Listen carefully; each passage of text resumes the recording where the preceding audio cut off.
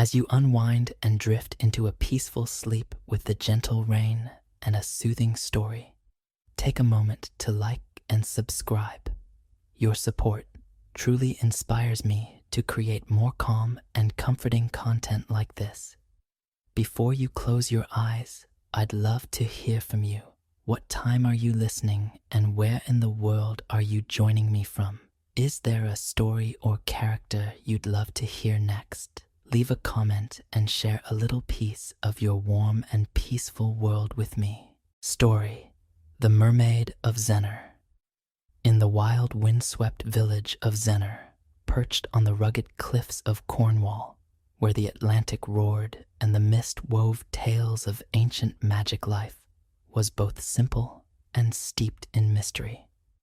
The villagers' hardy folk who fished the treacherous seas and tilled the rocky soil lived by the rhythm of the tides and the stories of their ancestors. Tales of selkies, sea spirits, and the mermaids who haunted the coves.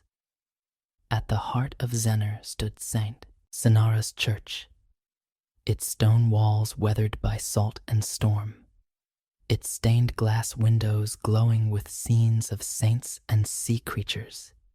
It was here in this sacred space that Matthew Truella, a young man with a voice like the wind over the waves, found himself drawn into a mystery that would change his life forever. Matthew was no ordinary villager.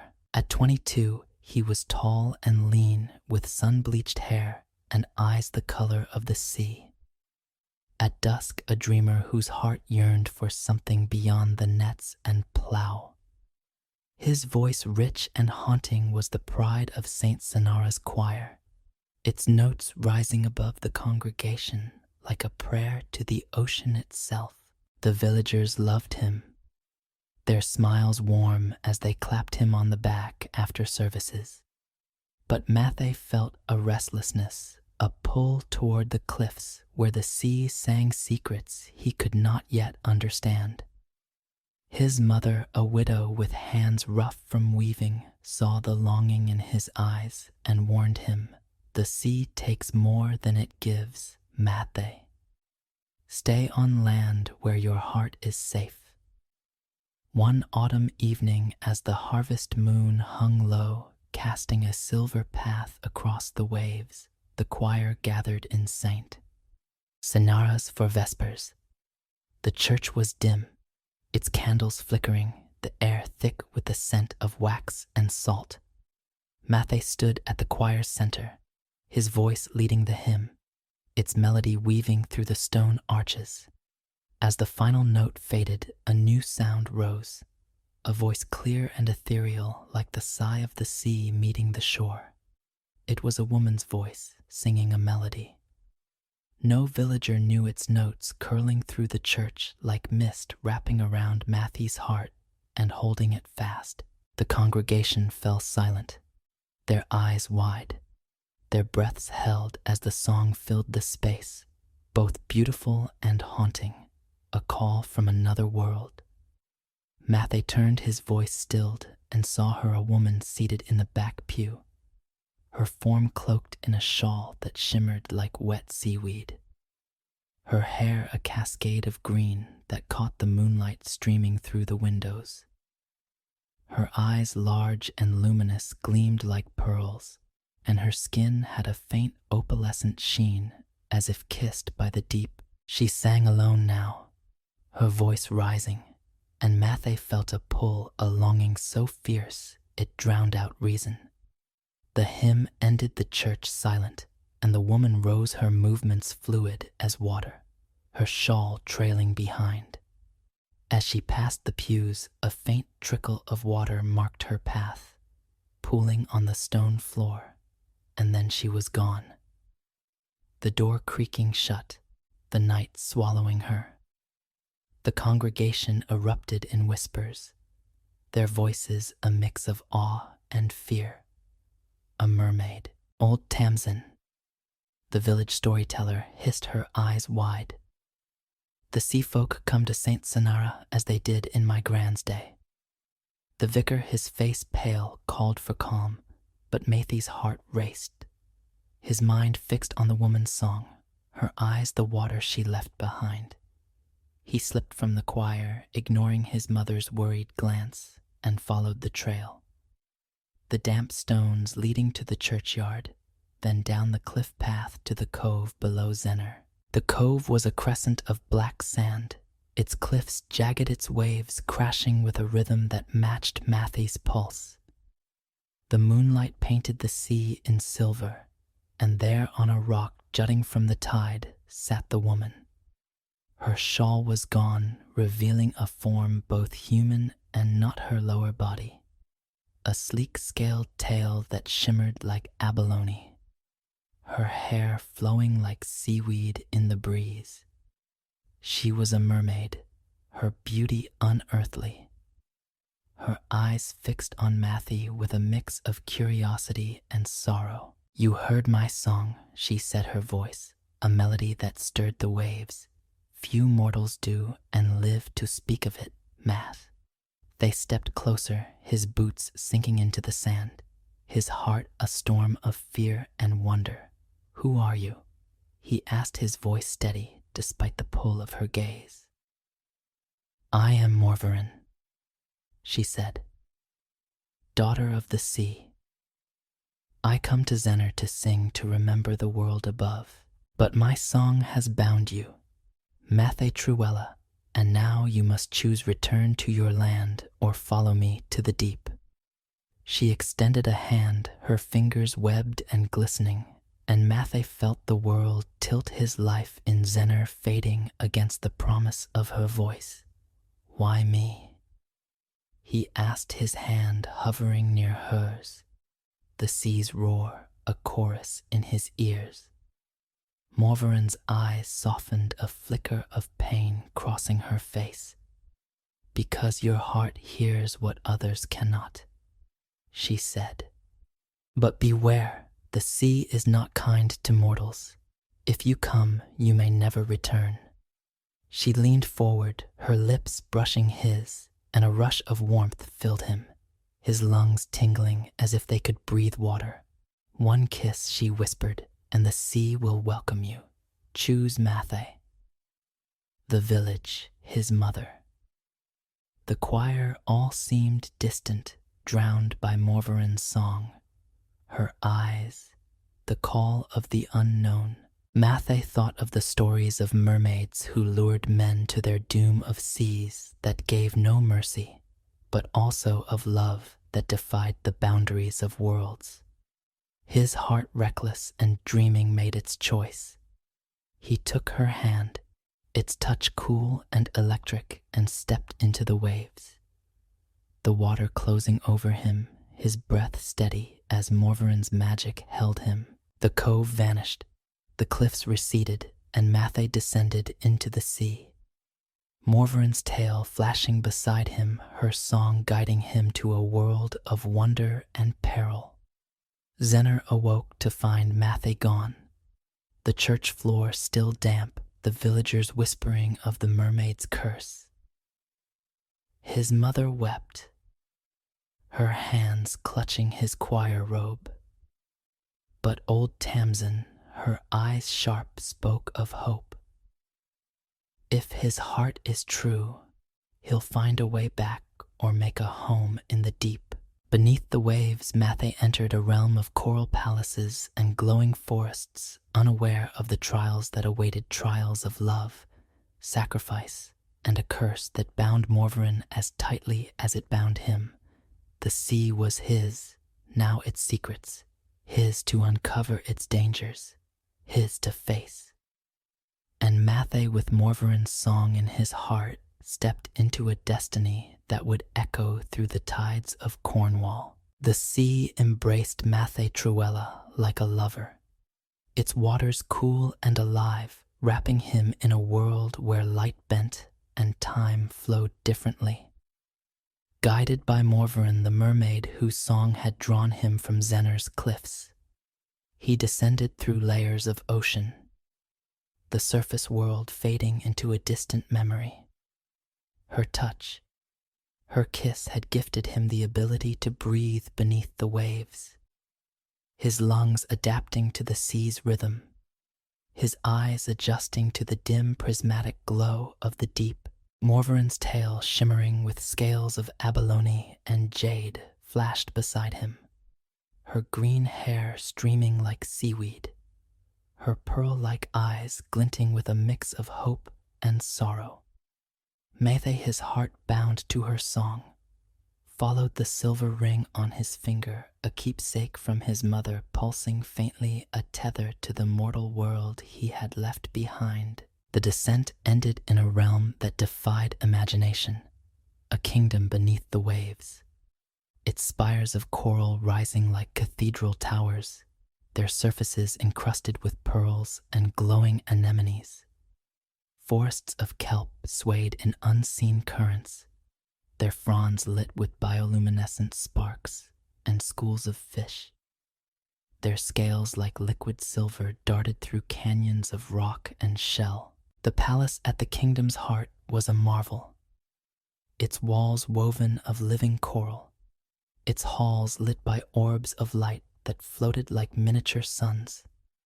Strange creatures glided past seahorses with eyes like jewels, octopuses trailing clouds of ink and shadowy forms that vanished when Mathe looked too long. The air or water hummed with a low melodic pulse, a song that echoed Morveran's own, binding the kingdom in a delicate balance of magic and life. Morveran led Mathe through the palace gates, her tail brushing his hand, her voice a soft melody that calmed his racing heart. "Welcome to Lioness," she said, the heart of the sea's domain. Her eyes, though luminous, held a shadow, and Mathe sensed a weight in her words, a secret she had not yet shared. The palace's halls were lined with merfolk, their forms both human and aquatic, their gazes curious but wary. At the throne room's center sat King Lear, a towering figure with skin like polished coral, his beard a cascade of white foam, his crown a lattice of pearls that pulsed with power. His eyes deep as ocean trenches fixed on Mathe with a mix of disdain and intrigue, his voice a rumble that stirred the currents. "A mortal in my court," he said, drawn by my daughter's song. "Why have you come, landwalker Mathe?" His voice steadied despite the king's presence, stepped forward, the ring's warmth grounding him. "I followed Morveran to find her, to understand her song," he said. "I mean no harm, but I will not leave without her." The court murmured their voices like waves on a reef, and Morveran's hand tightened on his. Eyes pleading, Lear's laughter was a deep, resonant boom shaking the coral walls. "Bold words," he said, "but Elfland's laws bind us as they bind you. Morveran is cursed, her song a lure to trap a mortal's heart. To free her, you must prove your worth or die." Trying Morveran's face, paled her voice a whisper. "Father, please," she said, but Lear raised a hand, silencing her. "The curse is Morgor's work," he said, "a sea witch whose spite poisons our realm. She bound Morveran to sing, to draw a mortal to Lioness, and only a mortal's trials can break her spell or doom us all." He leaned forward, his crown flaring. "3 tasks you must complete. Mathe Truella, steal the pearl of the sea. Dragon, navigate the kelp maze and face Morgor herself. Succeed and Morveran is free. Fail and your soul feeds the deep." Mathe's heart sank, the tasks a labyrinth of danger, but Morveran's eyes filled with trust and fear held him fast. "I'll do it," he said, his voice firm. The ring's light, a spark in the throne room's glow. Morveran, her tail curling, slipped a small, iridescent seashell into his hand, its surface etched with runes that shimmered like the sea. "This will guide you," she whispered. "But beware, Lioness is as treacherous as it is beautiful." The shell hummed its voice, a faint echo of the waves offering counsel only Mathay could hear. King Lear nodded his eyes unreadable, and the court parted their murmurs a tide that carried Mathay toward his first trial. The pearl of the sea dragon lay in a cavern deep within Lioness's borders, guarded by a beast whose scales were said to be harder than coral, its eyes burning with the fire of the deep. Mathay, guided by Morvarin to the cavern's edge, felt the shell's hum, its voice whispering, "Be swift, be cunning."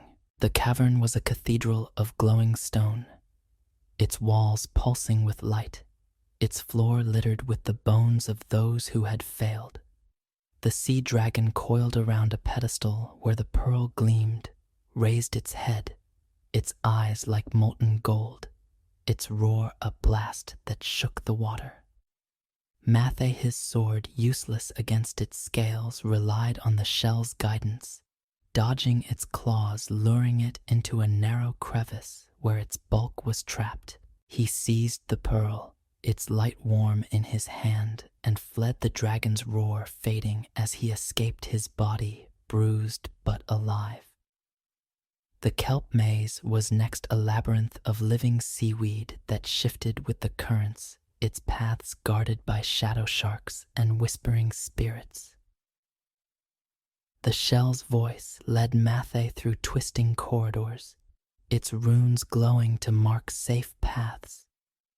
But the maze fought back, its tendrils coiling around his legs, its spirits chanting doubts. "You'll die here, mortal." Matthay's heart wavered, but Morvarin's song echoed in his mind, a melody that steadied him.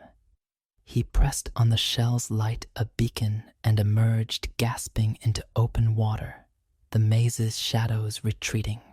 The final task loomed. Morgar, the sea witch, whose curse bound Morvarin, a creature of venom and shadow, who dwelt in a chasm where light dared not go. Mathay, the pearl in his pocket, the shell in his hand, swam toward the chasm, Morvarin's warnings ringing in his ears.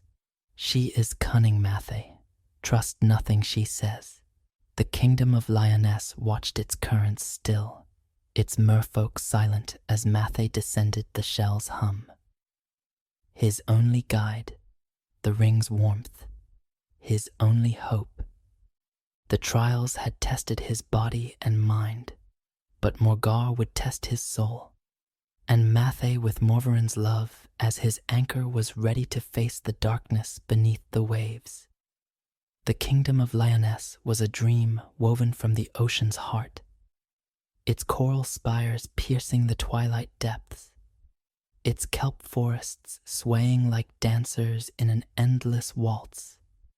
Yet beneath its radiant beauty lay a pulse of danger, a current of ancient magic that tested all who dared linger. Mathay Truella, the mortal drawn from Zener's cliffs by Morvarin's song, swam through this underwater realm, his breath sustained by her kiss, his heart tethered to her luminous eyes.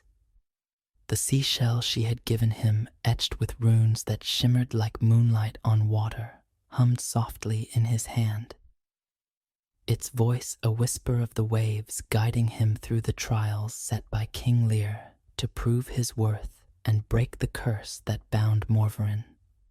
The pearl of the sea dragon, the kelp maze, and the sea witch Morgar. Each was a gauntlet, a test of courage, cunning, and love.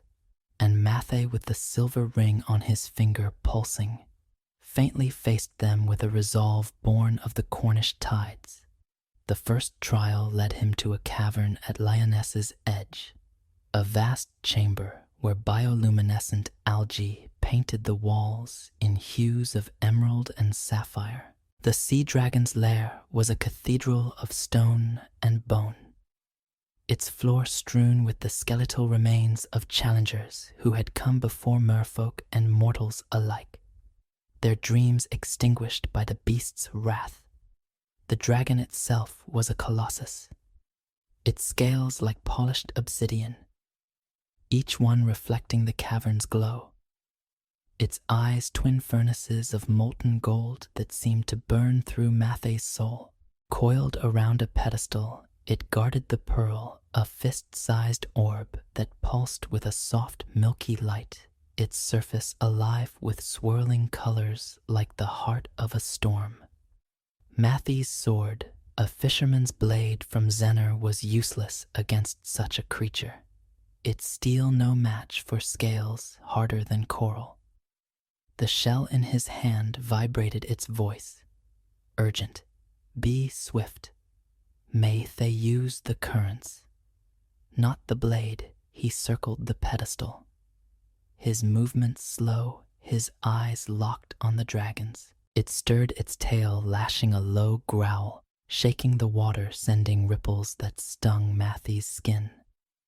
The cavern's currents, guided by Lioness's magic, swirled around him, and Mathay, trusting the shell, dove into their flow. His body twisting like a fish to avoid the dragon's snapping jaws. The beast lunged its claws, raking the stone, and Mathay, heart pounding, spotted a narrow crevice in the cavern wall.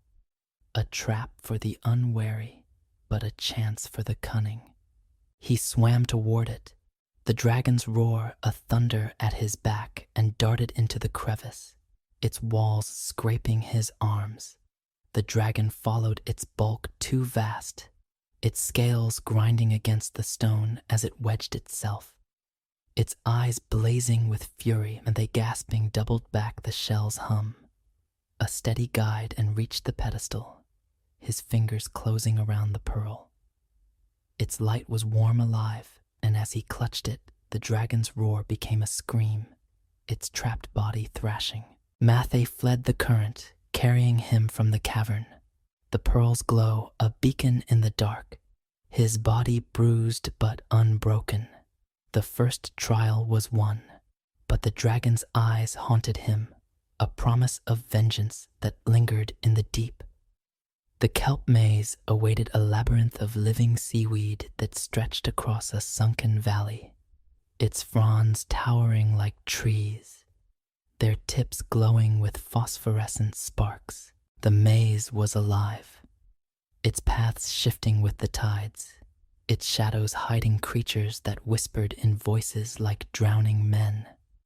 Mathay entered the pearl tucked in his belt, the shell in his hand, its runes flaring to mark safe passages. The fronds coiled their touch, cold and grasping, and eyes red, unblinking, watched from the dark shadow sharks circling their teeth, glinting like knives. The shell's voice was faint, strained by the maze's magic. Trust the light. Mathay, do not falter. The maze fought him, its paths closing, its whispers weaving doubts. You'll die here, mortal. Morvarin will forget you. Matthay's heart wavered, memories of Zener, his mother's voice, the church's hymns threatening to pull him under. But the ring on his finger burned its silver light, a spark of home, and Morvarin's song echoed in his mind, a melody that steadied his resolve. He pressed on the shell's runes, glowing brighter, guiding him through a hidden corridor where the fronds parted, revealing open water. The shadow sharks lunged, their jaws snapping, but Mathay swam upward, the shell's light blinding them, and emerged from the maze, his chest heaving, his mind intact. The second trial was past, but the maze's whispers clung to him, a weight he could not shake. The final trial was the most perilous. Morgar, the sea witch, whose curse had bound Morvarin's song to lure a mortal to Lioness. Her lair was a chasm at the kingdom's edge, a void where light drowned and the water grew heavy with despair. Mathay swam downward, the pearl glowing softly, the shell's hum a fragile thread in the dark. The chasm's walls were jagged, encrusted with bones and barnacles, and the air or water carried a stench of rot and salt. Morgar awaited her form a nightmare. Her body hunched her hair, a writhing mass of eel-like tendrils, her eyes like twin abysses that drank the light. Her voice when she spoke was a siren's call laced with venom, each word a hook in Mathay's mind. So the mortal comes. She hissed her tendrils, coiling her eyes fixed on the pearl. You seek to break my curse, to steal my power. But know this, only your death will free Morvarin. Offer your heart and she lives. Refuse, and Lioness falls with her. Mathay's breath caught the shell trembling in his hand, its voice faint. She lies, Mathay, seek the tear. He remembered Morvarin's warning. Trust nothing, Morgar says, and scanned the chasm, his eyes catching a glint, a crystal tear small and radiant, hanging from a coral spire. The key to the curse's end, Morgar laughed, her tendrils lashing, and the chasm shook its walls, closing its currents, pulling Mathay toward her. He dove the shell's runes flaring and swam for the tear. Her voice, a scream that tore at his mind. You cannot escape me. He reached the spire, his fingers closing around the tear, its light searing, and Morgar's scream became a roar, her tendrils wrapping around him, their touch like fire. The ring flared its silver light burning her, and Mathay broke free. The tear and pearl in his hands, the shell's voice, a triumphant cry. You have it, flee. But Morgar was not done. She raised her arms and the chasm erupted, a storm of black water, its currents a maelstrom that threatened to crush him. Shadowy forms, sea wraiths. Their eyes glowing surged from the dark, their claws reaching. Mathay swam upward, the tear's light, a shield, the pearl's glow a guide. But the storm was relentless, its force tearing at his body. His strength fading, the shell hummed its voice urgent. To Morvarin, Mathay. She needs you. He thought of her song, her eyes, her love, and pushed through the maelstrom, the chasm's edge in sight, the storm a tide that would not let him go. The underwater kingdom of Lioness trembled under the wrath of Morgar's storm, its coral spires swaying like reeds in a tempest, its glowing kelp forests torn asunder by currents that roared with malice. Mathay Truella, the mortal from Zener who had braved the sea dragon and the kelp maze, clung to the crystal tear and the pearl of the sea dragon, their radiant light a fragile shield against the maelstrom. Beside him swam Morvarin, the mermaid princess whose song had bound his heart, her green hair streaming like seaweed, her pearl-like eyes wide with fear and resolve. The seashell in Mathay's hand, its runes pulsing, hummed a desperate plea. To the palace, Mathay break the curse. The silver ring on his finger, a keepsake from his mother, burned with a warmth that anchored him to his mortal roots. A reminder of Zener's cliffs and the love that had driven him into the deep. The storm was no natural force. It was Morgar's vengeance unleashed after Mathay had stolen the crystal tear, the key to breaking the curse that bound Morvarin to lure mortals to Lioness. The sea witch's scream still echoed in his ears. Her eel-like tendrils, a shadow that haunted the churning waters. Wraiths of the deep, their forms like ink in the current, surged around them, their glowing eyes and claw-like fins slashing at Mathay's arms, drawing blood that swirled into the maelstrom. Morvarin's tail flashed her movements swift as she deflected a wraith's attack, her voice a cry over the storm's roar. Stay close, Mathay. We must reach my father. The palace loomed ahead, Its coral walls cracked, its glowing orbs flickering as the storm battered lioness. Mathey swam, his body aching the pearl and tear heavy in his hands, their light a beacon through the chaos.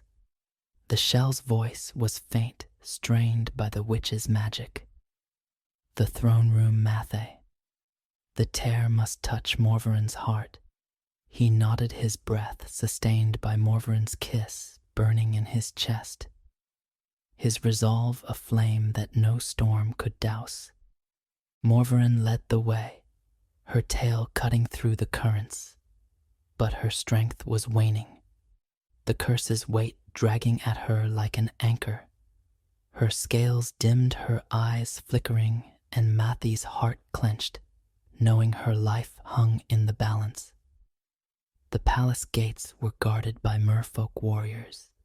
Their tridents raised, their faces grim as they fought to hold back the wraiths. King Lear stood within his coral-skinned form, towering, his pearl crown blazing with defiance. But his eyes were cold, his voice a rumble. "You bring ruin, mortal, the storm is your doing." Morvaran, her voice breaking, pleaded, "Father, he has the tear. Let us end this curse." Lear's gaze hardened, his hand gripping a staff of twisted shell. "A mortal cannot be trusted," he said. "You are my daughter, but I will not risk lioness for your folly." Mathey, his anger rising, stepped forward, the pearl glowing in his hand.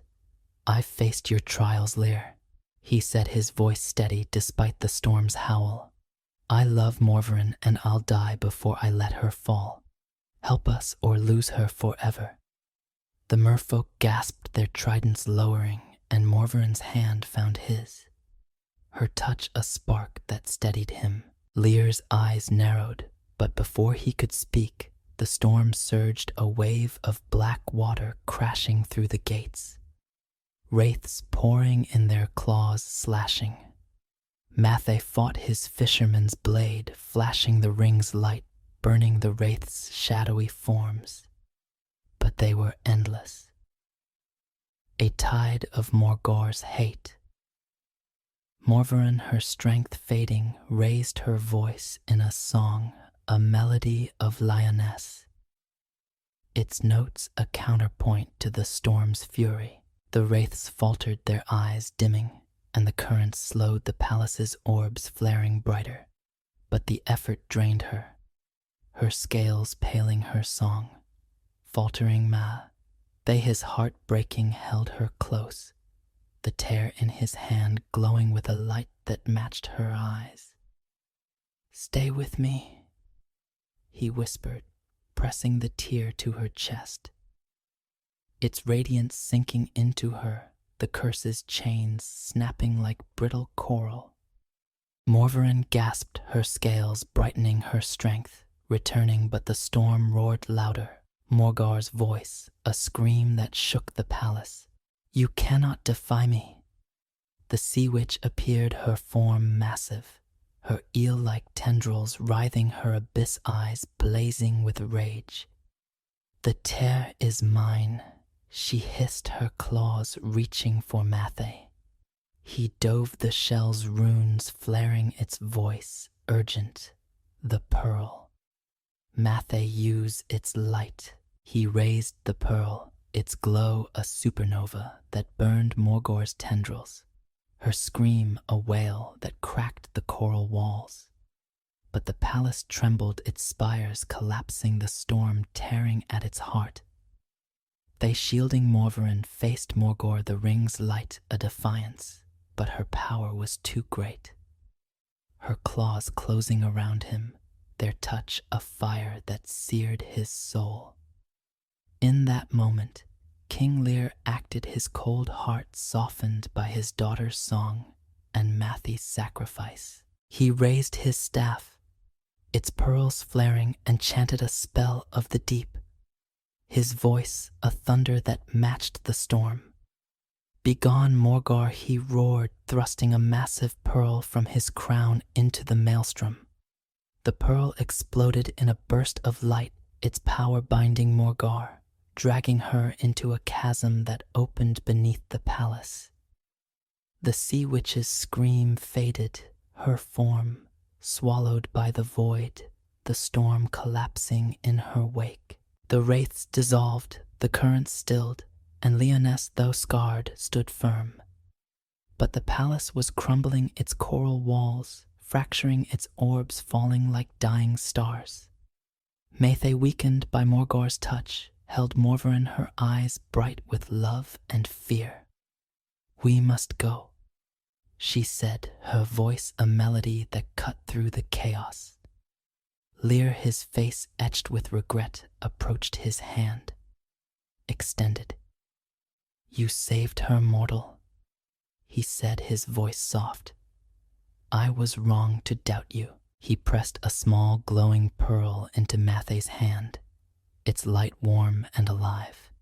"This will let you live in both worlds, sea and land. Take her and be free." Mathé nodded, his strength fading, and swam with Morvarin, the tear's light guiding them upward, the palace's ruins falling behind. The sea parted its currents gentle now, and they broke the surface. The cliffs of Zenor looming under a moonlit sky. Mathé gasped, his lungs shifting to air, the pearl's magic sustaining him, Morvarin's hand in her tail shimmering in the waves. The trials were over, the curse broken, but Leoness was gone, its magic a memory, and Mathé, with Morvarin by his side, faced a new world, one where love had conquered the deep, but at a cost that would echo through the tides of Cornwall. The cliffs of Zenor loomed stark against the moonlit sky, their jagged edges softened by the mist that curled from the restless sea below.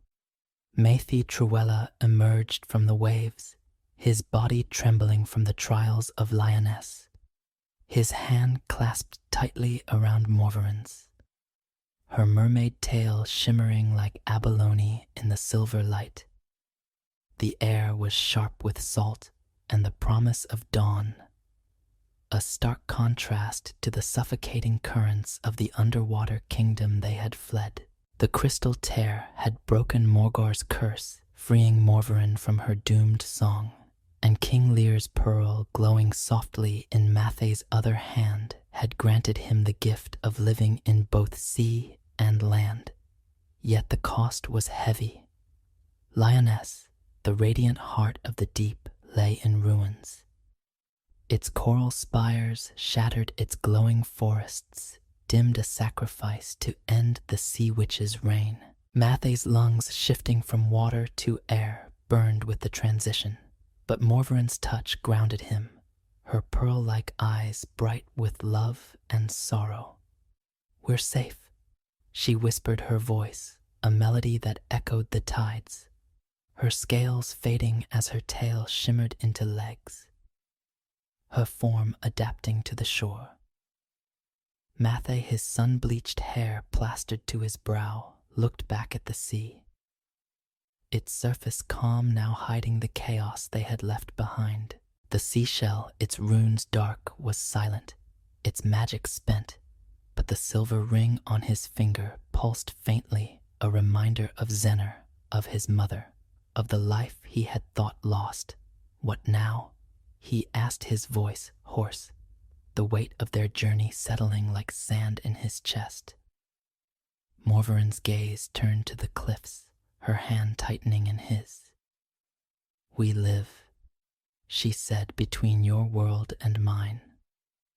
The pearl binds us, Mathé, but the sea will always call." She smiled, a flicker of her old enchantment, and Mathé felt his heart stir.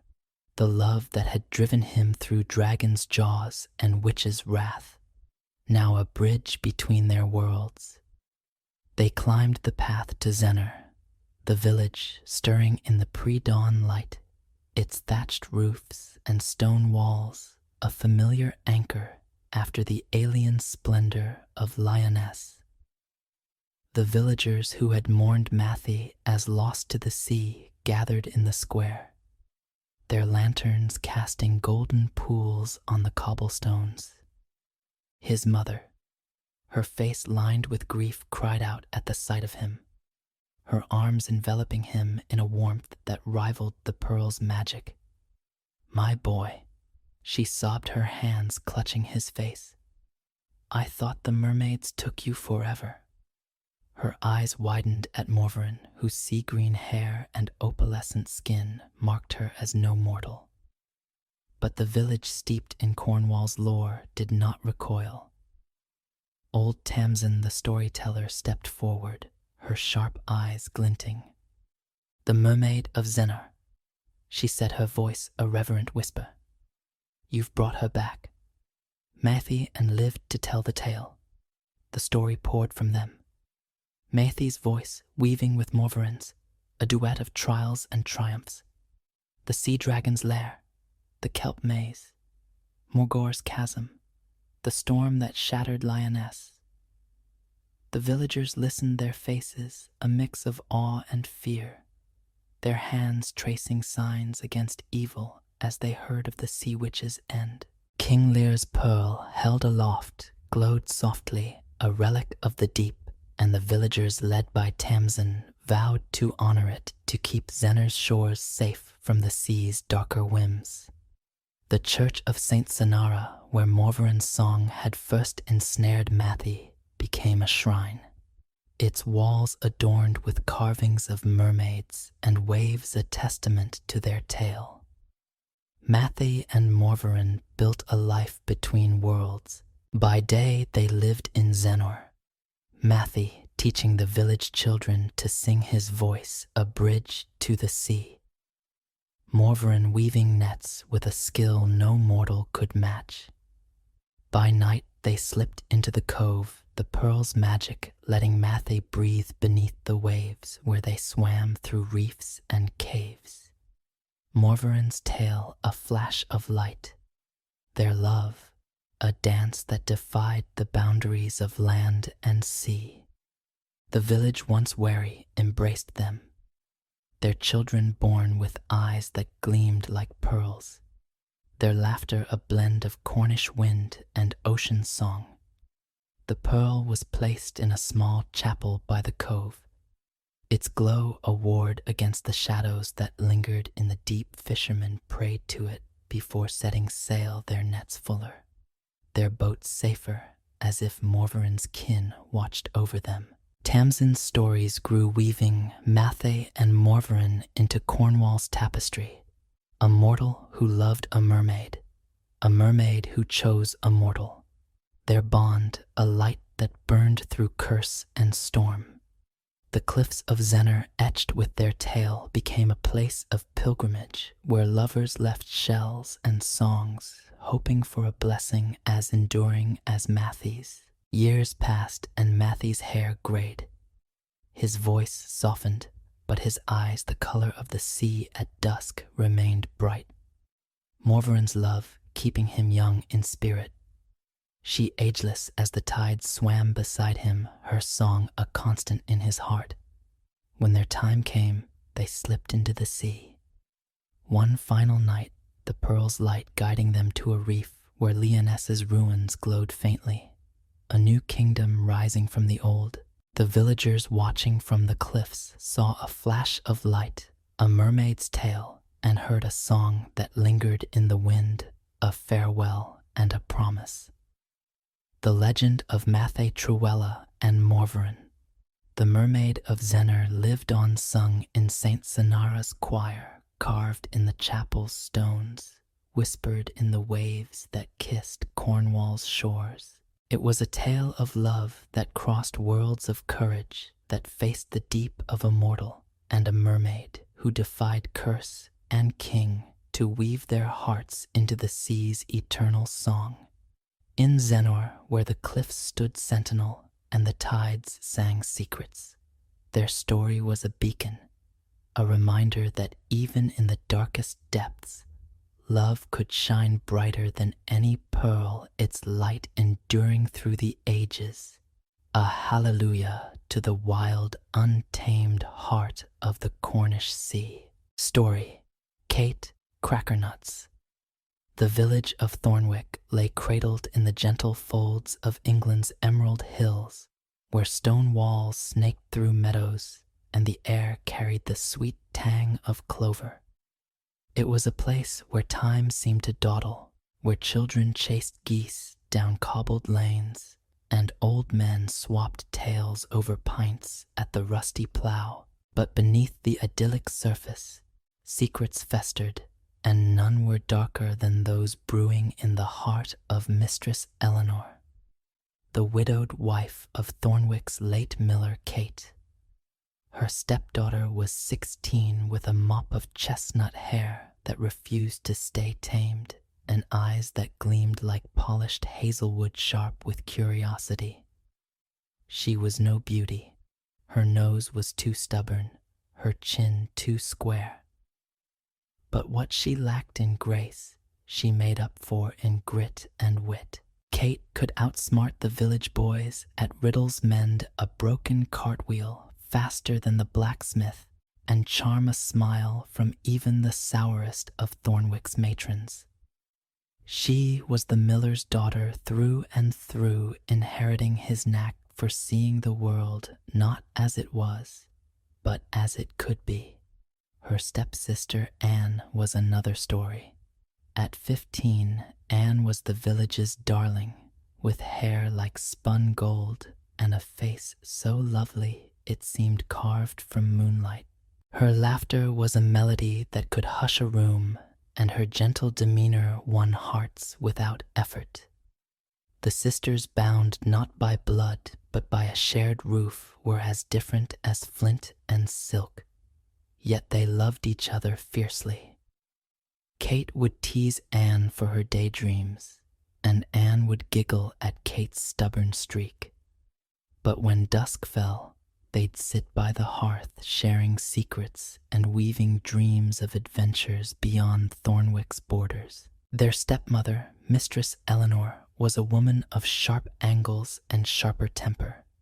Tall and gaunt, with hair pulled back so tightly it seemed to stretch her scowl. She ruled the miller's old cottage with an iron grip. To the village she was a model of piety, always first to church with a basket of bread for the poor. But behind closed doors her eyes glinted with a malice that made Kate's skin prickle. Eleanor had never warmed to Kate, whose plain face and bold tongue were a constant irritation. Anne, however, was a different thorn in Eleanor's side. The girl's beauty was a mirror to Eleanor's fading youth, and every admiring glance Anne drew felt like a dagger to her pride. It began with small cruelties. Eleanor would snap at Anne for lingering too long at the market where young men stumbled over themselves to carry her basket. She'd criticize the girl's needlework, though Anne's stitches were finer than her own. Kate noticed the shift the way Eleanor's voice grew colder, her punishments harsher. When Anne accidentally spilled a jug of cream, Eleanor forced her to scrub the floor until her hands bled. Kate, watching from the doorway, clenched her fists, but held her tongue. She knew better than to challenge Eleanor outright. Not yet. One evening, as autumn's chill crept into Thornwick, Kate overheard something that turned her blood to ice. She'd been fetching firewood from the shed when she caught Eleanor's voice drifting through the kitchen window, low and venomous. "The girl's face is a curse on this house," Eleanor hissed. "Every eye in the village follows her, and I'm left a shadow. I'll see her beauty ruined before I let it mock me further." Kate froze her arms full of logs and peered through the crack in the shutters. Eleanor stood by the fire, speaking to no one, or so it seemed. But then Kate saw it, a flicker of movement in the corner, a shadow that didn't match the firelight's dance. It was gone in an instant, but the air felt wrong, heavy with a sour tang Kate couldn't place.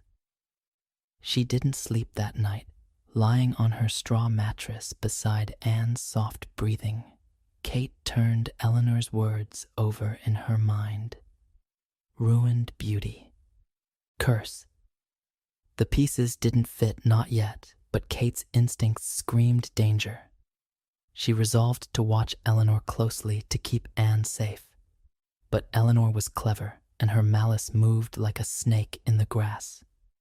It happened 3 nights later under a moonless sky, so dark it seemed the stars had fled. Kate woke with a start, her heart hammering. The cottage was silent, but something felt off. A stillness too deep, like the world was holding its breath. She slipped from her bed, careful not to wake Anne, and crept to the door. The kitchen was empty, the fire reduced to glowing embers.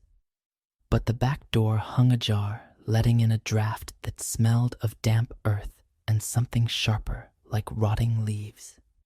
Kate pulled her shawl tight and stepped outside her bare feet, silent on the frost-kissed grass. A faint light bobbed in the distance near the edge of Blackthorn Wood, where no villager dared venture after dark. Stories clung to that place. Tales of lost travelers, of voices in the wind of things that weren't human. Kate's pulse quickened, but she followed the light, her curiosity stronger than her fear. The wood was a maze of gnarled oaks and tangled brambles, the air thick with the scent of moss and decay. Kate moved quietly, her eyes locked on the flickering glow ahead. It stopped in a small clearing where a hunched figure stood beside a fire that burned without wood. The figure was Eleanor, her face gaunt and feverish in the unnatural light. Opposite her was a creature Kate could scarcely comprehend, a woman or something like one with skin like cracked bark and eyes that glowed like coals. Her hair writhed like snakes, and her voice was a rasp that made Kate's teeth ache. "You want her beauty gone?" the crone hissed, leaning closer to Eleanor. "It'll cost you, mistress, a lock of your hair, a drop of your blood, and a promise to never speak of this night." Eleanor nodded, her hands trembling as she snipped a strand of her hair and pricked her finger with a knife. The crone caught the offerings in a blackened bowl, muttering words that twisted the air. Kate's stomach churned as the fire flared, casting shadows that danced like claws. The crone raised a staff, its tip carved with runes, and spat into the flames. By dawn, the girl's face will be a horror. Warts and bristles a mask to make men recoil. The curse is set.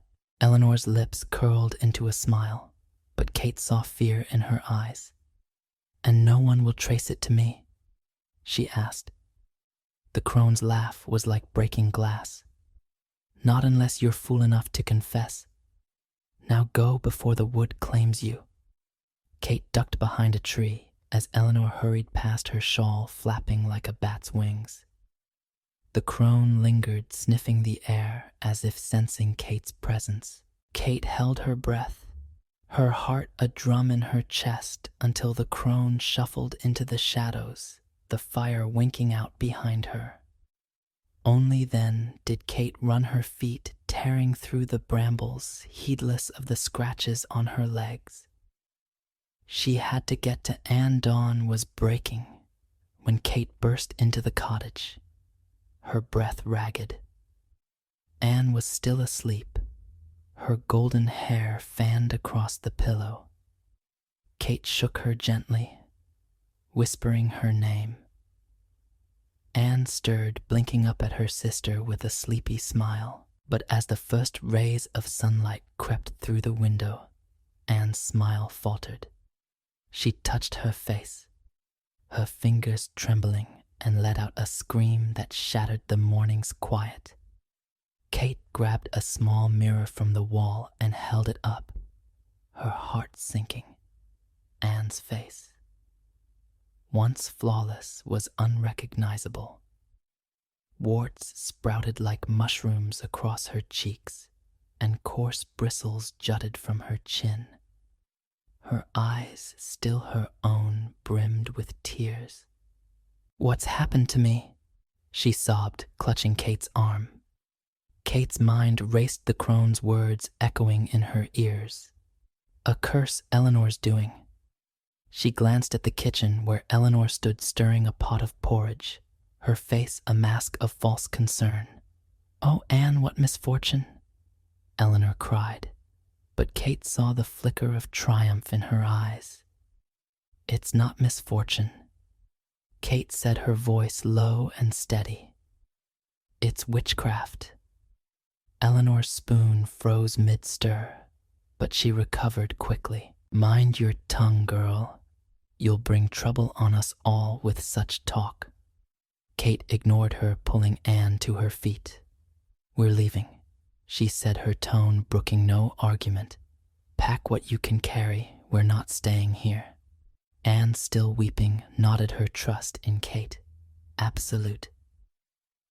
They gathered a few belongings: bread, cheese, a flint, and Kate's trusty knife, while Eleanor watched her silence. More menacing than any outburst, Kate didn't care. She'd seen the truth in the wood, and she'd be damned if she let Eleanor's poison destroy her sister.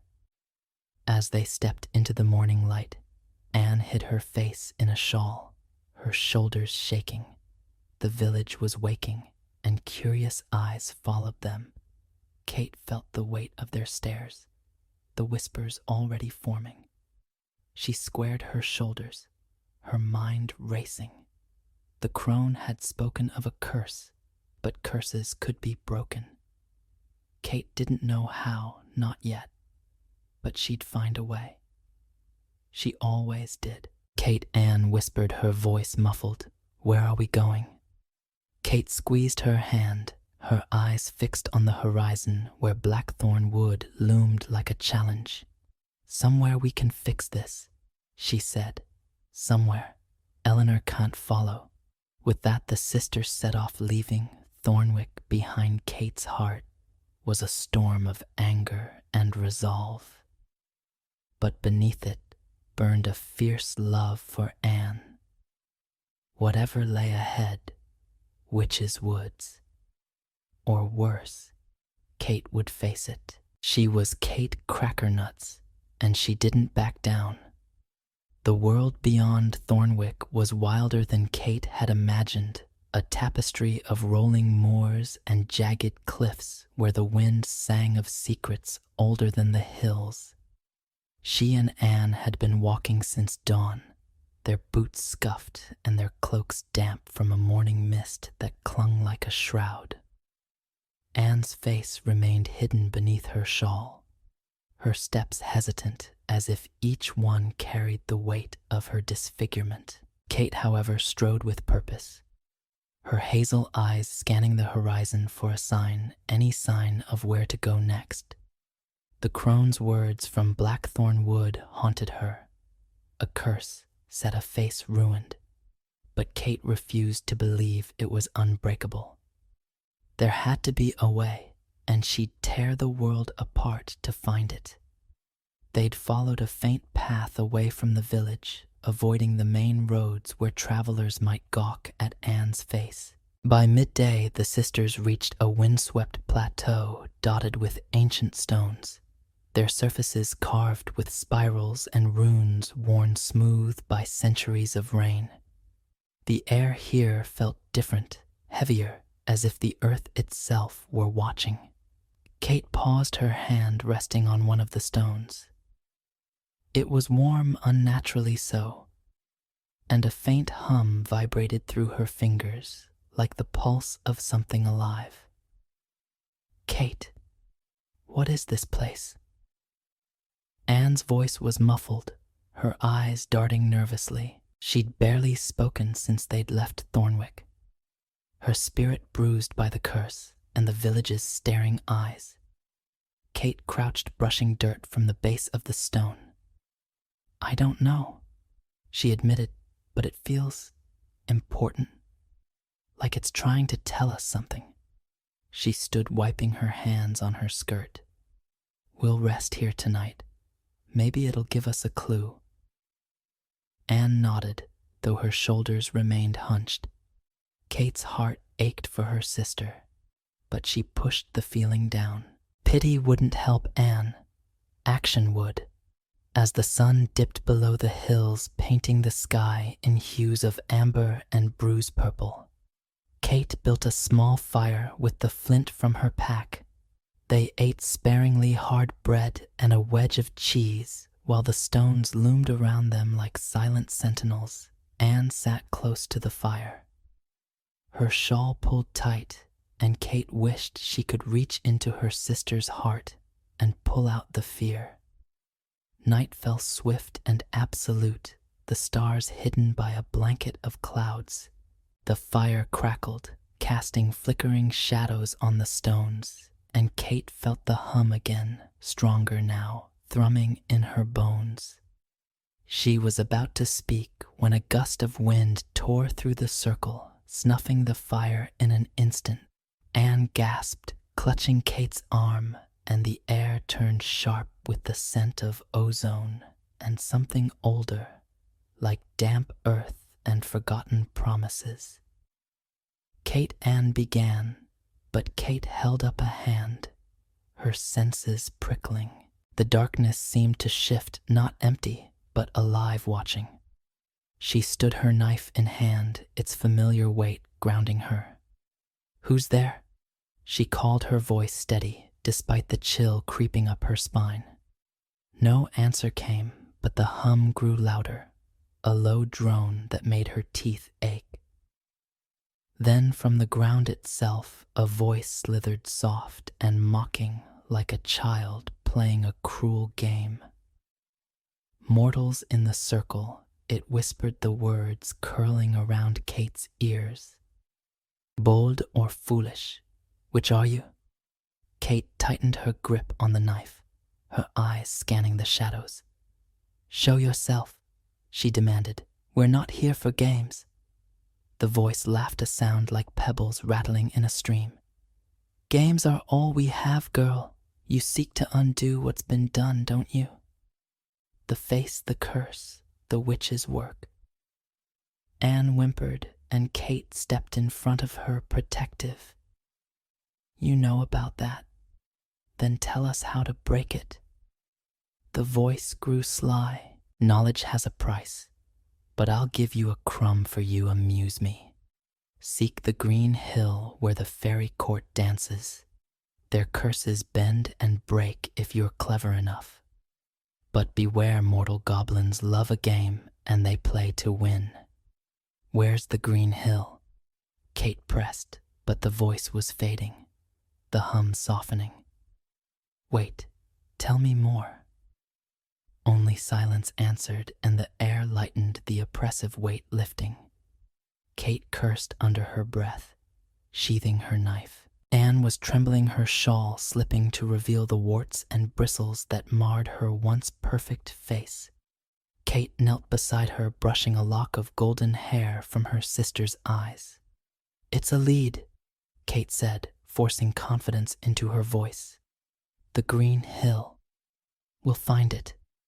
Anne, I promise. Anne's eyes, still her own, glistened with tears. What if it's a trap? Goblins, Kate. They're not like us. Kate squeezed her hand. Neither was that crone, but we're still here. We'll outsmart them just like we always do. By morning, the sisters were on the move again, fueled by Kate's stubborn resolve. The voice's words had pointed them west toward a range of hills that shimmered in the distance, their slopes cloaked in mist. Kate didn't know if the green hill was real or a goblin's jest, but it was all they had. They traveled for 2 days, sleeping under hedgerows and sipping from streams, their food dwindling. Anne grew quieter.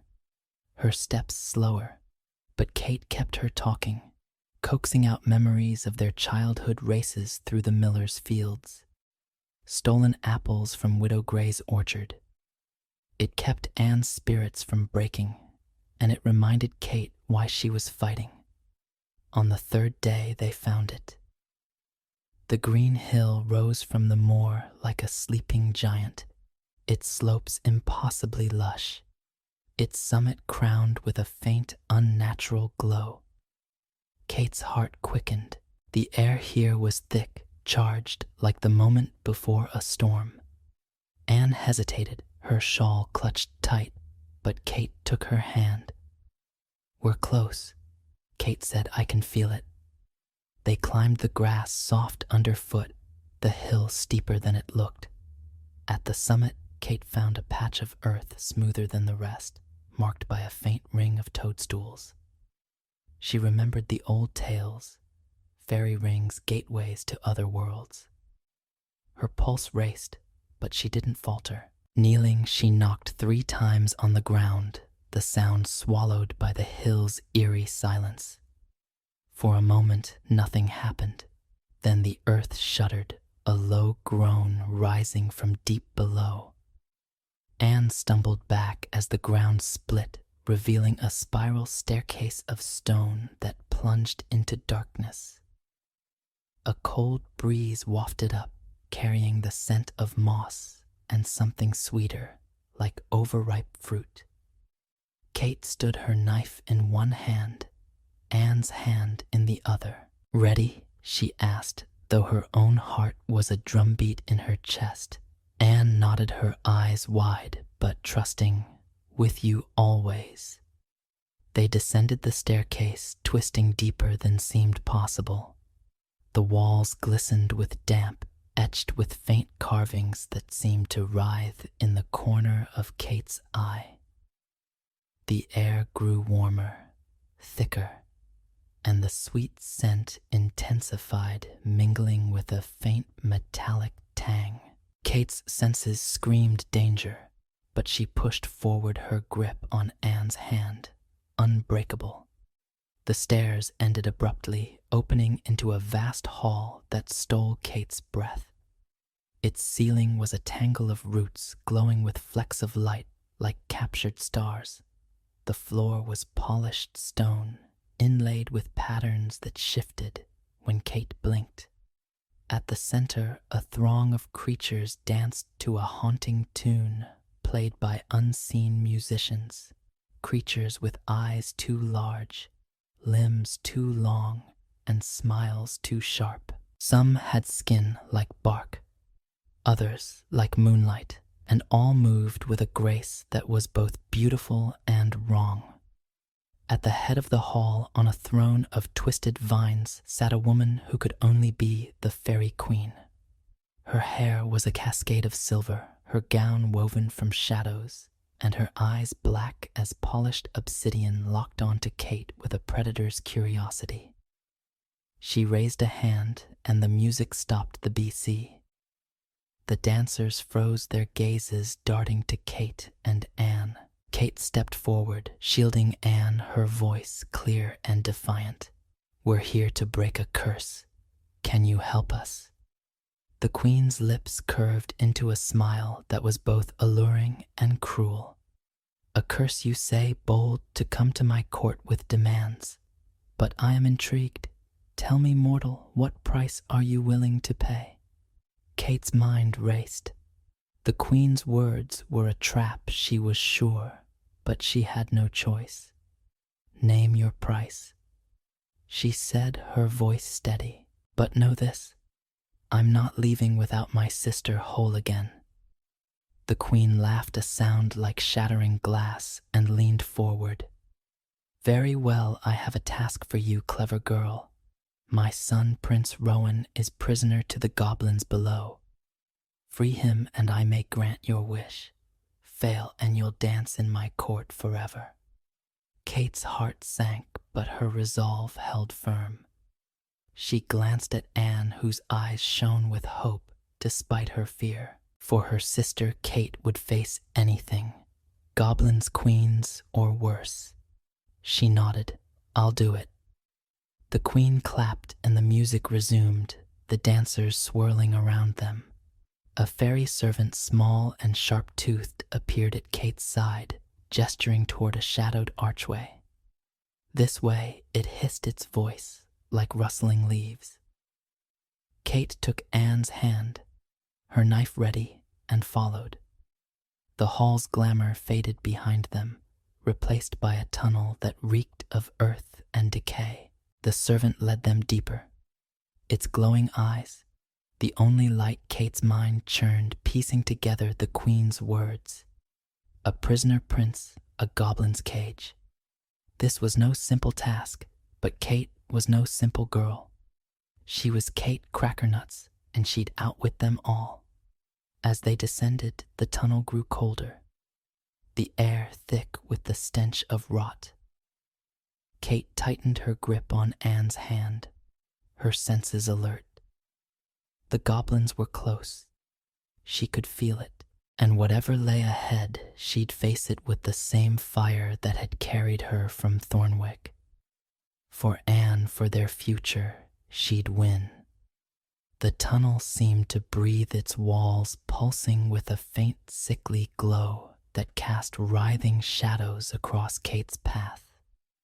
The fairy servant scuttled ahead, its sharp-toothed grin glinting in the dim light, leading Kate and Anne deeper into the bowels of the green hill. The air was heavy thick with the stench of damp earth and something sharper like blood and old promises.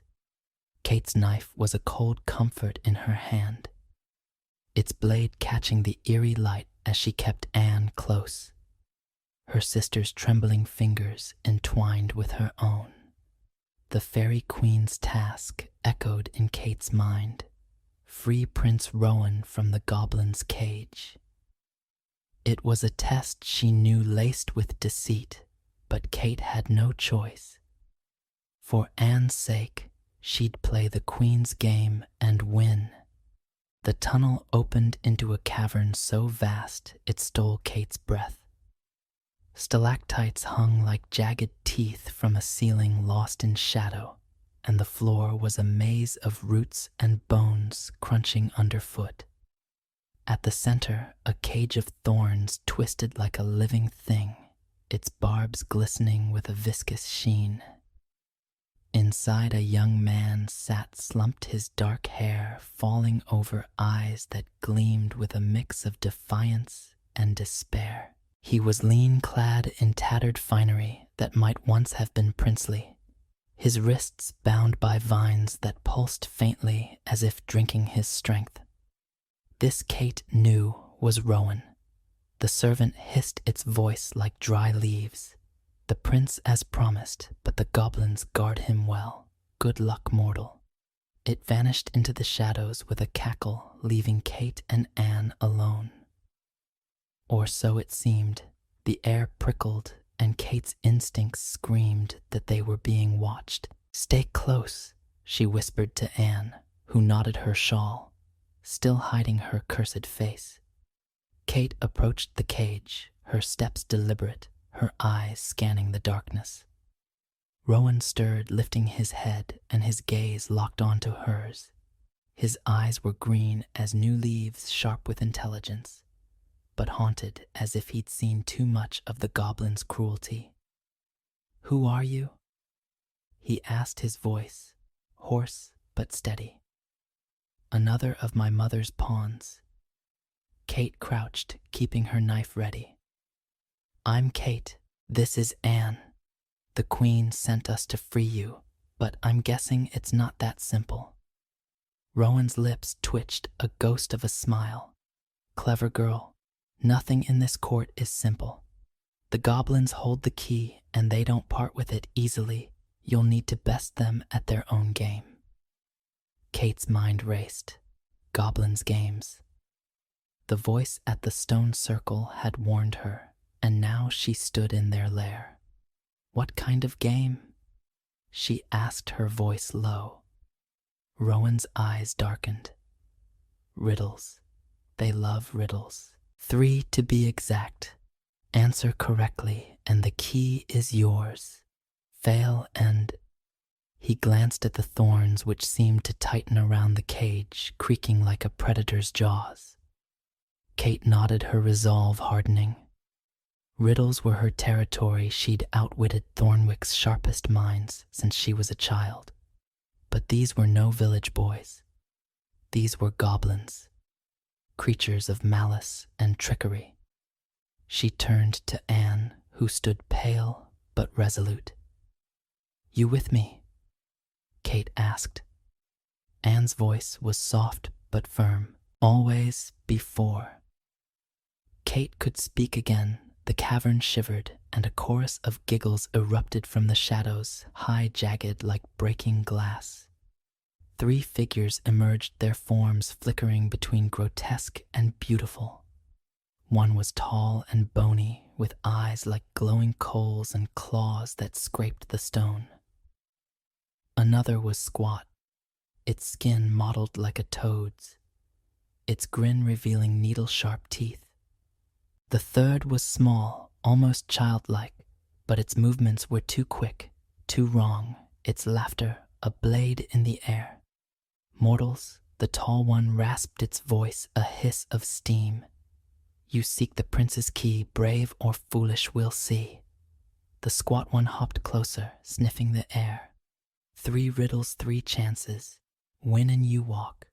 Lose and you're ours. The childlike one giggled, twirling a key on a chain around its neck. "Ours forever to dance and scream." Kate squared her shoulders, her knife still in hand. "Ask your riddles, I'm ready." The tall goblin stepped forward, its eyes narrowing. First riddle. "I speak without a mouth and hear without ears. I have no body, but I come alive with the wind. What am I?" Kate's mind churned, sifting through possibilities. The goblins watched, their grins widening as if expecting her to falter. But Kate had heard this one before, in the tales her father told by the miller's hearth. She met the goblin's gaze, an echo. The goblin's grin faltered, and the others hissed, their claws twitching. "Clever," it spat, "but one is not enough." The squat goblin waddled forward, its tongue flicking like a snake's second riddle. "I am taken from a mine and shut up in a wooden case from which I am never released, and yet I am used by almost every person. What am I?" Kate's brow furrowed. This was harder, the words twisting like a knot. She glanced at Anne, whose eyes shone with trust, and at Rowan, who watched her with a mix of hope and wariness. A mine, a wooden case, never released yet used. Her mind flashed to the kitchen in Thornwick, to the black dust her stepmother sprinkled into the fire. "Pencil lead," she said, then corrected herself. "No charcoal." The goblin snarled, its warts pulsing with rage, but it stepped back. The childlike one bounced forward, its key glinting. Last riddle, mortal. "I can fly without wings. I can cry without eyes. Whenever I go, darkness follows. What am I?" Kate's heart pounded. This one felt different, heavier, as if the answer carried more than the key. She closed her eyes, shutting out the goblin's leers, and let the word sink in. Fly without wings. Cry without eyes. Darkness follows. She thought of the storms that swept Thornwick, of the shadows they cast. "A cloud," she said, her voice firm. The cavern fell silent, the goblin's laughter dying. The childlike one shrieked, hurling the key to the ground, where it landed with a dull clink. "Take it," it screeched. "But you'll regret crossing us." Kate snatched the key, her fingers brushing the cold metal. She hurried to the cage, ignoring the goblin's hisses, and fumbled with the lock. The thorns parted with a groan, and Rowan stumbled out, his bound wrists trembling as Kate cut the vines with her knife. He rubbed his wrists, his eyes meeting hers. "You're no ordinary girl," he said, a hint of admiration in his voice. "No time for flattery," Kate replied, helping him stand. "We need to get back to the Queen." Anne clung to Kate's arm, her voice a whisper. "Do you trust her, Kate?" The Queen Kate's jaw tightened. "Not a bit, but she's our only shot at fixing you." Rowan's expression darkened. "Be wary. My mother's promises are like her court, beautiful but rotten at the core." They retraced their steps through the tunnel, the servant reappearing to guide them, its grin more menacing now. The hall of the fairy court was as dazzling as before, the dancers swirling in a frenzy of silk and shadow. The Queen lounged on her throne, a golden apple in her hand, its surface shimmering with an unnatural light. Kate's eyes lingered on it, something about its glow stirring her instincts. But she pushed the thought aside as the Queen rose, her smile sharp enough to cut. "You've done well." "Mortal," the Queen purred, her voice weaving through the music. "My son is free. Now what is it you seek?" Kate stepped forward, Anne at her side. "My sister's curse. Lift it, make her face whole again." The Queen's laughter was a blade slicing through the hall, so direct. "But you've earned a boon. Approach, child." She beckoned to Anne, who hesitated, her shawl slipping slightly to reveal the warts beneath. Kate's hand tightened on her knife. "She's not going near you until you swear it." The Queen's eyes flashed, but her smile didn't waver. Bold indeed. "Very well, I swear by the green hill the curse will be lifted if you trust me." Kate didn't trust her, not for a second, but she nodded, her mind already racing for the trap she knew was coming. Anne stepped forward, trembling, and the Queen raised a hand, her fingers trailing light. For a moment, Kate dared to hope, but Rowan's warning echoed in her ears, and she knew this was only the beginning. The music swelled, the dancers closed in, and Kate braced herself. The Queen's game wasn't over. It was just starting. The Fairy Queen's hall pulsed with a feverish energy, the air thick with the scent of crushed petals and something darker like iron and regret. The dancers swirled in a kaleidoscope of silk and shadow, their movements hypnotic, but Kate's focus was razor sharp. She stood before the Queen, Anne trembling at her side, Rowan a silent ally behind them. The Queen's hand hovered over Anne, trailing threads of light that shimmered like spider silk, promising restoration. But Kate's instincts screamed trap, and Rowan's warning. "My mother's promises are rotten," at the core burned in her mind. She clutched her knife, its weight grounding her, and watched the Queen's every move. The Queen's obsidian eyes gleamed as she lowered her hand, her voice a velvet purr. "The curse is a simple thing to unravel, child. Step closer and let my magic work." Anne hesitated, her shawl slipping to reveal the grotesque mask of warts and bristles that had stolen her beauty. Her eyes, still her own, darted to Kate, seeking reassurance. Kate's jaw tightened. "Swear it's no trick," she said, her voice cutting through the music. "Swear by the green hill and your own power that you'll lift the curse and let us leave unharmed." The Queen's smile twitched, a flicker of irritation breaking her composure. The dancers faltered their rhythm, stuttering, and the hall seemed to hold its breath. "You doubt me, mortal," the Queen said, her tone icy. "Very well, I swear by the green hill and the heart of my court, the girl's face will be restored, but you try my patience." Kate didn't trust the oath, not fully, but she nodded, her mind racing. She'd seen the Queen's obsession with the golden apple clutched tightly during the revels. its glow pulsing like a heartbeat. It was no mere trinket, she was sure of it. If the queen betrayed them, that apple might be their leverage. She squeezed Anne's hand, a silent promise, and stepped back, giving her sister space, but staying close enough to act. Anne moved forward, her steps shaky, and the queen's fingers brushed her face. Light flared bright and cold, and Anne gasped, her shawl falling away. For a moment, Kate's heart leaped. Anne's skin seemed to smooth the warts, fading, the bristles retreating. But then the queen laughed, a sound like shattering glass, and the light twisted, revealing the truth. Anne's face was unchanged, still marred by the curse, and the queen's laughter grew louder, echoing off the root-woven ceiling.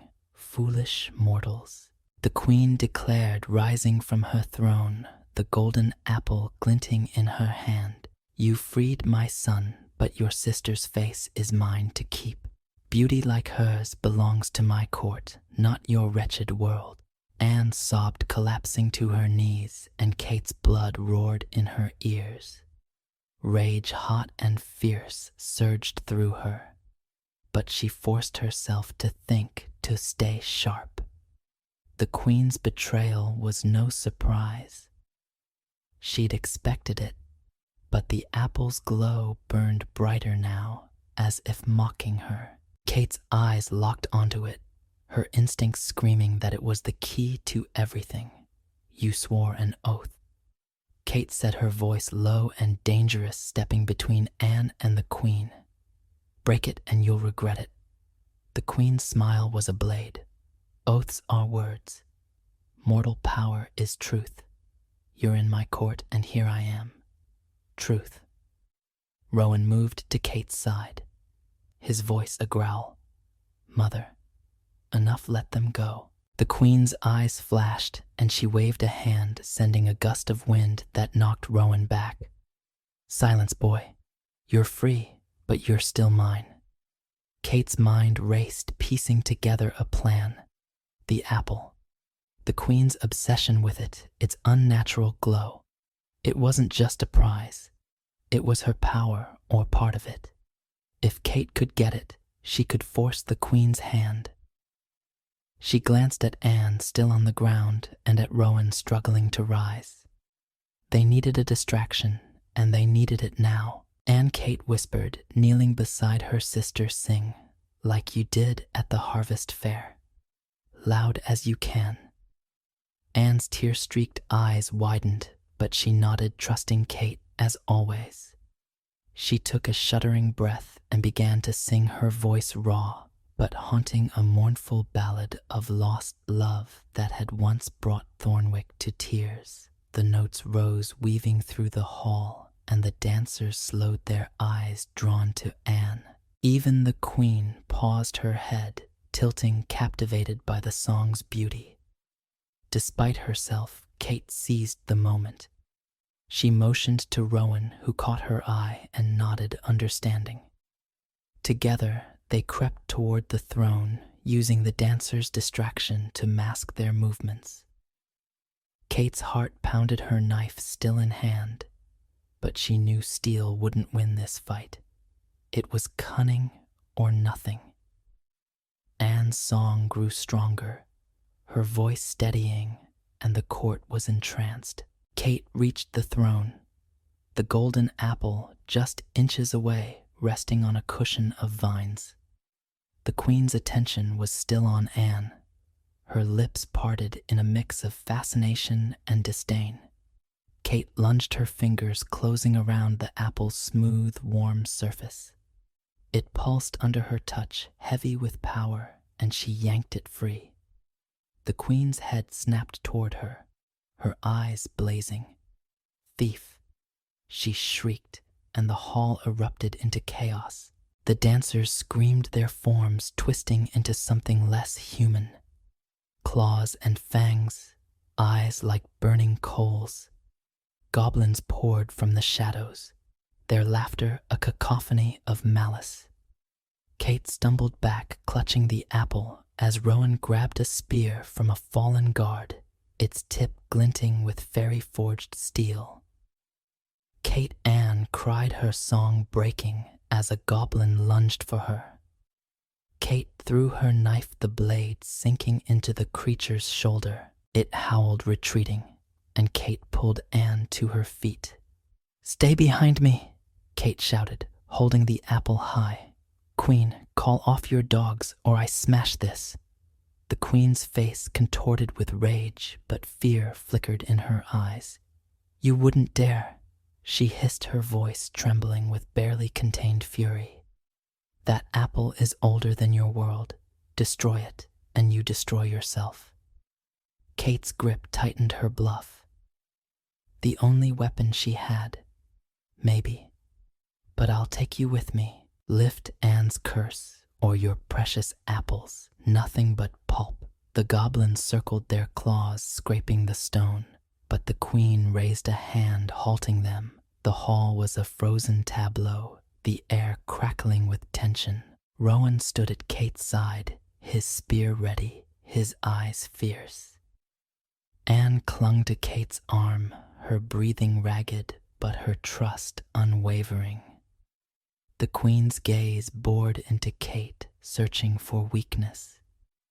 Kate stared back, her hazel eyes unyielding.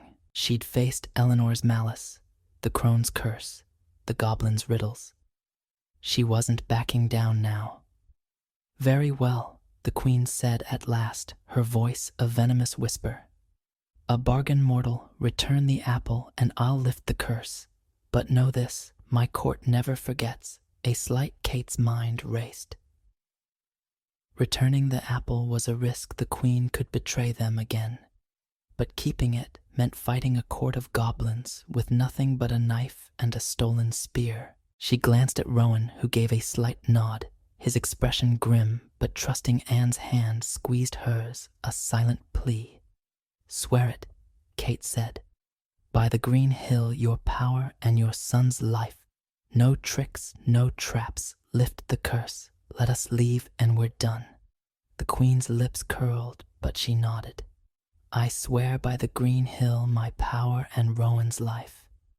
The curse will be lifted and you may leave unharmed." Kate hesitated, then tossed the apple to the queen, who caught it with a hiss, clutching it to her chest. The glow pulsed, and Kate prayed she hadn't made a fatal mistake. The queen raised her hand and light flared again, this time. Softer, warmer. Anne gasped, her hands flying to her face. Kate watched, heart in her throat, as the warts melted away. The bristles vanished and Anne's beauty returned, radiant as ever. Anne laughed, a sound of pure joy, and Kate's chest ached with relief. But the queen's smile was cold, and Kate knew the danger wasn't over. "Go," the queen said, her voice dripping with malice. "But the green hill remembers." Kate grabbed Anne's hand, pulling her toward the archway. Rowan followed, his spear still raised, guarding their retreat.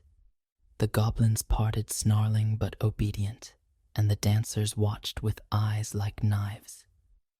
The tunnel loomed ahead, and Kate's pulse raced. They were free for now, but the queen's oath felt like a chain, and the apple's power lingered in her mind. As they climbed the spiral stair, the hall's music faded, replaced by the drip of water and the thud of their boots. Anne's face glowed in the dim light, her smile a beacon, but Kate's thoughts were on the queen. This wasn't the end. Not yet. Kate Rowan said, his voice low as they neared the surface. "You played a dangerous game. She won't forgive that." Kate's lips twitched, a grim smile. "Neither will I. Let's get out of here." The hill opened, spitting them into the dawn, and Kate breathed the clean air, her resolve unbroken. The queen had lost this round, but Kate knew the game wasn't over. For Anne, for herself, she'd be ready. The dawn broke over the green hill like a promise kept, its golden light spilling across the dew-kissed grass and banishing the lingering chill of the fairy court. Kate stood at the hill's summit, her chest heaving, her hazel eyes fierce with the fire of victory. Anne clung to her side, her face radiant once more, the curse's grotesque mask gone as if it had never been. Rowan, still gripping the stolen fairy spear, scanned the horizon, his jaw tight as if expecting the hill to split open and drag them back into its depths. The air was clean free of the court's cloying sweetness, but Kate's heart still raced. They'd won. Anne was whole.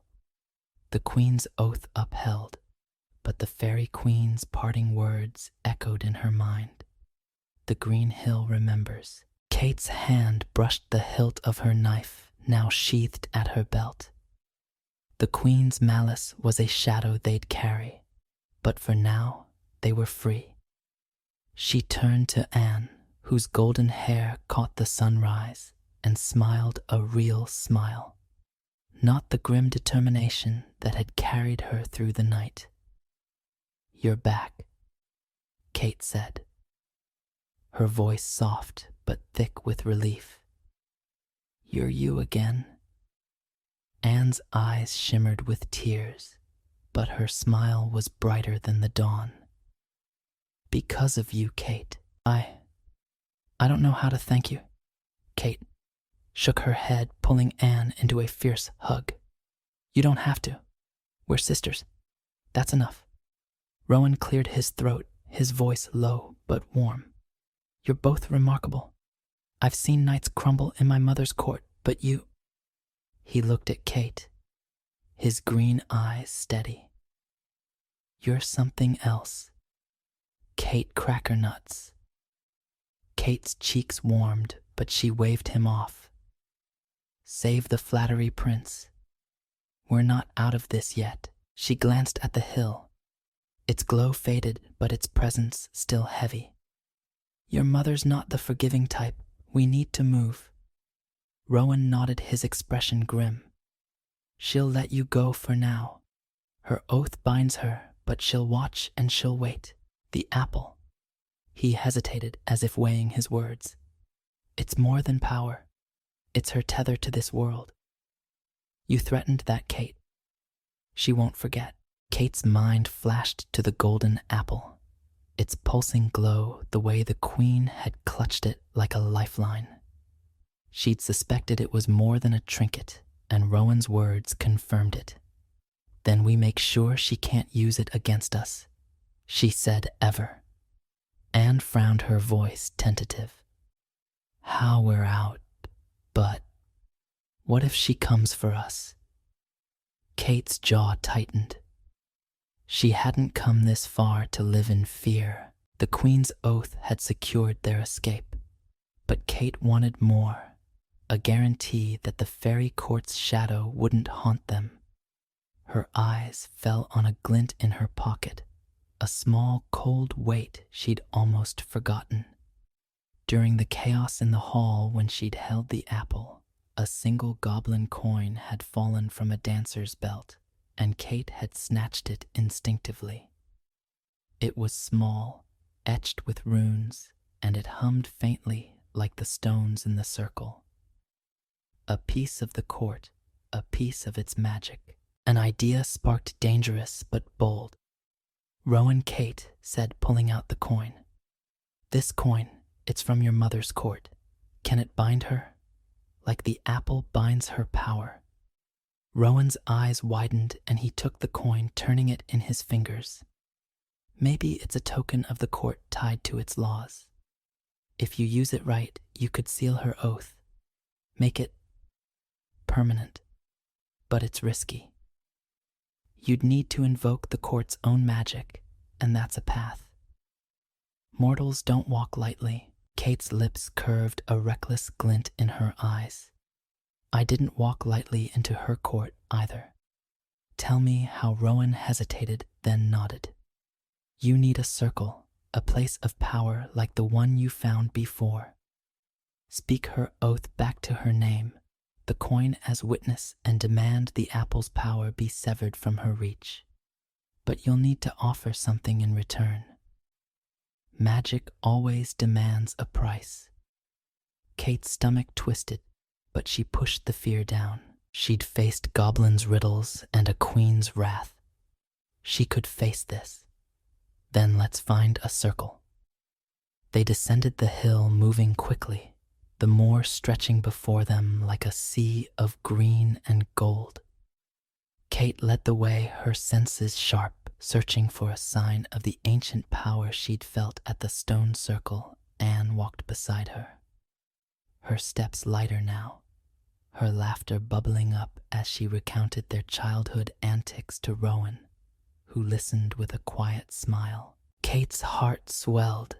Anne's spirit was returning, and that alone made every risk worth it. By midday, they founded a smaller circle of stones, half hidden in a copse of hawthorns, its air humming with the same eerie energy as the first. The stones were weathered, their runes faint, but Kate felt the pulse in her bones. This was the place. She knelt, placing the goblin coin at the circle's center, and motioned for Anne and Rowan to stand back. "Stay outside the stones," she said. "This is on me." Anne's face tightened with worry. "Kate, let me help. You've done enough." Kate shook her head, her voice firm but gentle. "You're why I'm here, Anne. Let me finish this." Rowan placed a hand on Anne's shoulder, his voice steady. "She knows what she's doing, trust." Her Kate took a deep breath, her fingers brushing the coin. She closed her eyes, recalling the Queen's oath. "I swear by the green hill, my power and Rowan's life." She spoke, her voice clear, cutting through the circle's hum. "Fairy Queen of the Green Hill, hear me. By your oath, by the coin of your court, I bind you. Lift Anne's curse forever. Let us walk free and sever the golden apple's power from your grasp. Let it hold no sway over us now or ever." The air thickened, the stones trembling. A wind rose sharp and cold, carrying the Queen's voice, faint but venomous. "Bold mortal, you dare command me."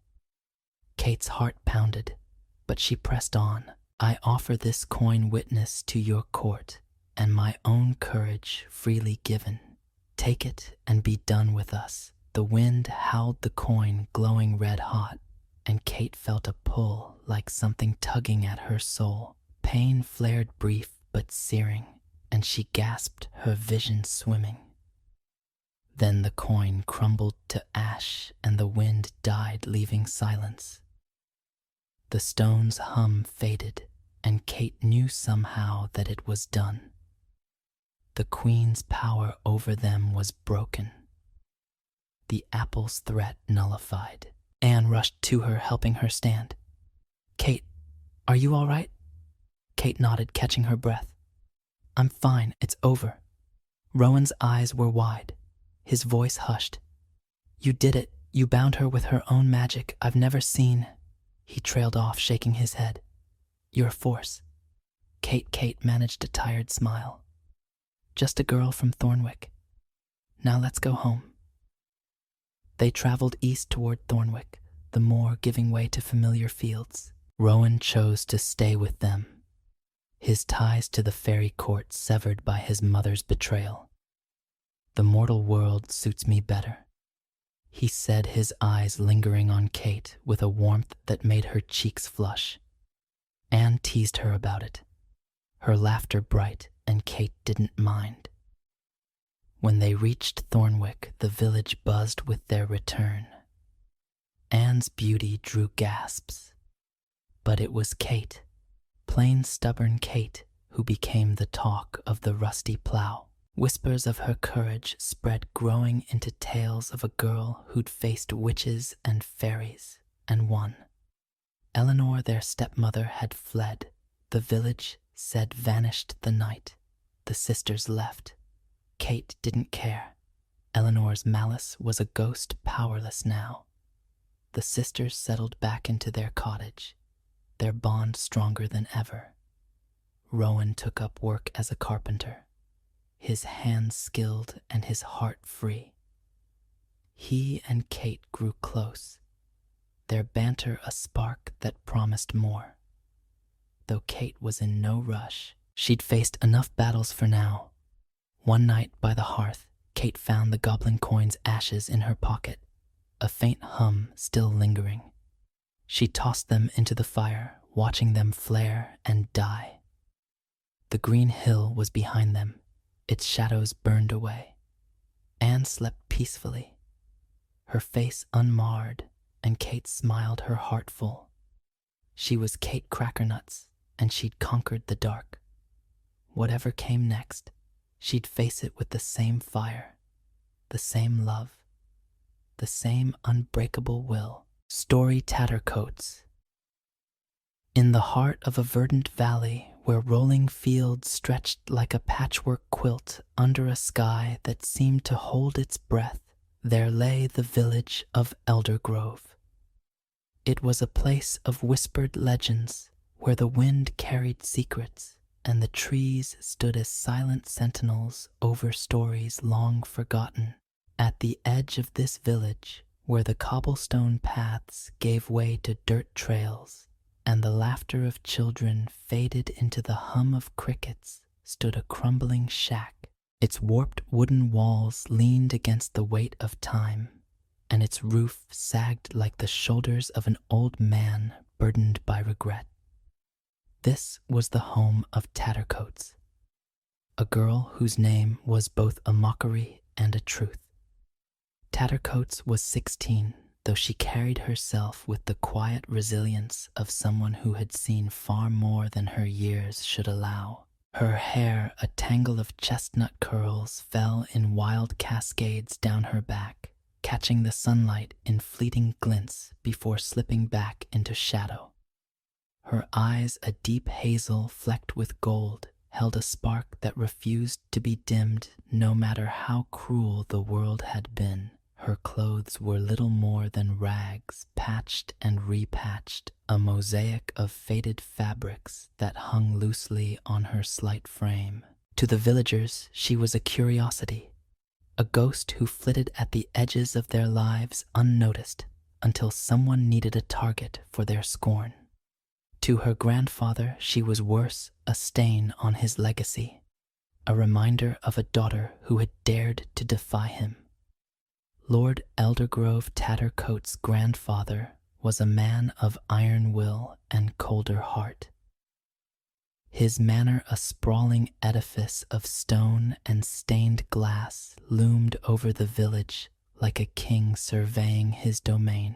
Its towers pierced the clouds, and its gardens bloomed with roses so perfect they seemed carved from wax. Wealth poured from his coffers, and his name commanded respect from nobles and merchants alike. But beneath the grandeur lay a bitterness that festered like a wound. Years ago, his only daughter Eleanor had fallen in love with a wandering minstrel, a man with nothing but a lute and a voice that could make the stars weep. Lord Eldergrove had forbidden the match, locking Eleanor in her chambers. But love, as it often does, found a way. She fled with her minstrel, and Tattercoats was born in a roadside inn under a sky heavy with rain. Eleanor died when Tattercoats was barely 3, her body worn out by poverty and a heart broken by her father's rejection. The minstrel, unable to bear the weight of his grief, left Tattercoats at the gates of Eldergrove Manor, a shivering bundle wrapped in a tattered cloak. Lord Eldergrove took her in, but not out of love. To him she was a debt to be paid, a burden to be endured. He gave her the shack at the edge of his estate, far from the warmth of his hearth, and ensured she knew her place. His other grandchildren cousins born of his son. A dutiful man who had married wealth and status lived in the manor, draped in silks and bathed in privilege. They called her Tattercoats, a name that stuck like a thorn, and the village followed suit. Life in the shack was a study in survival. Tattercoats rose before dawn, her breath visible in the chill air, to tend a small garden where she coaxed potatoes and carrots from the stubborn earth. She mended her clothes with thread she unraveled from old sacks, her fingers nimble despite the cold that numbed them.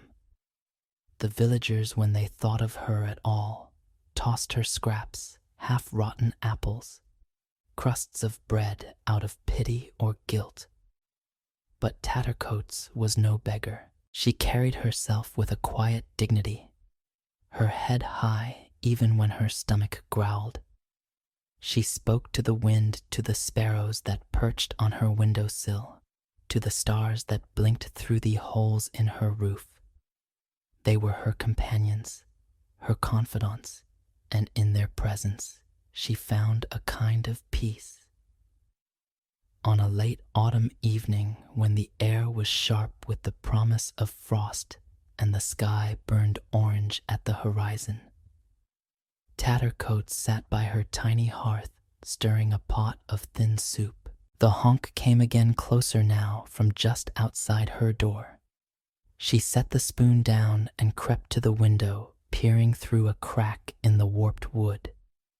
In the fading light, she saw a goose, a creature so white it seemed to glow its feathers, catching the last rays of the sun. It stood in the dirt path, its head tilted as if studying the shack. Its eyes, black and gleaming, met hers, and Tattercoats felt a shiver that had nothing to do with the cold. She opened the door, cautious but curious.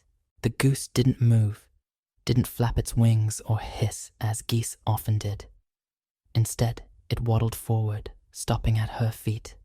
"Well," Tattercoats said, her voice soft but steady. "What do you want, stranger?" To her astonishment, the goose answered, "I've come for you, Tattercoats." It said, its voice low and warm like a storyteller by a winter fire. "Your mother sent me." Tattercoats stumbled back, her heart pounding. "My mother's dead." She whispered, her throat tight. "You're playing tricks." "No tricks," the goose said, stepping into the shack as if it belonged there. "I am, gander bound by old magic to guide those who are lost. Your mother's spirit lingers woven into the threads of this world. She sees you, Tattercoats, and she weeps for the life you've been given. But she also sees what you can become." Tattercoats sank onto a rickety stool, her mind reeling. Magic was the stuff of tales of songs sung by firelight, not something that waddled into her shack on webbed feet. Yet there was something in Gander's voice, a truth that resonated deep within her. "Why now?" she asked. Why, after all this time? Gander's eyes gleamed. "Because the wheel of fate is turning. A chance is coming, one that could lift you from the shadows. But you must be ready, and you must be brave." "What chance?" Tattercoats leaned forward, her hunger forgotten. The fire cast flickering shadows on the walls, and for a moment the shack felt alive, as if the world itself was listening. Gander tilted its head. "The prince of this kingdom seeks a heart to match his own.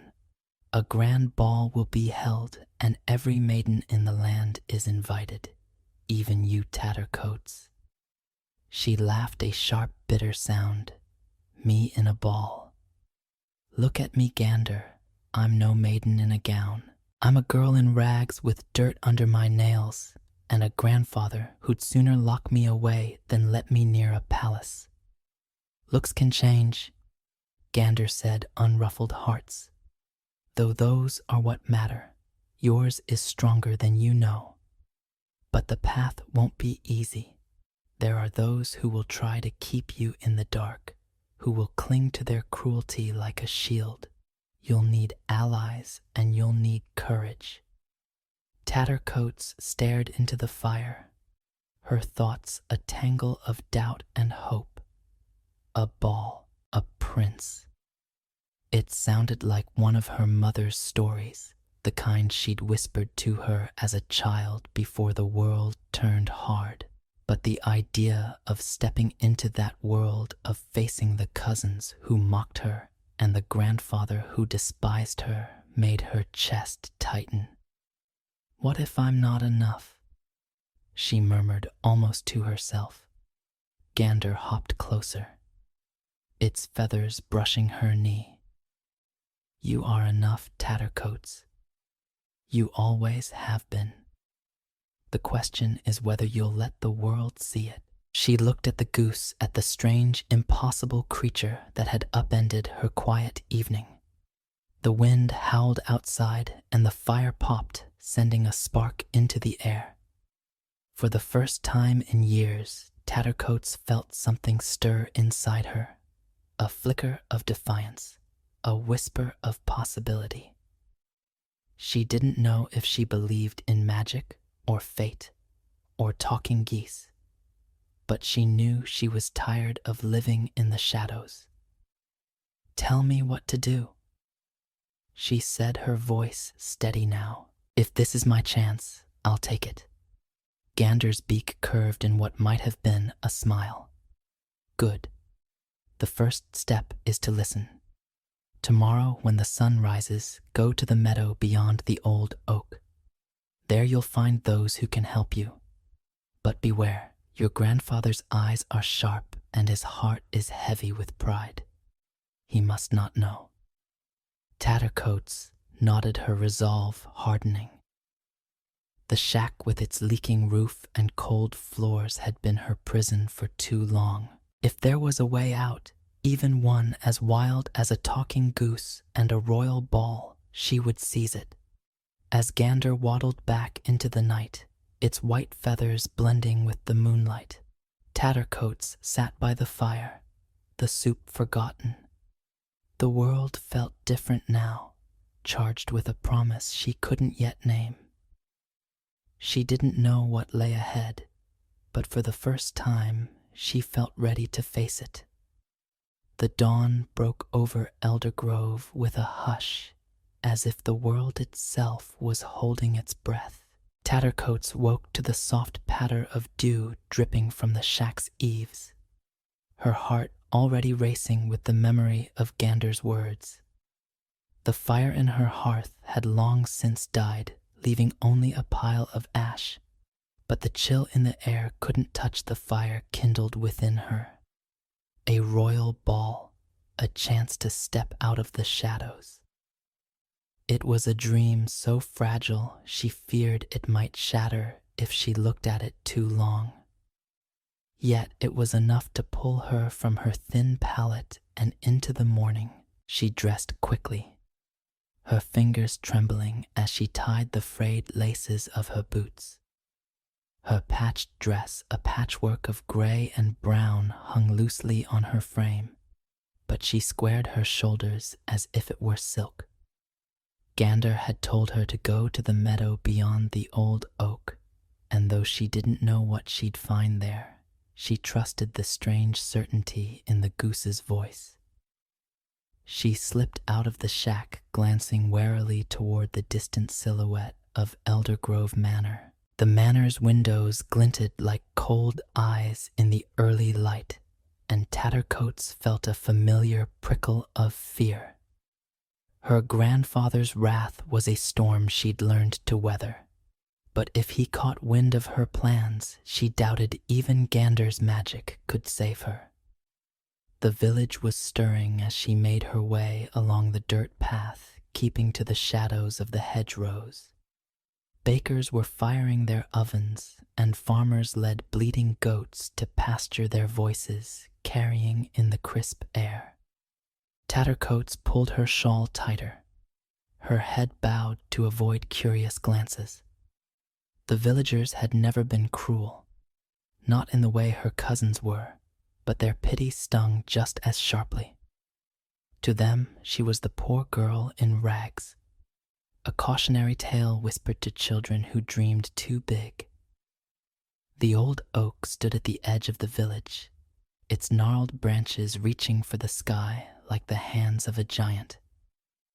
Beyond it lay the meadow, a sea of wildflowers swaying in the breeze.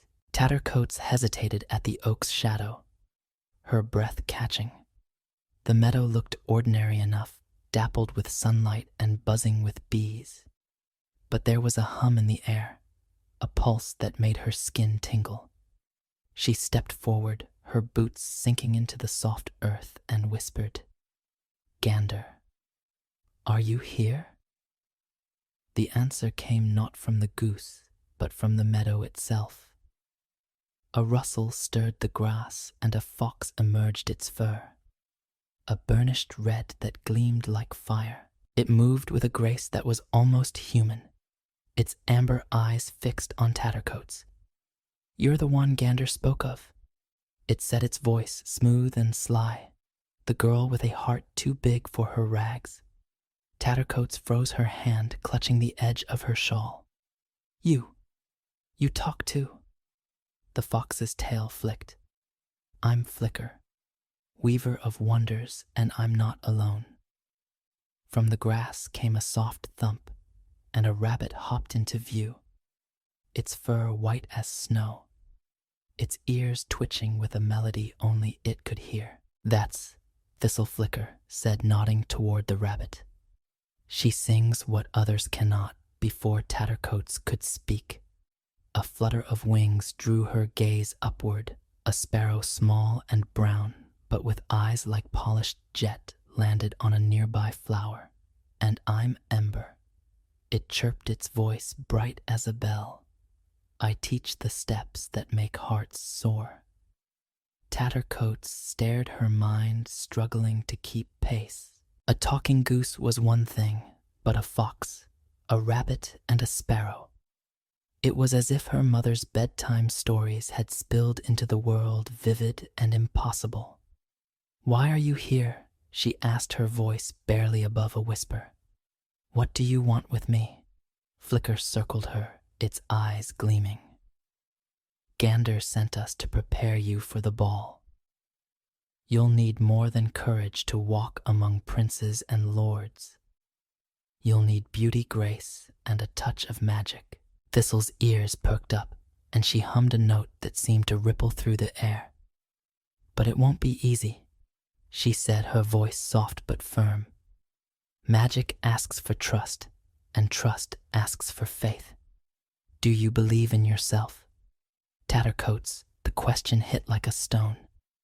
Tattercoats thought of the years spent in the shack, of the cousins who laughed at her, of the grandfather who saw her as a mistake. Belief in herself was a luxury she'd never afforded. Yet here in this meadow, with these strange creatures watching her, she felt a spark of something new. "I want to try," she said, her voice steadier now. "I want to be more than what they think I am." Ember flitted to her shoulder, its tiny claws light as a whisper. "Then we'll help you. But you must promise to listen, to learn, and to keep our secrets."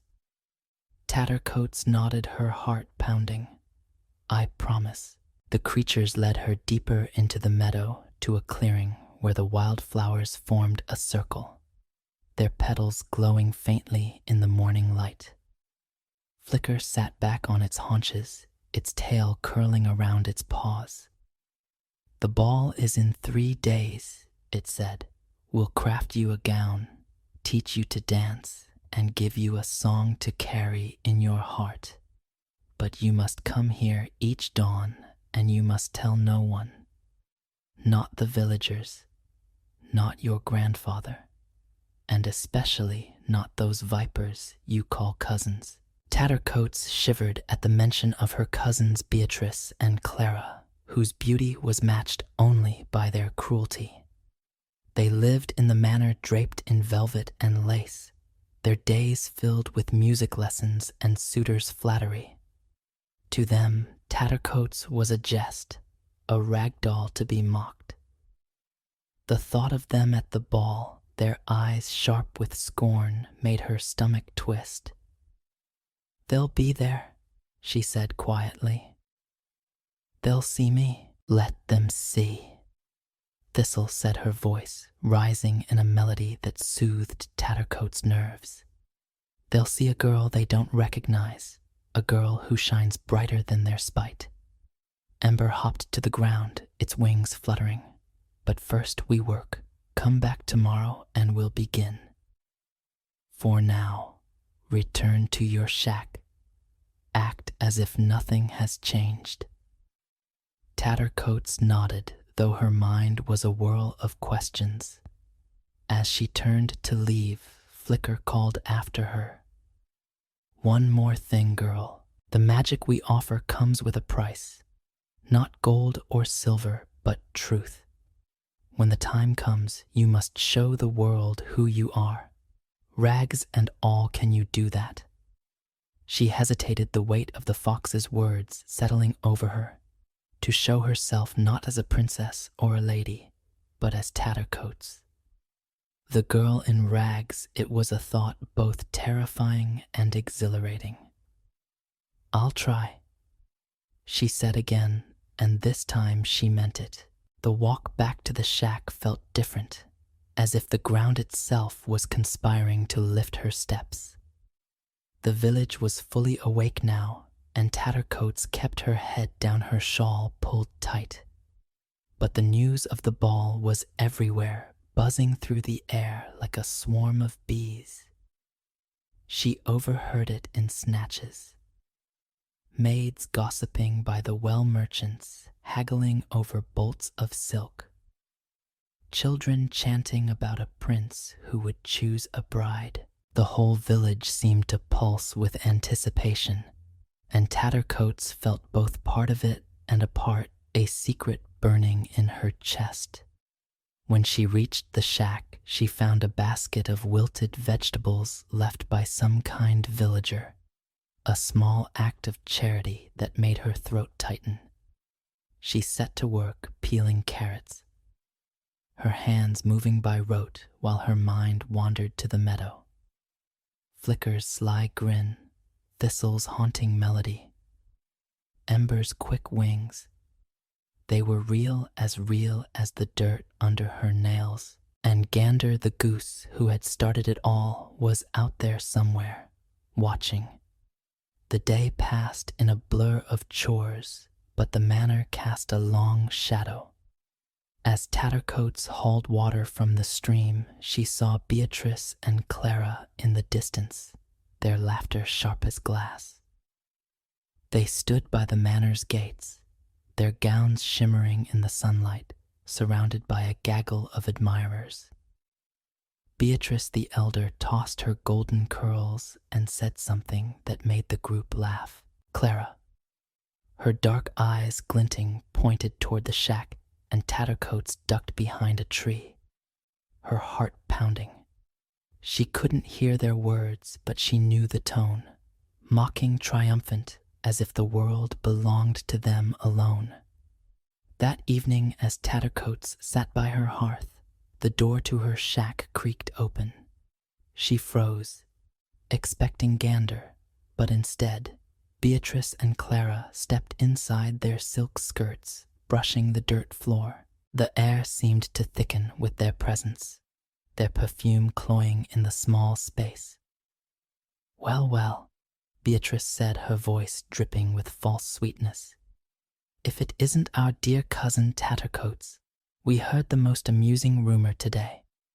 Clara smirked, her hands on her hips. "They say every maiden is invited to the prince's ball. Can you imagine, even you in your charming little rags?" Tattercoats stood, her hands clenched at her sides. "I don't want trouble," she said quietly, though her pulse raced. "Leave me be." Beatrice laughed, a sound like breaking crystal trouble. "Oh, we wouldn't dream of it. We just wanted to see if you were foolish enough to believe you could go. Picture it, Clara. a scullery maid waltzing with a prince. Clara stepped closer, her eyes narrowing. Stay in your place, Tattercoats. The ball is for ladies, not for whatever you are. If we see you there, we'll make sure everyone knows the truth. They left as quickly as they'd come, their laughter echoing in the night. Tattercoats sank onto her stool, her breath shaky. The cousin's words were a poison seeping into the cracks of her resolve. But then she thought of the meadow of Flicker's challenge, of Gander's promise. She straightened her jaw set. They could laugh, they could threaten, but she would not let them stop her. Tattercoats arrived just as the first rays of sun pierced the mist, her breath visible in the chill morning air. The encounter with her cousins the night before had left a bruise on her spirit, but their cruel laughter only sharpened her resolve. She would not let Beatrice and Clara with their silks and sneers dictate her fate. Gander's promise, Flicker's challenge, Thistle's melody, and Ember's quick wings. They were her anchors now, pulling her toward a future she could scarcely imagine. As she stepped into the clearing, the wildflowers seemed to nod in greeting, their petals catching the light like tiny mirrors. Flicker was already there, the fox's red fur glowing against the green.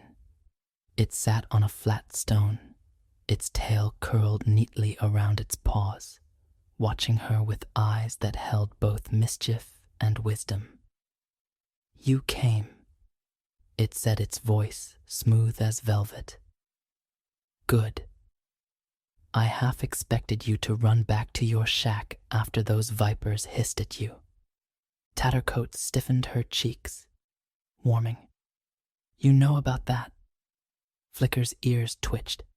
"The wind carries more than pollen, girl. But you're here, and that's what matters." Ready to work before she could answer, Thistle hopped into the clearing, her white fur gleaming like moonlight.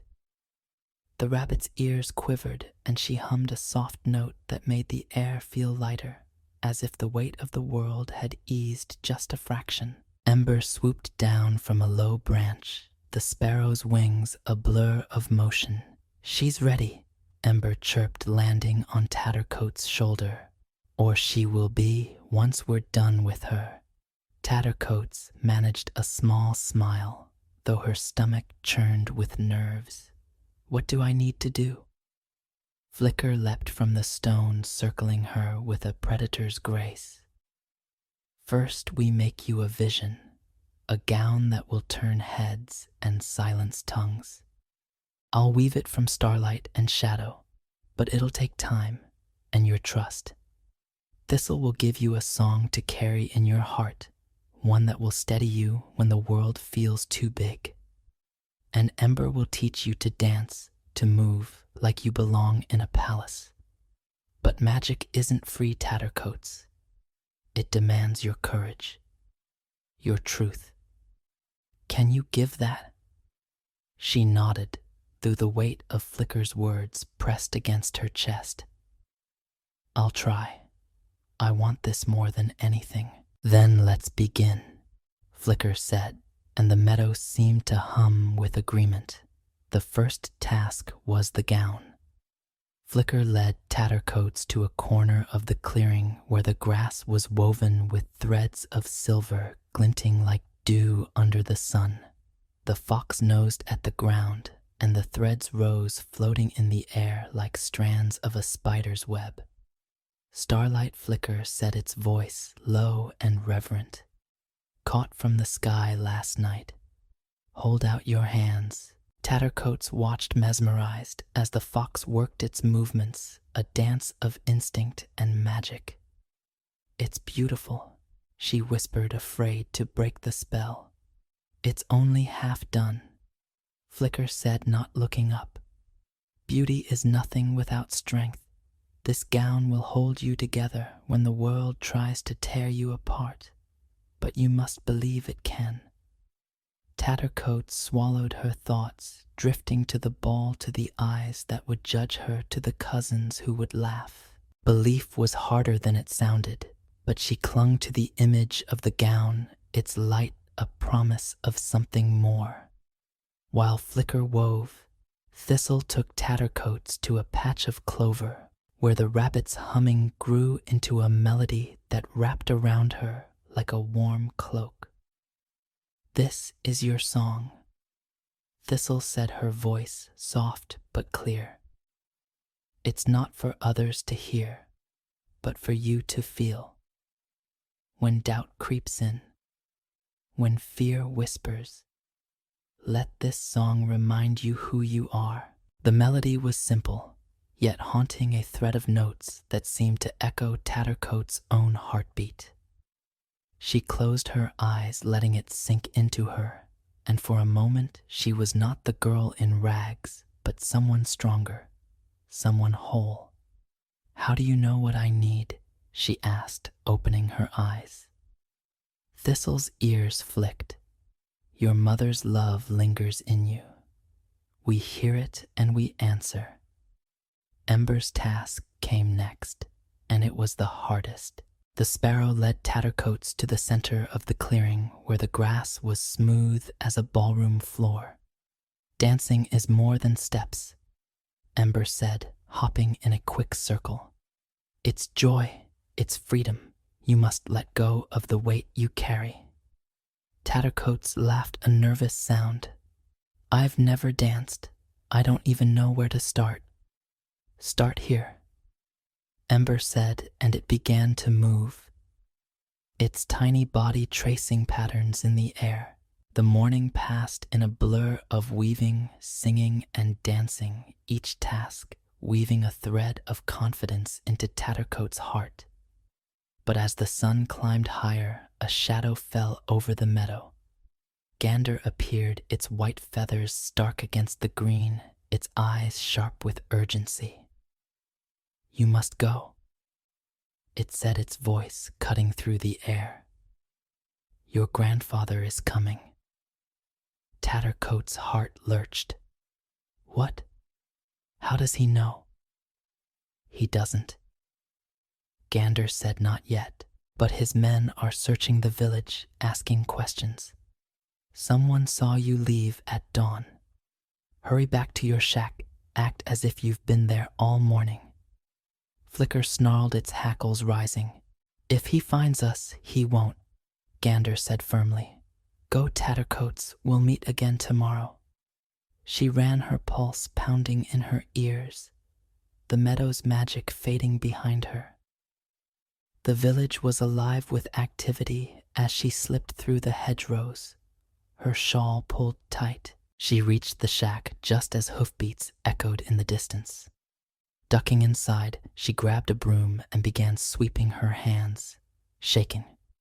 Moments later, the door slammed open and one of her grandfather's men stood there, his face hard.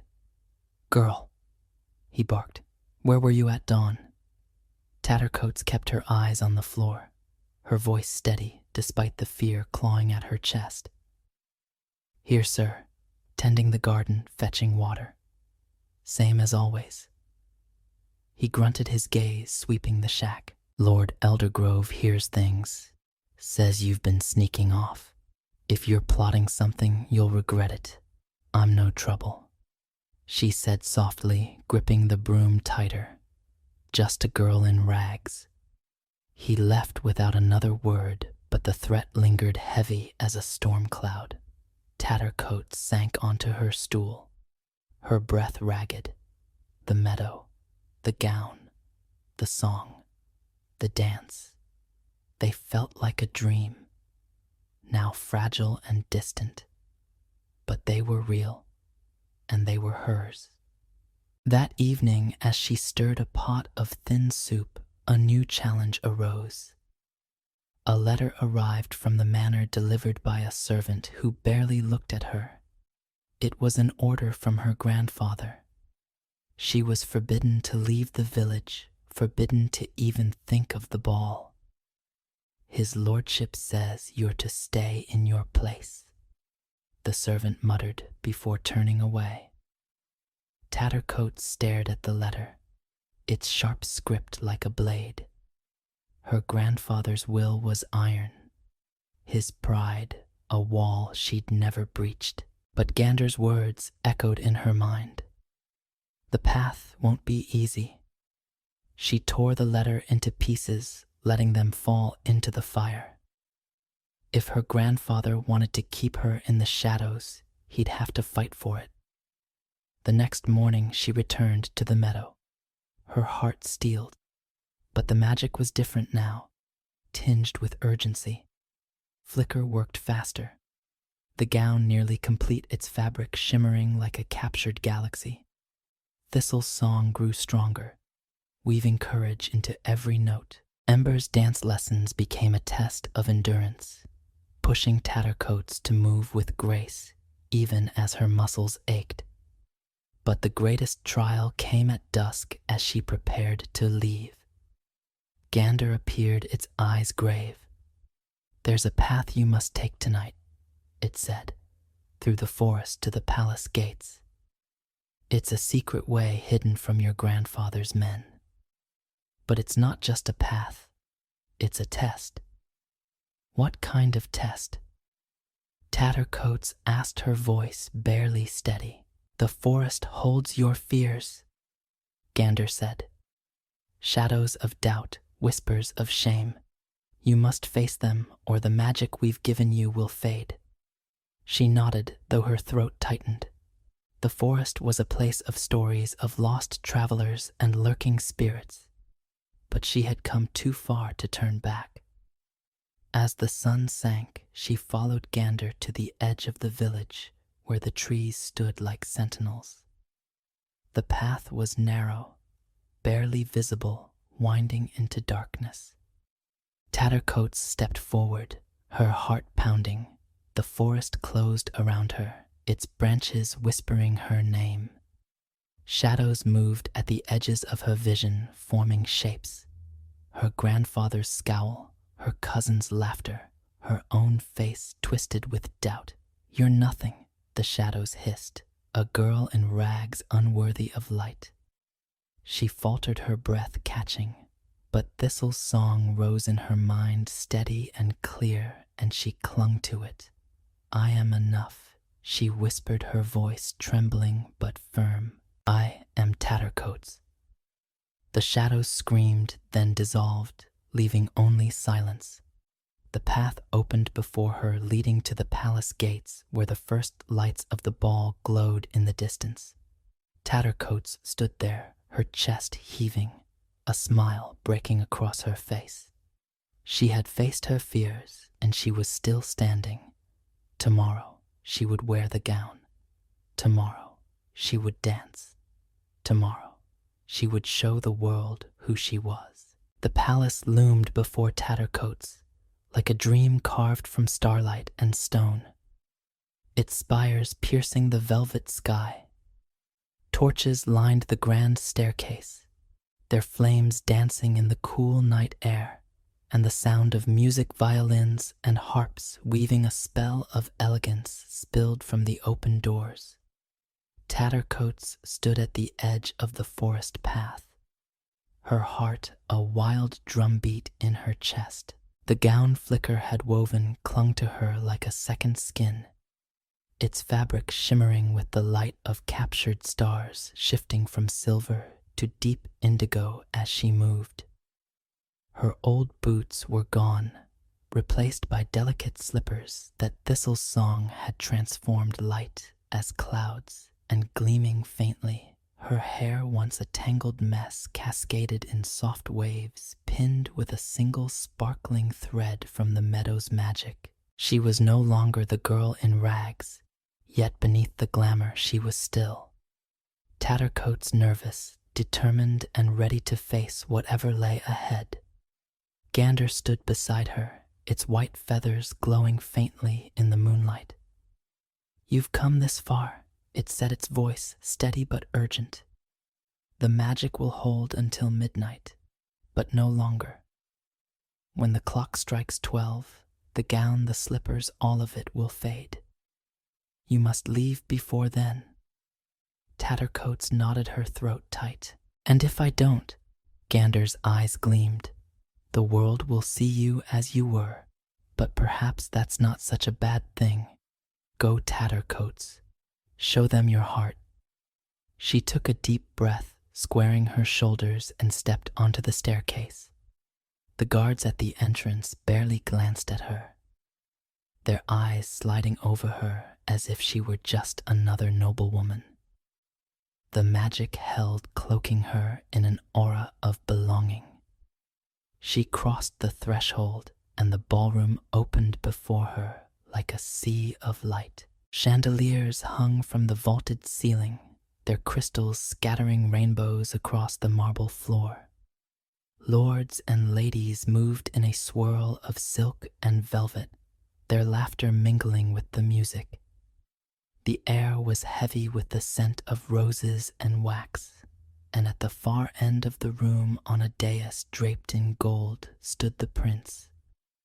He was younger than Tattercoats had expected, with dark hair and eyes that seemed to search the crowd for something or someone. His presence was magnetic, yet there was a quietness to him, a stillness that set him apart from the glittering throng.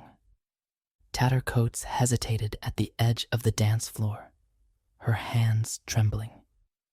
The meadow's magic had prepared her for this moment, but the reality was overwhelming. She felt like a sparrow in a cage of peacocks, her courage wavering under the weight of so many eyes. Then she saw them, Beatrice and Clara standing near the dais, their gowns resplendent, their smiles sharp as knives. They hadn't noticed her yet, but the sight of them was a cold splash of reality. If they recognized her, if they called her out, the fragile dream of this night would shatter Thistle's song. Rose in her mind, soft but steady, and Tattercoats clung to it. She straightened, letting Ember's dance lessons guide her steps, and moved into the crowd. The gown caught the light, drawing gasps and murmurs from those around her. "Who is she?" a lady whispered. "A foreign princess, perhaps a lord," mused. Tattercoats kept her head high, her heart pounding, and let the magic carry her forward. The prince noticed her almost at once. His eyes locked onto hers across the room, and the crowd seemed to part as if fate itself were clearing a path. He descended from the dais, his movements graceful but purposeful, and stopped before her. "May I have this dance?" he asked, his voice low and warm, with a hint of curiosity that made her breath catch. Tattercoats curtsied, a motion Ember had drilled into her, and placed her hand in his.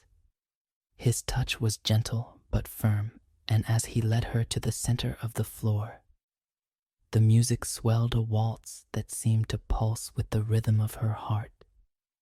They began to dance, and Tattercoats found herself moving with a grace she hadn't known she possessed. Ember's lessons, Thistle's song, Flicker's gown, they wove together, making her feel as if she were floating. The prince's eyes never left hers, and in them she saw not judgment, but wonder. "You're not like the others," he said as they spun, his voice barely audible over the music. "There's a story in your eyes.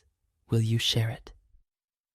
Tattercoats hesitated, Flicker's warning echoing in her mind. "You must show the world who you are." Rags and all, she could lie, spin a tale of nobility and wealth, but the truth was a weight she could no longer carry alone. "I'm no lady," she said softly, her voice steady despite the fear clawing at her. "I'm Tattercoats, a girl from a shack at the edge of Eldergrove. My grandfather is a lord, but he cast me out.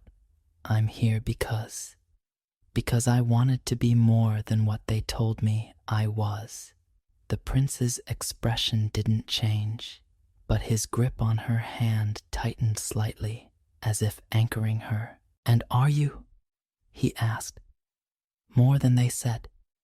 She met his gaze, her chin lifting. "I'm trying to be." He smiled, a small, genuine curve of his lips that made her heart stutter. "Then you're already braver than most in this room." They danced through 3 more songs, each step drawing them closer, not just in body, but in spirit. Tattercoats told him of her life, the shack, the garden, the wind that was her friend. She spoke of her mother's songs, her father's absence, the cousins who mocked her. The prince listened, his eyes never wavering, and shared his own truths of a kingdom heavy with expectation, of a heart that longed for something real. For those fleeting moments, the ballroom faded, and it was just the 2 of them. 2 souls finding solace in shared vulnerability. But the spell was broken by a sharp gasp from the crowd. Tattercoats turned to see Beatrice and Clara pushing through the dancers, their faces twisted with disbelief. "You!" Beatrice hissed, her voice cutting through the music. "How dare you show your face here?" Clara's eyes narrowed, her smile venomous, a scullery maid in a stolen gown. "This is a farce." The crowd murmured, heads turning, and Tattercoats felt the weight of their stares like a physical blow. The prince stepped forward, his hand still holding hers. But before he could speak, the great clock in the hall began to chime. 1, 2, 3. The sound was a hammer against her heart, and she realized with a jolt that midnight was near. "I have to go," she whispered, pulling free of the prince's grasp. The magic was fraying, she could feel it, the gown growing heavier, the slippers tightening. If she stayed, the world would see her rags, and the cousin's cruelty would be vindicated. "Wait," the prince called, but Tattercoats was already running, her slippers flashing as she wove through the crowd. The chimes continued, 4, 5, 6, and she stumbled down the grand staircase, the gown flickering like a dying flame. One of her slippers caught on the steps, and she kicked it off, leaving it behind as she fled into the night. The forest path swallowed her, the shadows closing around her like a shield. By the time the 12th chime rang, Tattercoats was deep in the woods, her gown gone. Her rags returned, she collapsed against a tree, her breath ragged, tears burning her eyes. The ball had been everything she'd dreamed and more, but it was over. The prince's face, his voice, his warmth, they were memories now as fleeting as the magic that had carried her there. But as she caught her breath, she realized something else. The cousins had seen her, had tried to tear her down, and she had not crumbled. She had danced with a prince, spoken her truth, and walked away with her head high. The magic had given her a chance, but her courage had made it real. Back at the palace, the prince stood on the staircase, the single slipper in his hand. Its faint glow pulsed against his palm, a remnant of the magic that had brought Tattercoats to him. The crowd buzzed with speculation, Beatrice and Clara's accusations ringing in the air, but he ignored them. He turned to his guards, his voice firm. "Find her," he said. "Find the girl who wore this slipper. Search every corner of the kingdom if you must." As the guards dispersed, the prince looked out into the night, the slipper warm in his hand. He didn't know her name, didn't know her past, but he knew her heart, and that was enough. Tattercoats, hidden in the forest, felt a strange calm settle over her. The night was dark, but the stars above were bright, and Thistle's song still lingered in her mind. She didn't know what tomorrow would bring, but for the first time she felt ready to face it. The ball had changed her, not because of the prince or the gown, but because she had chosen to step into the light. The forest was a cradle of shadows as Tattercoats made her way back to Eldergrove, the night air cool against her skin. Her rags returned by the fading magic hung heavy with the weight of her old life, but her heart felt lighter than it ever had. The ball with its chandeliers and music had been a fleeting dream, but the courage she'd found there was real, woven into her like the threads of Flicker's gown. She had danced with a prince, faced her cousin's scorn, and run from the midnight chimes. Yet she was not defeated. She was Tattercoats, and for the first time that name felt like a crown rather than a curse. Dawn was breaking by the time she reached her shack, the sky a soft blush of pink and gold. The village was quiet, its cobblestone paths empty, save for the occasional clatter of a milk cart. Tattercoat slipped inside her body, aching from the night's exertions, and sank onto her stool by the cold hearth.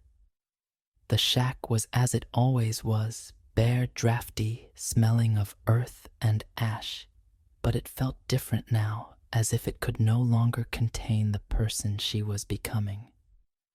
She closed her eyes, Thistle's song humming faintly in her mind, and let herself rest, if only for a moment. But peace was fleeting. The village soon buzzed with news of the ball carried on the lips of servants and merchants who had seen or heard of the mysterious girl in the starlit gown. Tattercoats overheard snatches of it as she tended her garden, her hands deep in the soil. She danced with the prince, a maid whispered to a baker. Vanished at midnight, leaving only a slipper, a farmer told his wife.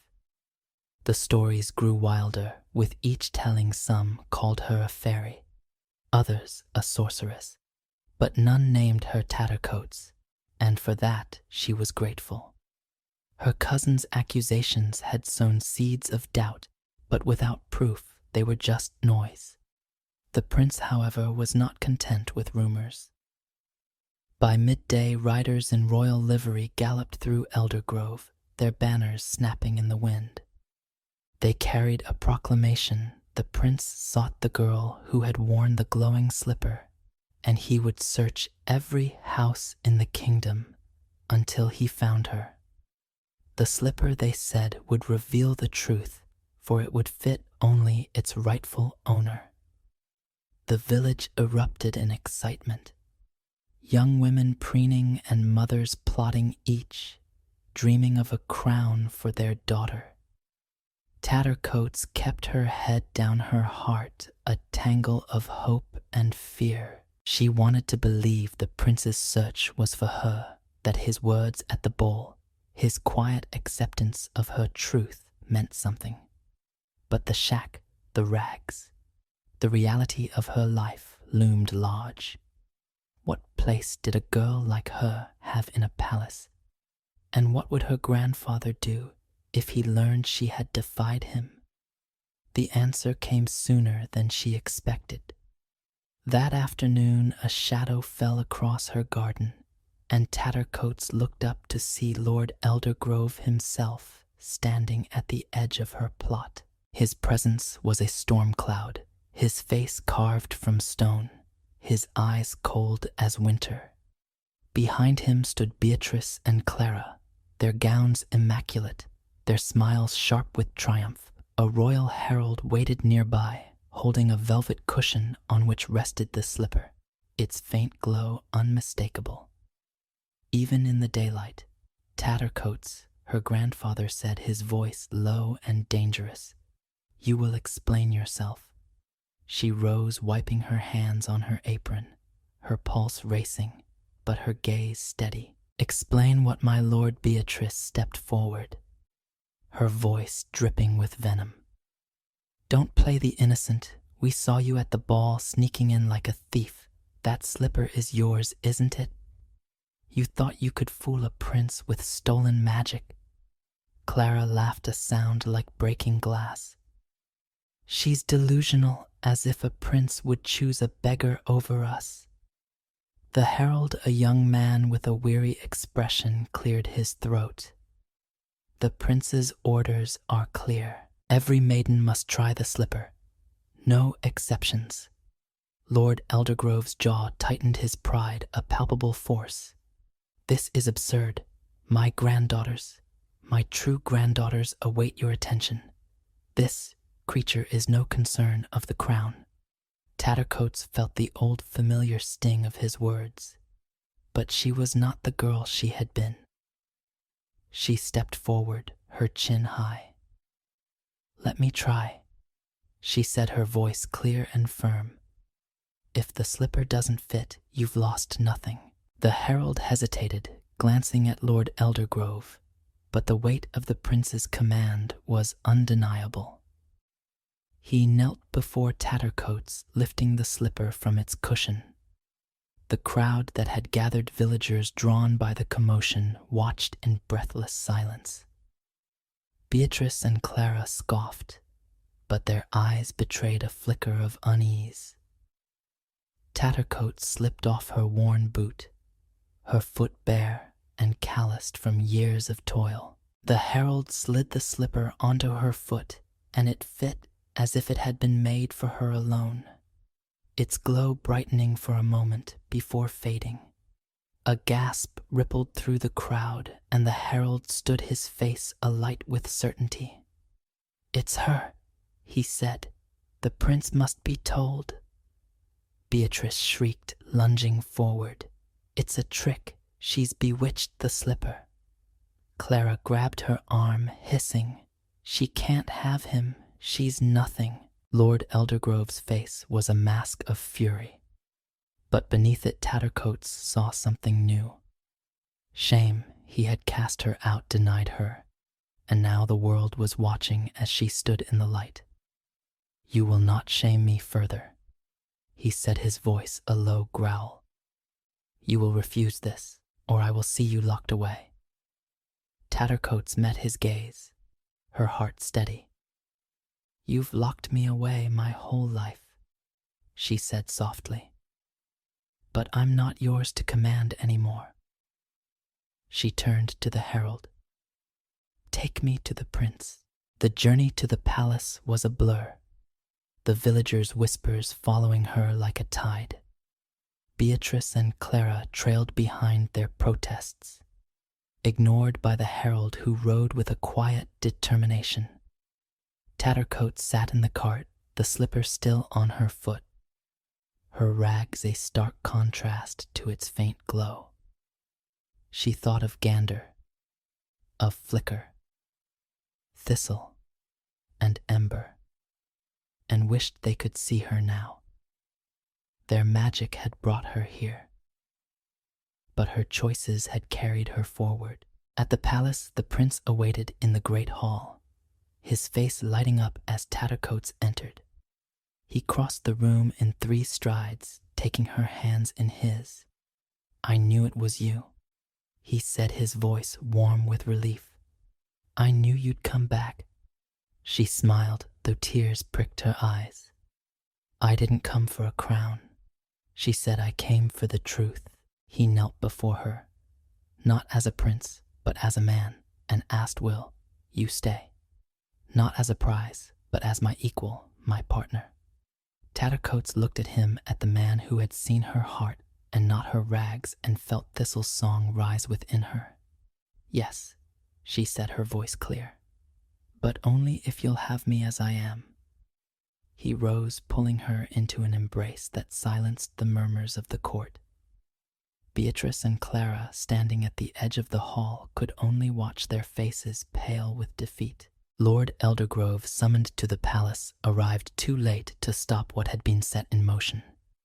He approached Tattercoats, his voice low with a mix of regret and pride. "I was wrong," he said, the words heavy. "Forgive an old man his blindness." Tattercoats looked at him, seeing not the tyrant who had cast her out, but a man diminished by his own choices. "I forgive you," she said. but I don't need you to define me anymore. That night, as the palace celebrated, Tattercoats stood on a balcony overlooking the kingdom, the prince by her side. The stars above were bright, and in the distance she saw a flash of white. A goose, perhaps, or a trick of the light. Gander's voice echoed in her mind. Show them your heart. She had, and it had been enough. The meadow creatures appeared one last time unseen by the court. Flicker's sly grin, Thistle's gentle hum, Ember's quick wings they gathered at the edge of the forest, their work complete. She's found her light. Flicker said its voice soft with pride. Thistle nodded, her ears twitching, and it will shine for all to see. Ember darted into the sky, a spark against the dark farewell Tattercoats dance on. As they vanished into the moonlight, Tattercoats felt a warmth in her chest, a certainty that she was exactly where she was meant to be. She was no longer the girl in rags, nor a princess in a gown, but something more, a woman who had faced the dark and chosen the light. And in that light she would build a life not just with the prince, but with the world as Tattercoats, unbroken and whole. Story: The Laidly Worm of Spindleston Huh. The cliffs of Northumberland stood like ancient guardians, their craggy faces weathered by the relentless North Sea. Above them, Bamburgh Castle rose its stone walls, a testament to centuries of kings and wars, its towers catching the last light of day, like beacons against the gathering dark. The castle was a place of legends, where the wind whispered of heroes and betrayals, and the waves below sang of secrets buried deep. In this stronghold, beneath the shadow of its battlements, a tragedy was unfolding, one that would etch itself into the annals of the North. Princess Margaret, the only daughter of King Ida, was the heart of Bamburgh. At 17, she was a vision of grace, with hair like spun gold and eyes the color of the sea at dawn. Her laughter was a melody that warmed the coldest halls, and her kindness touched even the humblest servant. She was beloved not just by her father, but by the people of Northumberland, who saw in her a promise of peace after years of strife. Her brother Chilled Wind was her opposite in temperament. Fierce bold, a warrior born with a sword in his hand, but their bond was unbreakable. Where Margaret brought light, Chilled Wind brought strength, and together they were the pride of the kingdom. But the light of Bamburgh dimmed when King Ida took a new queen. Lady Elspeth was a woman of striking beauty, with raven hair and eyes that gleamed like polished jet.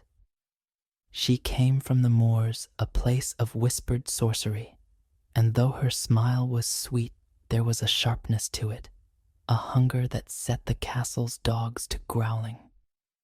The court welcomed her, dazzled by her charm, but Margaret felt a chill in her presence, a shadow that lingered even in the brightest rooms.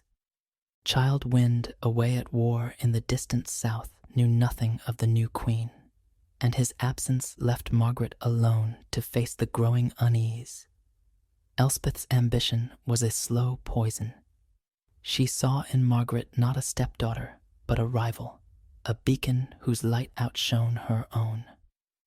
The queen's flattery was laced with envy.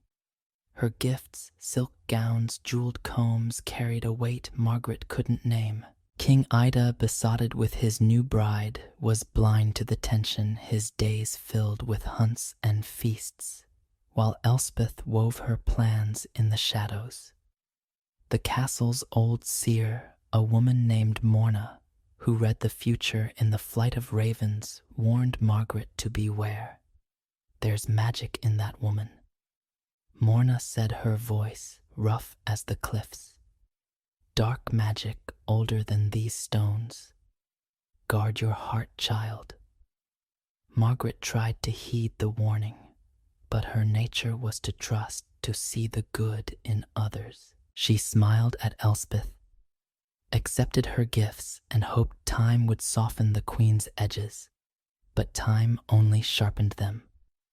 One stormy night when the sea roared and the wind howled through the castle's turrets, Elspeth's true nature was revealed. It began with a banquet, a grand affair to celebrate the harvest.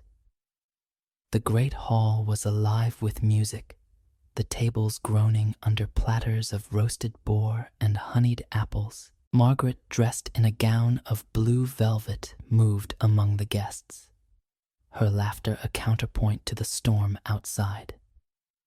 Elspeth watched from the high table, her eyes narrowing as the court's adoration flowed toward the princess. When Margaret raised a goblet to toast her father's health, the queen's smile twisted and she slipped a hand into the folds of her gown. Later, as the castle slept, Margaret retired to her chamber, her head spinning from wine and merriment. She didn't notice the faint glow beneath her door, the shadow that moved without a sound. Elspeth stood in the corridor, a vial of dark liquid in her hand, her lips moving in a chant older than the hills. The air grew thick, charged with a power that made the candles flicker and die. Morna, awake in her tower, felt the magic's pulse and stumbled to her window, but it was too late. Margaret awoke with a scream, her body racked with pain. Her skin burned, her bones twisted, and the room seemed to shrink around her. She tried to call out, but her voice was a guttural roar, raw and inhuman. Her hands, once delicate, stretched into claws. Her golden hair melted into scales that shimmered green and black by the time the first light of dawn crept through her window. Princess Margaret was gone. In her place was a creature of nightmare, a dragon, its coils filling the chamber, its eyes still, Margaret's wide with terror and confusion. Elspeth's laughter echoed through the castle as the servants discovered the beast, a monster they cried, fleeing in panic.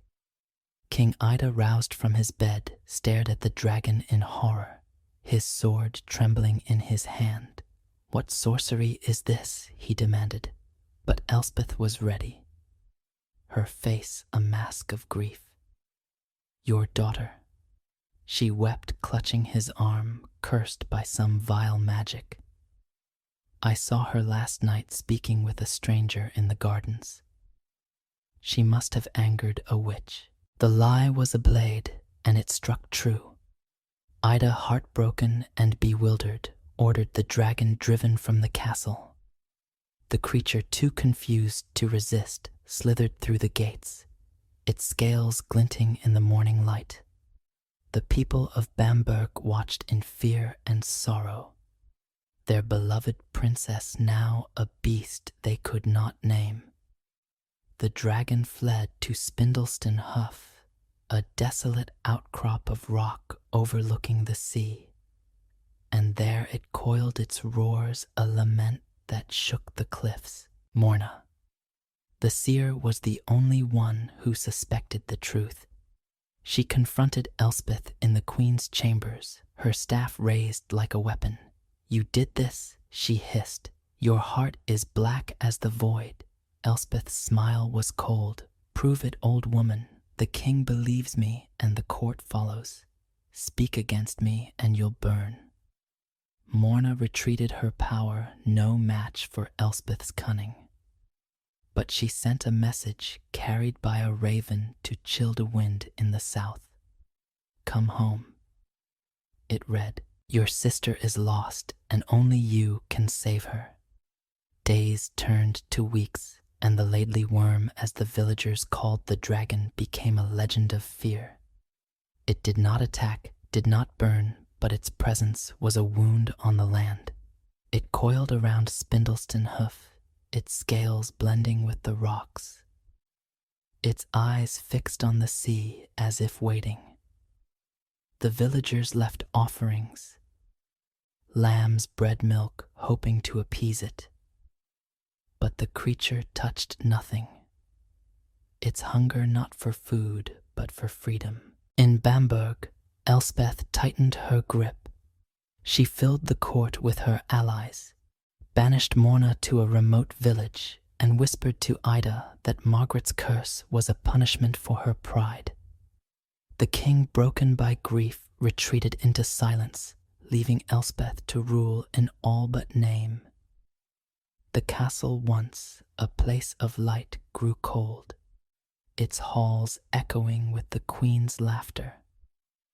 But far to the south, Child Wind received Morna's message. He was 22, hardened by battle, his armor scarred from wars against invaders. The raven found him in a camp by a river, its black wings stark against the twilight. He read the note, his hands trembling, and felt a rage unlike any he'd known. Margaret, his sister, his light cursed. He didn't understand the details, but he knew one thing. He would return to Bamberg, and he would make things right. He gathered his men, a small band of loyal warriors, and set sail for the north. The sea was unkind, its waves battering their ship, but Childewin's will was iron. He stood at the prow, his dark hair whipped by the wind, his eyes fixed on the horizon. "Hold fast," he told his men. "My sister needs me." As the ship neared Northumberland, a storm broke, lightning splitting the sky. Childewind saw it as a sign, a challenge from the forces that had taken Margaret. He clutched the hilt of his sword, a blade forged in the fires of his father's reign, and vowed to face whatever awaited him, beast witch or worse. On Spindleston Hoof, the Laidley worm raised its head, its eyes catching the distant flash of sails. A spark of hope flickered within it, a memory of Margaret's heart. She didn't know if Child Wind could save her, but she knew he would try. And in that knowledge, she found the strength to endure. The stage was set, the players drawn together by fate. A brother's love, a sister's curse, a witch's malice. The cliffs of Bamberg would bear witness to a battle that would echo through the ages. The North Sea was a beast of its own, its waves clawing at Childewind's ship like the hands of a drowning giant. The storm had raged for 3 days, lightning splitting the sky, the wind howling curses that chilled even the hardiest of his men. Yet Child Wind stood unmoved at the prow, his cloak sodden, his dark eyes fixed on the horizon where Northumberland waited. The raven's message tucked against his heart was a fire that no storm could douse. "Your sister is lost, and only you can save her." The words were a blade cutting through the fatigue of war, the weight of battles won and lost. Margaret, his light, his anchor, was in peril, and he would tear the world apart to reach her. His men, a band of 12 weathered warriors, watched their leader with a mix of awe and unease. Childewind was no stranger to hardship. His name was sung in the south for his valor against the Danes, his sword a legend in its own right. But this was different. There was a ferocity in him now, a quiet rage that made the air around him crackle. "Hold the course," he barked as the ship pitched, his voice cutting through the storm's roar. "We make land by dawn, or we die trying." In Bamberg, the castle stood under a sky bruised with clouds, its halls colder than the stone that built them. Queen Elspeth's rule was a velvet glove over an iron fist. She moved through the court with the grace of a serpent, her smiles disarming her words, weaving a web that ensnared all but the most wary King Ida. Once a lion of a man was a shadow of himself. His grief for Margaret, a wound that refused to heal. He spent his days in the chapel praying for a miracle, while Elspeth filled the council chamber with her allies. Nobles bought with promises, knights swayed by her charm. The people of Northumberland whispered of the Laidly Worm, the dragon that haunted Spindleston Huff, but none dared speak of the Queen's role. Fear was a powerful silencer, and Elspeth wielded it like a blade. Yet not all were blind. Morna, the banished seer, had taken refuge in a fisherman's hut by the coast, her eyes sharp despite her years. She watched the sea each night, her staff tracing patterns in the sand, her prayers carried by the wind. She knew Child o' Wind was coming. She had seen it in the flight of ravens in the ripples of a scrying pool. But she also saw the darkness that awaited him, a power older than the cliffs rooted in Elspeth's malice. Morna sent another raven, this one bearing a warning. Beware the Queen's eyes, she sees more than you know. On Spindleston Huff, the Laidly Worm coiled tighter, its scales glinting like wet slate under the moon. Margaret's mind, trapped within the dragon's form, was a storm of despair and defiance. She remembered the night of the curse, Elspeth's chant, the pain that had reshaped her.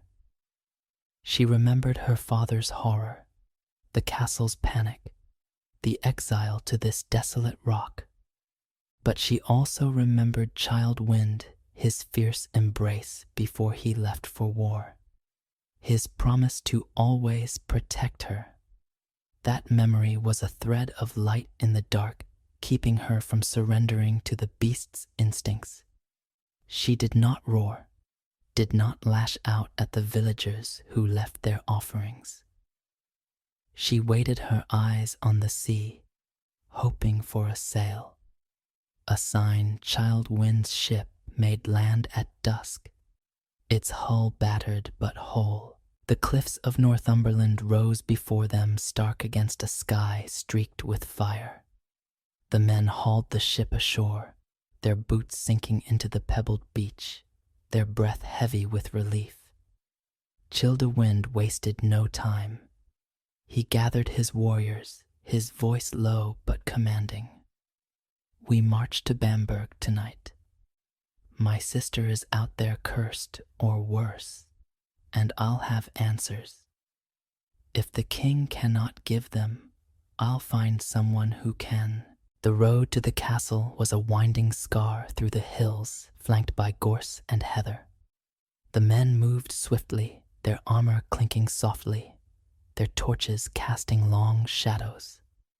Child o' Wind led the way, his sword at his side, his thoughts a tangle of rage and fear. He had heard the tales from passing merchants, the dragon, the terror, the princess lost. He didn't believe in monsters, not the kind that breathed fire, but he believed in betrayal. Someone had done this to Margaret, and he would carve the truth from their bones if he had to. As they neared Bamburgh, a figure emerged from the darkness, a woman bent with age, her cloak flapping like raven wings. Morna Child Wind halted, his hand on his sword, but her eyes sharp as flint stopped him. "You're late, boy," she said, her voice rough but warm. "The sea nearly claimed you, but fate's not done with you yet." "Morna," he said, his tension easing, "you sent the raven. Tell me what's happened to Margaret." She stepped closer, her staff tapping the ground. "Your sister is the Laidly Worm, cursed by a witch's hand. Elspeth, your father's queen, is the root of it. She's woven a lie around the court, but the truth is, in the dragon's eyes, Margaret lives, but she's trapped, body and soul." Child Wind's face darkened, his fist clenching. Elspeth, I'll have her head. Not so fast, Morna warned. She's no mere woman. Her power is old, tied to the earth's dark veins. You can't fight her with steel alone. To save Margaret, you must face the worm, but not as a slayer. The curse can be broken, but only by one who loves her enough to see past the scales. He stared at her, the weight of her words settling like a stone. Face a dragon, and do what talked to it. Morna's lips twitched a ghost of a smile. Listen to it. Margaret's heart is still there. Find it and you'll find the way. But beware Elspeth's spies. She knows you're coming. She's watching. Childwind nodded his jaw tight. Take me to the castle. I'll deal with the queen first. No, Morna said sharply. Go to Spindleston Huff. See the worm with your own eyes. The truth will arm you better than any sword. I'll meet you there at dawn. He hesitated, his warrior's instinct urging him to storm the castle to confront Elspeth and demand answers. But Morna's certainty, her unshakable calm, swayed him. Dawn, he agreed. Don't be late. She vanished into the night, her cloak blending with the shadows. Childewind turned to his men, their faces grim but resolute. We camp here tonight, he said. Tomorrow we face a dragon. The night was restless, the wind carrying the distant roar of the sea. Childwind sat by the fire, his sword across his knees. Morna's words echoing in his mind. A dragon, his sister. It was madness, yet he felt the truth of it in his bones. He thought of Margaret's laughter, her gentle hands, the way she'd braid wild flowers into his hair when they were children. If she was trapped in a monster's form, he would free her no matter the cost. At Spindleston Huff, the Laidley worm stirred its eyes, catching the flicker of distant torches. Margaret's mind, fragile but unbroken, sensed a change in the air. She didn't know if it was Child. Wind didn't know if he could save her, but the hope was enough to keep her still. Her coils unmoving, her breath a low hiss. The villagers' offerings lay untouched at the base of the rock. Bread gone, stale milk curdled in the sun. She wanted none of it. She wanted her brother, her home, herself. In Bamberg, Elspeth stood at her chamber window, her hands clasped behind her back. A raven, one of her own, had brought word of Childewind's arrival. Her lips curved, but there was no warmth in her smile. So the warrior returns, she murmured, her voice soft as poison. Let him come. Let him see his precious sister. He'll find only death. She turned to a mirror, its surface, not glass, but a pool of shadow. Images flickered within Childewind's camp. The worm's coils. Morna's staff. Elspeth's fingers traced the air, and the shadows deepened her chant, a low hum that made the room tremble. She would not let a boy undo her work. Margaret was hers, a trophy of her power, and Childwind would be her next conquest. As dawn broke, Childwind led his men to Spindleston Huff, the cliffs stark against the rising sun. The rock loomed ahead, a jagged throne for the creature that haunted it. His men whispered prayers, their hands tight on their weapons. But Childewind's focus was singular. He climbed the path alone, his sword sheathed, his heart pounding. Morna waited at the base, her eyes on the sky. She's there, she said, pointing to the rock's summit. Go to her, speak her name. He knotted his throat tight and began the ascent. The wind tore at him, the sea's roar a challenge, but he pressed on. At the top, he saw it, the Laidley worm, Its scales a tapestry of green and black, its coils vast enough to crush a house. Its eyes, though, stopped him cold. They were Margaret's sea blue and aching, filled with a sorrow that pierced his heart. "Margaret," he whispered, his voice breaking. "It's me, Wind." The worm's head rose a low rumble in its throat. For a moment he thought it would strike, but it only watched, its eyes searching his. He took a step closer, his hand outstretched. Morna's words a lifeline. "Listen to it. I'm here," he said. "I'll save you. I swear it." The worm's coils shifted and a sound escaped it. Not a roar, but a keening. A cry that was Margaret's voice twisted by scales. Child Wind's resolve hardened. He didn't know how to break the curse, didn't know what Elspeth's magic demanded, but he knew he would not leave this rock without his sister below. Morna watched her staff glowing faintly. Above Elspeth's mirror pulsed her laughter. A shadow on the wind, the battle was coming, and Spindleston Huff would be its crucible. The dawn over Spindleston Huff was a blade of light slicing through the mist that clung to the cliffs like a shroud. Child Wind stood atop the jagged rock, his breath visible in the chill air, his eyes locked on the Laidly Worm. The creature was a marvel and a terror, its scales a mosaic of green and black that shimmered like oil on water, its coils vast enough to crush stone.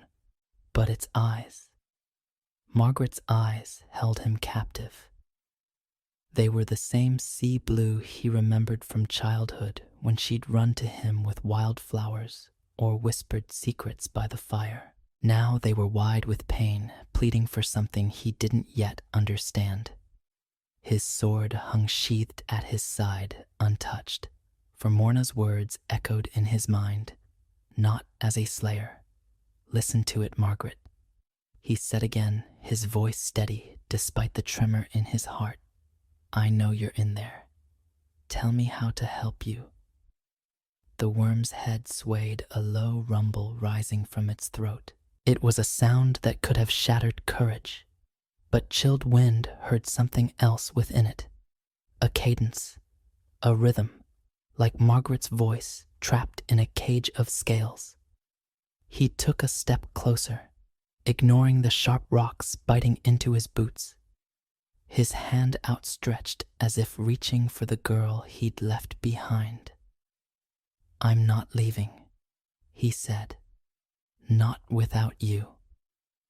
Below, at the base of the Huff, Morna watched her staff planted in the earth, her lips moving in a silent prayer. Child Wind's men stood at a wary distance, their hands on their swords, their eyes darting between their leader and the beast. The sea roared against the cliffs, a relentless drumbeat, and the wind carried the faint scent of salt and sorcery. Morna felt it, a ripple in the air, a shadow stirring. Elspeth was near her magic, a spider's web tightening around them all. In Bamberg Castle, Queen Elspeth sat before her shadow mirror, her fingers tracing runes that glowed like embers. The images within shifted Child o' Wind on the rock, the worm's anguished eyes, Morna's defiant stance. Elspeth's lips curled, her voice a hiss. "Foolish boy," she murmured, "you think love can undo what I've wrought. You'll die before you learn the truth." She rose, her black gown trailing like smoke, and moved to a hidden chamber beneath the castle.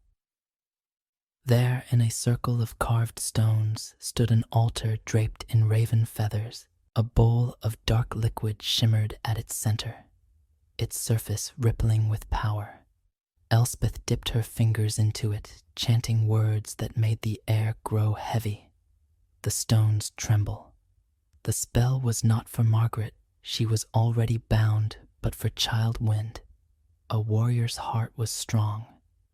but even the strongest could be swayed by illusion, by fear. She would make him see a monster, not a sister, and his sword would do her work for her. On Spindleston Hoof, the worm's rumble grew louder, its coils shifting restlessly. Child Wind felt a change in the air, a prickling at the back of his neck. The light seemed to dim though the sun was rising, and the worm's eyes flickered as if caught in a struggle. "Margaret," he said louder. "Now, fight it. Whatever holds you, fight it." The creature lunged not at him, but past him, its massive head striking the air as if battling an unseen foe. Child Wind stumbled back, his hand instinctively reaching for his sword, but he stopped himself. Morna's warning rang clear. "Steel won't save her." He dropped his hand, his voice rising. "I see you, Margaret. I know you're there. Come back to me." The worm froze its body trembling, and for a moment its eyes cleared pure and human. A sound escaped it, not a roar, but a word mangled by its form, yet unmistakable wind. His heart leapt, hope surging like a tide. She was there, fighting, reaching for him as he reached for her. But the moment was shattered. A shadow swept over the rock, a cold wind that carried Elspeth's laughter. Child Wind spun his eyes, scanning the cliffs, but saw nothing, only mist, thicker now, curling like fingers around the hoof. The worm roared a sound of agony, and its eyes clouded again, tinged with a red that wasn't Margaret's. It reared, its coils unfurling, and Childewind realized the truth. Elspeth was here not in body, but in power, twisting the curse to turn sister against brother Morna. He shouted, his voice carrying over the wind. "Help me!" The seer was already moving her staff, raised its tip, glowing with a light that cut through the mist. She climbed the path, her old bones defying the steep rocks. Her voice, a chant that matched Elspeth's in strength. "Hold fast, boy," she called. "The witch is in her webs, but she's not here. Keep her talking." Child Wind faced the worm, his heart pounding.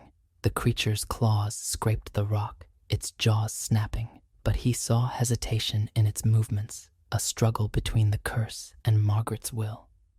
"Margaret," he said, stepping closer, his voice soft but firm. "You're stronger than this.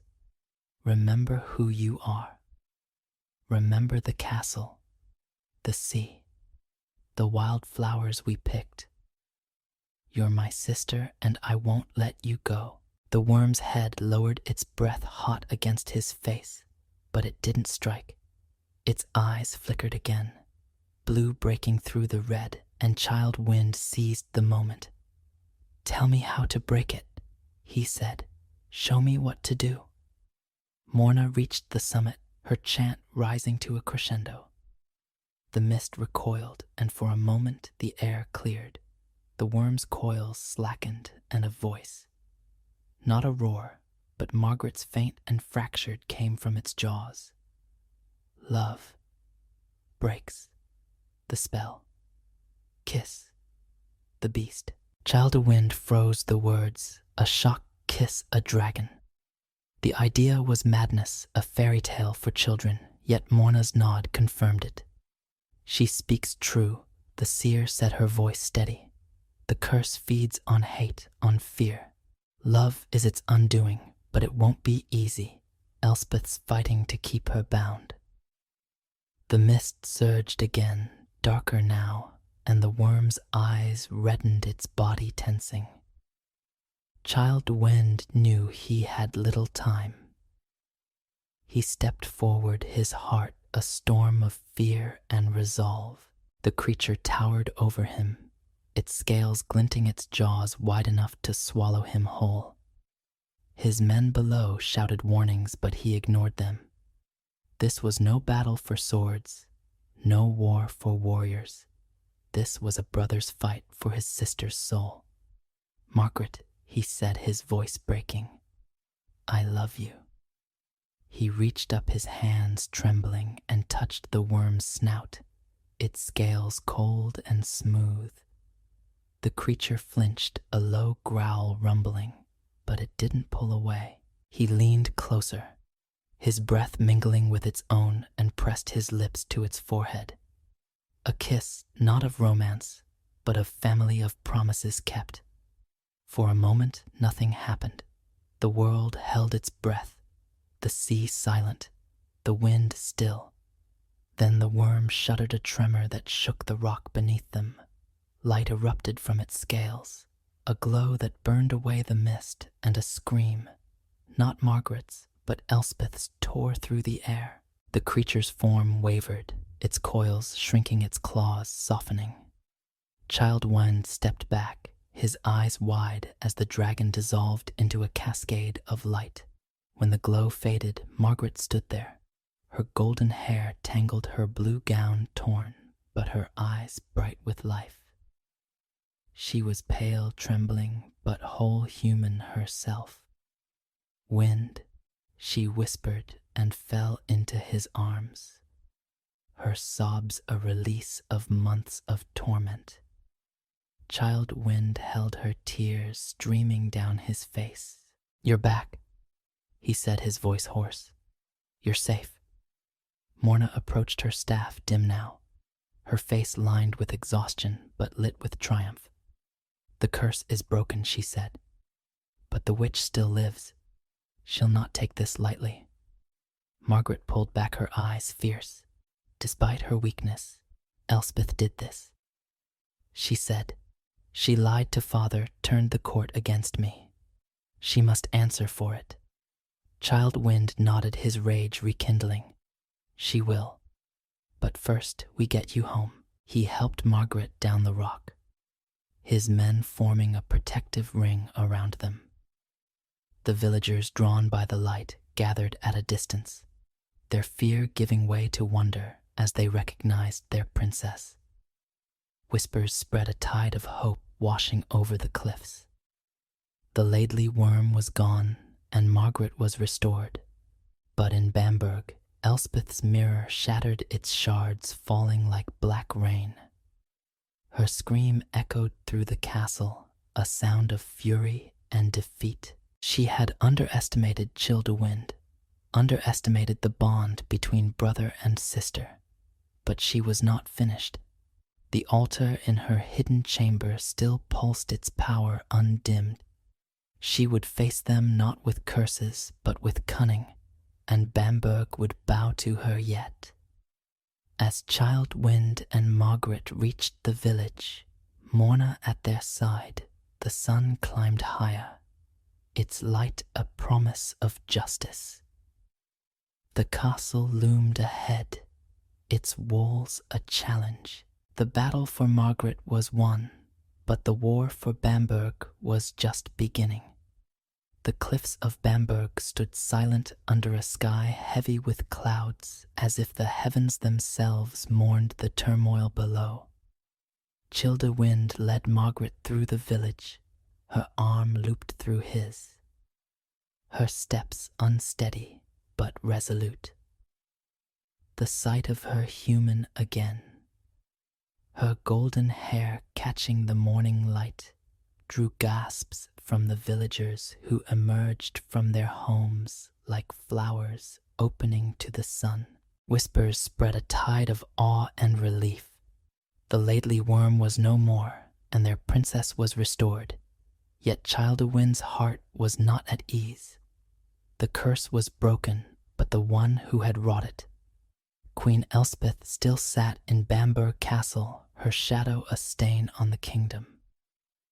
This was not the end, but a pause before the storm. Margaret clung to her brother, her body frail from months trapped in the dragon's form, but her eyes burned with a fire that matched his own. "She can't be allowed to stay," she said, her voice low but fierce. Elspeth poisoned father's mind, turned the court against me. She'll do worse if we don't stop her. Child o' Wind knotted his jaw tight. She'll answer for it, but first we get you safe. Father needs to see you to know the truth. Morna walked beside them, her staff tapping the cobblestone path, her face etched with weariness, but unyielding. Be wary, she warned, her voice rough as the cliffs. Elspeth's power is wounded, but not broken. She'll strike where you're weakest, your father's heart, the court's fear. She's no fool. The castle loomed ahead, its stone walls a fortress of memory and betrayal. Child Wind's men followed, their armor clinking softly, their hands ready on their swords.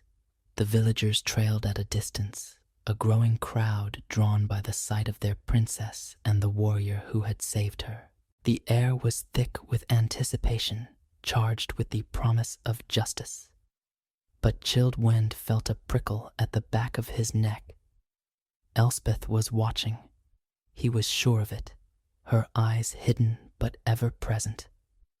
Inside the castle, Elspeth paced her hidden chamber, the shattered remnants of her shadow mirror crunching under her boots. The altar's dark liquid pulsed its surface, rippling with a fury that mirrored her own. The curse had been her masterpiece, a spell to bind Margaret and secure her rule.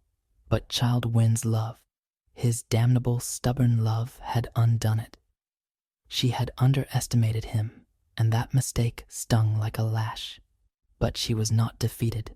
The court was still hers, the king a puppet in her hands, and the people's fear a tool she could wield. If she could not keep Margaret a dragon, she would make her a villain. She knelt before the altar, her fingers dipping into the liquid, her chant a low hiss that made the stones groan. "Show me their hearts," she whispered, and the liquid swirled, revealing images. Chilled Wind's rage, Margaret's defiance, King Ida's broken spirit. Elspeth's lips curved. "You think you've won," she said to the empty room. "But victory is fragile, and I know how to break it." She rose, her gown trailing like a storm cloud, and summoned her most loyal knight.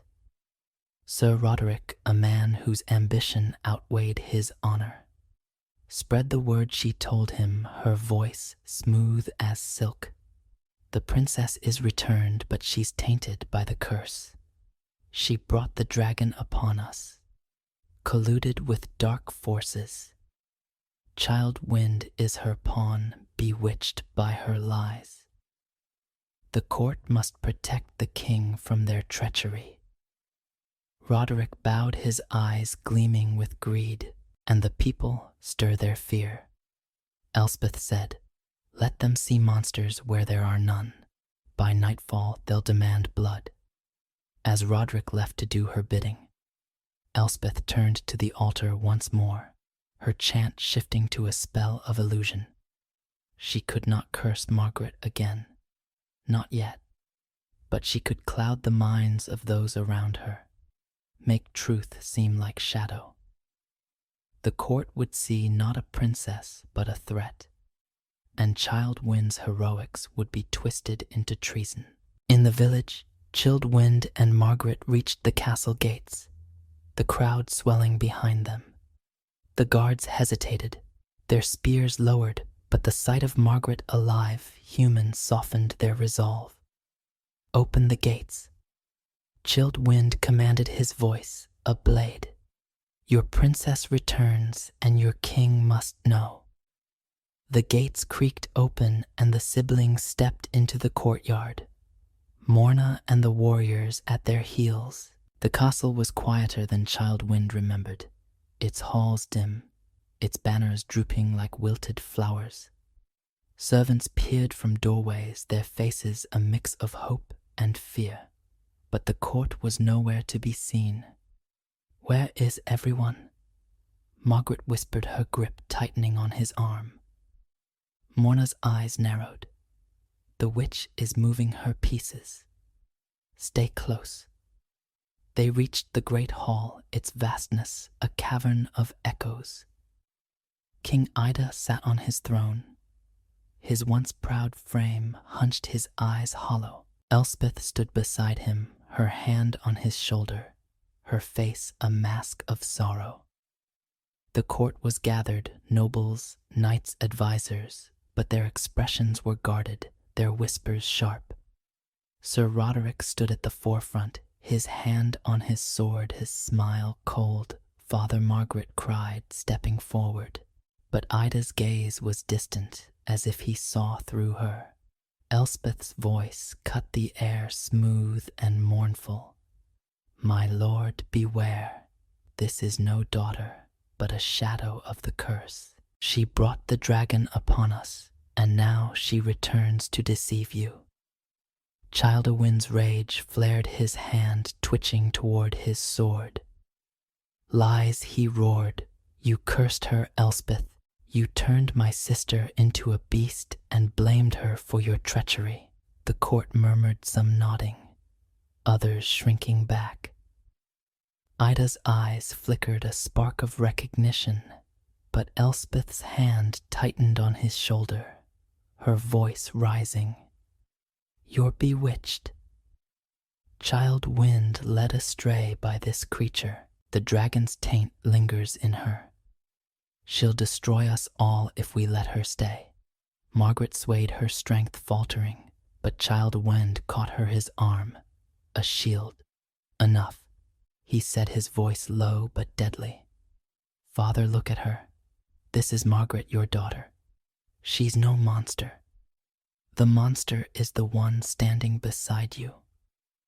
Ida stirred his gaze, shifting to Margaret, but Elspeth's spell held him, clouding his mind. I cannot be sure, he murmured, his voice breaking. The dragon, the curse. The court erupted, voices clashing, some calling for Margaret's banishment, others demanding Elspeth's arrest. Sir Roderick stepped forward, his sword half drawn. Seize them, he barked, and a handful of knights moved, their loyalty bought by Elspeth's promises. Child Wind's men drew their weapons, forming a circle around Margaret and Morna. The hall teetered on the edge of chaos, steel glinting in the torchlight. But Morna raised her staff, its glow a beacon, and her voice boomed, ancient and unyielding. Hold, she cried. You've seen the dragon fall, seen the princess rise. Will you let a witch's lies blind you? Her words stilled the hall, but Elspeth was not done. She stepped forward, her eyes blazing, and the air grew heavy, charged with her magic. You challenge me, old woman, she said, her voice a hiss. Then face me. Morna met her gaze, her staff pulsing. Not here, witch, not with swords and blood. Meet me at Spindleston Huff, where your curse was born. Let the cliffs judge us. Elspeth laughed, a sound like breaking ice. So be it, at dusk we end this. The court parted as Elspeth swept out, her knights trailing her. Ida remained on his throne, his face a mask of confusion. But Margaret knelt before him, her hand on his father. She whispered, I'm here. Believe in me. He touched her face, tears welling, but said nothing. Chilled Wind pulled her gently to her feet. We'll finish this, he said, for you, for him, for all of us. As dusk approached, Chilled Wind led Margaret, Morna, and his men to Spindleston Huff, the cliffs a stark silhouette against the fading light. The villagers followed, their courage bolstered by Margaret's return, their torches a river of flame. Elspeth awaited them, standing atop the rock where the worm had coiled her gown, a shadow against the sky. Sir Roderick and her knights flanked her, their swords drawn, but it was her presence that dominated her magic, a weight that pressed against the air. Morna stepped forward, her staff blazing. "Your time is done. Elspeth," she said, "the curse is broken, the truth laid bare. Surrender or face the cliff's judgment." Elspeth's smile was venomous. "Judgment. I am the judgment. This land is mine, and you'll all kneel before I'm through." She raised her hands and the ground trembled. Cracks splitting the rock. Shadows rose. Not mist, but figures wraiths of fear shaped like the dragon like Margaret's pain. Child Wind's men faltered, but he stood firm. His sword raised not to strike, but to rally. For Margaret he shouted, and his men echoed him their voices. A wall against the dark Morna's chant clashed with Elspeth's light against shadow truth, against lies. Margaret, weak but unbowed, joined her brother, her voice rising in a song from their childhood, a melody of hope that cut through the wraiths. The villagers took up the song, their torches flaring, and the shadows began to fade. Elspeth's fury grew her spells wilder, but Morna was relentless, her power rooted in the land itself. Child Wind saw his chance and charged not at Elspeth, but at the altar. She had conjured a smaller version of the one in her chamber. He drove his sword into its center, shattering the bowl, and Elspeth screamed, her magic faltering. Morna seized the moment her staff, a spear of light that struck Elspeth's chest. The witch staggered, her form wavering, and the cliffs seemed to roar the sea, rising in a wave that crashed against the rocks. Elspeth fell, her body dissolving into shadow, her scream swallowed by the wind. The altar crumbled, the wraiths vanished, and the air cleared, leaving only silence. Morna sank to her knees. Her strength spent, Wind caught her, his eyes on a spot where Elspeth had stood. "Is she gone?" he asked. "For now," Morna said, her voice faint. "Her kind never truly dies, but she's banished, her power broken." Margaret knelt beside them, her face alight with gratitude. "You saved me," she said, her voice trembling. "Both of you." Child o' Wind pulled her close, his heart full. "We saved each other." The villagers cheered their torches, a constellation of hope. Bamberg was free, and the cliffs bore witness to a victory forged in love and courage. The cliffs of Spindleston Huff stood bathed in the afterglow of battle, their craggy faces catching the last light of dusk, as if to hold it against the coming night. The air was still, the sea's roar softened to a murmur, and the villagers' torches flickered like stars fallen to earth. Queen Elspeth was gone. Her form dissolved into shadow, her altar shattered by Child o' Wind's sword. The wraiths she had summoned had vanished, and the oppressive weight of her magic lifted, leaving only the scent of salt and heather. Yet the victory felt fragile a moment, poised on the edge of a blade. For Bamberg Castle still loomed in the distance, its halls heavy with the echoes of betrayal. Child Wind stood on the rock, his arm around Margaret, her trembling form a reminder of all they had endured. Her golden hair was tangled, her blue gown torn, but her eyes shone with a strength that belied her frailty. She was no longer the Laidley worm, no longer a prisoner of Elspeth's curse, but a princess reclaimed, a sister restored. Morna leaned on her staff, her face pale but serene, her power spent in the clash that had banished the witch. The villagers, their fear transformed into awe, gathered closer, their voices a soft hymn of gratitude. They had seen a dragon fall, a princess rise, and a witch defeated, and the cliffs bore witness to their hope. "We did it," Margaret whispered, her voice hoarse but warm. She's gone, Wind. You brought me back.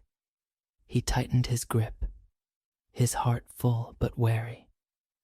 Not just me, he said, glancing at Morna. And it's not over yet. Father needs to know the truth. The court needs to be cleansed. Morna nodded, her eyes on the castle. Elspeth's allies linger, knights like Roderick nobles. She swayed. They'll fight to keep their power, and your father. His heart is wounded. It'll take more than words to heal him. Childewind's jaw tightened, his gaze hardening. Then we'll give him the truth. Let's go home. The march to Bamberg was a procession of light. The villagers' torches weaving a path through the darkening hills. Margaret walked beside her brother, her steps steadier now, fueled by the song she had sung on the Huff, a melody from their childhood, a thread of love that had cut through Elspeth's shadows. Childewind's men flanked them, their armor scarred but their spirits high, while Morna led the way, her staff a beacon. The crowd grew as they neared the castle, farmers and fishers joining the throng, their whispers a tide of loyalty to the princess they had thought lost. The castle gates stood open, but the courtyard was tense, guarded by knights loyal to Sir Roderick. Their spears gleamed in the torchlight, their faces set, but the sight of Margaret alive, human radiant, shook their resolve. Stand aside. Childwind commanded, his voice a low thunder. Your princess returns and your king will see her. Roderick emerged from the shadows, his sword drawn, his smile a mask of defiance. The king is indisposed, he said, his voice smooth but edged. And you, Childwind, are a traitor, bewitched by a cursed girl. The court has no place for you. Margaret stepped forward, her chin high, her voice clear despite her weakness. I am no curse, Roderick. I am Margaret, daughter of Ida, and I've faced worse than your lies. Step aside, or face the people's judgment. The villagers roared, their torches flaring, and the knights faltered their spears. Lowering, Roderick's smile wavered, but he raised his sword ready to strike. Before he could, Childwind moved his blade, a flash of steel that knocked Roderick's weapon to the ground. Enough, he said, his voice deadly. You served a witch. Your time is done. The knights parted, some dropping their weapons, others fleeing into the night. Roderick, disarmed and outnumbered, spat a curse and vanished into the crowd, his power broken. The gates opened fully and the procession entered the castle, the villagers' song rising like a wave. In the great hall, King Ida sat on his throne, his face a map of grief and confusion. The court was sparse, many of Elspeth's allies having fled when news of her defeat reached them. Those who remained watched in silence, their loyalty uncertain. Ida's eyes widened as Margaret entered, her torn gown, a stark contrast to the radiance of her presence. Margaret. He whispered, his voice trembling. Is it truly you? She knelt before him, her hand reaching for his. It's me, Father. Elspeth cursed me, turned me into the Laidly Worm. But Wind broke the spell. She lied to you, to all of us. I'm home. Ida's tears fell, his hands cupping her face as if to confirm she was real. My child, he said, his voice breaking. I failed you. I let her poison my heart. Childewind stepped forward, his sword sheathed, his voice steady. You were deceived, Father, but you can make it right. Elspeth's gone, her allies scattered. Rebuild what she broke. Start with us. Ida rose, his shoulders straightening, a flicker of the king he had been. I will, he said, his voice gaining strength. The court will be cleansed, the truth known. Bamberg will heal. He turned to the gathered nobles, his gaze fierce. Those who served Elspeth step forward and face judgment. Those who stand with my children swear it now. One by one, the nobles knelt their vows, a chorus of renewal. The hall, once cold and shadowed, warmed with the promise of a new dawn. Morna, standing at the edge, smiled faintly, her staff dim but her heart full. The cliffs have judged, she said softly, and the land is free. That night, Bamberg celebrated. The great hall was filled with music, the tables laden with bread and ale, the air alive with laughter. Margaret, dressed in a simple gown, sat beside her father, her strength returning with each smile she shared. Child Owen stood at her side, his warrior's edge softened by the joy of reunion. The villagers were welcomed as guests, their songs mingling with the court's, a tapestry of unity woven from hardship. But Morna did not join the feast. She slipped away her cloak, blending with the night, and made her way to Spindleston Hoof. The rock was quiet now, its scars a testament to the battle fought there. She knelt her hand on the earth and whispered a prayer to the spirits of the cliffs. Keep her safe, she said, her voice a breath. Keep them all safe. A soft wind stirred, carrying the scent of the sea, and Morna felt a presence, not Elspeth, but something older, kinder. The land answered its pulse, steady its wounds beginning to heal. She rose, her staff a companion, and vanished into the hills, her work done, but her watch eternal. In the castle, Margaret stepped onto a balcony, the sea stretching before her like a promise. Child Wind joined her, his arm around her shoulders. What? Now? He asked, his voice gentle. She smiled, her eyes on the horizon. We rebuild, not just the castle, but the trust, the hope we make Bamberg a place of light again. He nodded, his heart swelling. Together, the stars above were bright, their light, a mirror of the torches below. In the distance, a raven soared its wings, a shadow against the moon. Margaret thought of Morna, of the villagers, of the brother who had kissed a dragon to save her. She was no longer the princess of songs, nor the beast of legends, but something new, a woman forged in fire, ready to lead. As the feast continued, the cliffs of Spindleston Huff stood sentinel, their silence, a song of triumph. Bamberg was whole, its heart restored, and the Laidley worm was no more.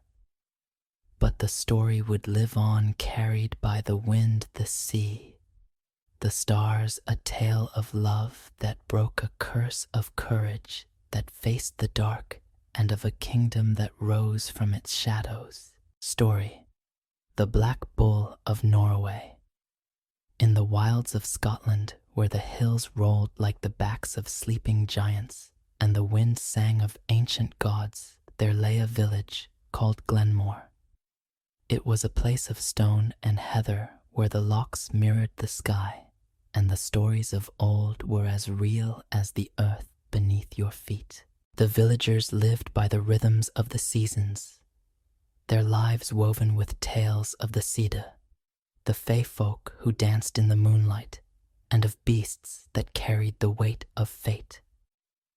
In this village, among the thatched cottages and winding paths, lived a girl named Eilidh, whose heart was as fierce as the storms that swept the glen. Eilidh was 19, with hair the color of autumn leaves, and eyes like the green of a forest pool. She was the youngest of 3 sisters, born to a weaver, and his wife, who had long since passed into the mists. Her sisters Morag and Fiona were fair and practical, their dreams tethered to husbands and hearths. But Eilead was different. She wandered the hills alone, her fingers tracing the carvings on ancient stones, her voice blending with the wind's song. The villagers called her wild, whispered that she was touched by the old magic. But Eilead cared little for their words. She felt a pull, a longing for something beyond the glen, though she could not name it. One summer evening, as the sun bled gold across the loch, Eilead sat by the water, her bare feet brushing the cool grass. She was humming a tune her mother had taught her, a melody that seemed to call to the stars when a shadow fell across her. She looked up, her breath catching, to see a creature unlike any she had known. A great black bull, its coat gleaming like polished obsidian, its horns curved like crescent moons. Its eyes were deep and knowing, not the dull gaze of a beast, but the spark of something ancient, something alive with purpose. Eilead scrambled to her feet, her heart pounding, but she did not run. The bull stood still, its breath a soft huff in the twilight, and when it spoke, its voice was a rumble that seemed to rise from the earth itself. Eilead of Glenmore, it said, I am the Black Bull of Norway, bound by oath and magic. I have come for you. She stared, her mind reeling.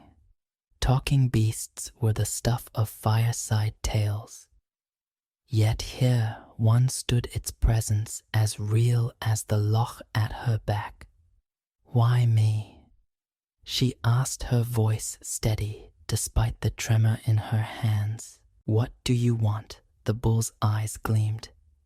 A man waits for you far beyond these hills, in a land where the sun never sets. He is cursed, bound by a witch's spell, and you alone can free him. But the path is perilous and the price is high. Will you come? Eilead's heart raced, a mix of fear and fire. She thought of her sisters, their safe lives, their predictable futures. She thought of the glen, its beauty, a comfort, but also a cage. And she thought of the longing that had haunted her, the sense that her life was meant for more. Who is he? She asked. This man you speak of?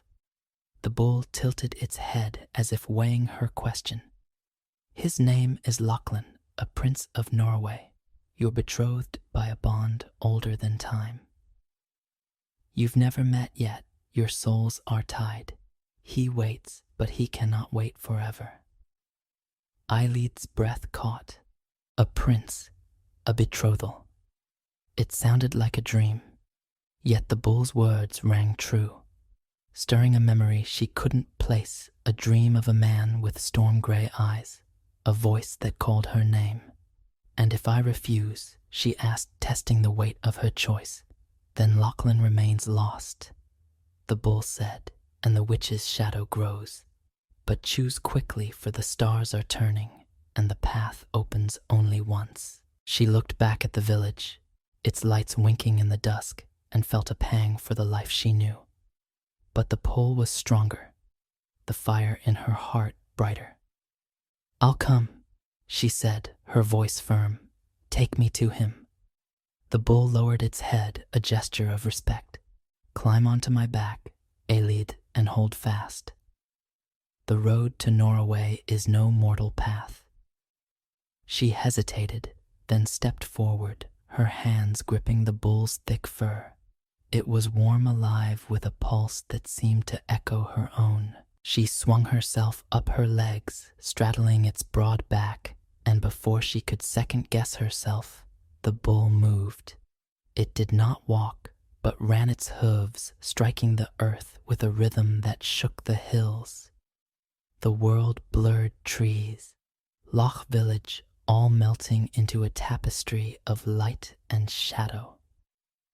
The wind roared in Eilead's ears, but she held on, her heart soaring with a mix of terror and exhilaration.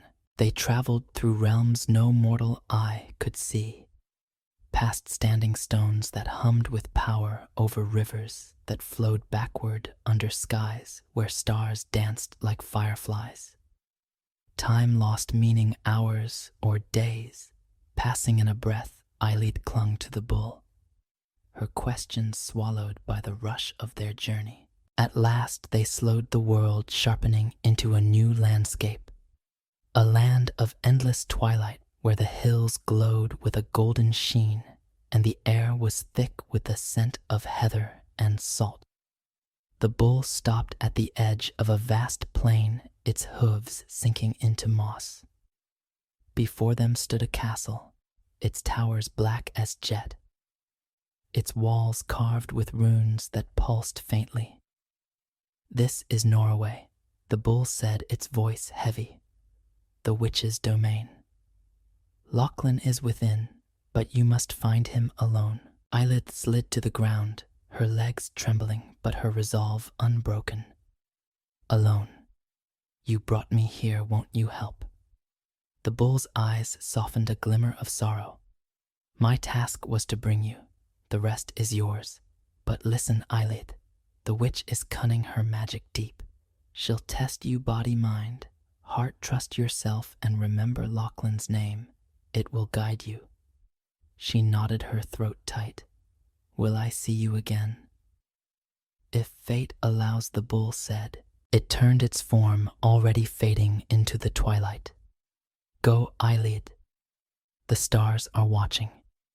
She watched it vanish, a pang of loneliness gripping her. The castle loomed, its presence both a threat and a promise. She thought of Lachlan, the prince she had never met yet, whose name stirred something deep within her. She thought of the witch, a shadow waiting to strike. And she thought of herself, a girl from Glenmore, standing at the edge of a tale that could end in glory or ruin. Eyelid squared her shoulders, her green eyes blazing, and took her first step toward the castle. The path was lined with thorns, the air heavy with whispers, but she did not falter. She was no longer just Eyelid of Glenmore. She was a seeker, a savior, a flame in the dark, and she would find Lachlan, or die trying. The twilight of Norway was a living thing, a golden haze that wrapped the land in a dreamlike glow, softening the edges of the black castle that loomed before Eyelid. Its towers pierced the sky like the spines of some ancient beast, their runes pulsing with a faint, unearthly light. The air was heavy with the scent of salt and something sharper, a metallic tang that spoke of magic older than the hills of Glenmore. Eyelid stood alone at the edge of the plain, her heart a drumbeat in her chest, the black bull's words echoing in her mind. "The witch is cunning her magic deep. Trust yourself and remember Lachlan's name." She was no warrior, no sorceress, just a girl with a longing she couldn't name. Yet the fire in her soul burned brighter than her fear. She took a step forward, then another, the thorns along the path snagging at her skirt as if testing her resolve. The castle gates were iron carved with symbols that seemed to writhe under her gaze. They creaked open without a touch, a silent invitation that felt more like a challenge. Eyelid hesitated, her green eyes scanning the shadows beyond, but the memory of the bull's deep voice urged her on. Lachlan was inside, cursed, waiting. She crossed the threshold and the gates slammed shut behind her, the sound a thunderclap that swallowed the world. The courtyard was a maze of stone and mist, its paths twisting like the roots of an ancient tree. Torches flickered in sconces, their flames green and cold, casting shadows that danced with no rhythm. Eyelid's breath hitched, but she kept moving, her boots echoing on the flagstones. The castle felt alive, its walls whispering in a language she couldn't understand, its air pressing against her like a warning. She clutched the name Lachlan like a talisman, letting it steady her pulse. A voice broke the silence, sharp and sweet as poisoned honey. "Welcome, child of Glenmore," it said, seeming to come from everywhere and nowhere. "You've come far, but for what? A man you've never met, a dream you cannot hold." Aelid froze her eyes, darting to the mist. "Show yourself," she called, her voice steadier than she felt. "I'm here for Lachlan, and I won't leave without him."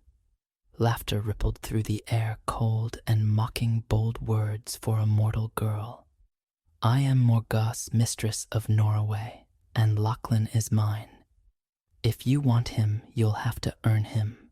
3 trials await you: body, mind, heart. Fail, and you'll join the shadows that haunt these halls." The mist parted, revealing a figure atop a stone dais. Morgause was tall, her hair a cascade of midnight, her eyes like polished obsidian. Her gown was woven of starlight and shadow, shifting with every movement, and her smile was a blade. She was beautiful, but it was the beauty of a storm, alluring and deadly. Aelid felt a chill, not of fear, but of recognition. This was the witch the bull had warned her of, the one who held Lachlan's fate. "I'm not afraid of you," Aelid said, though her heart quailed.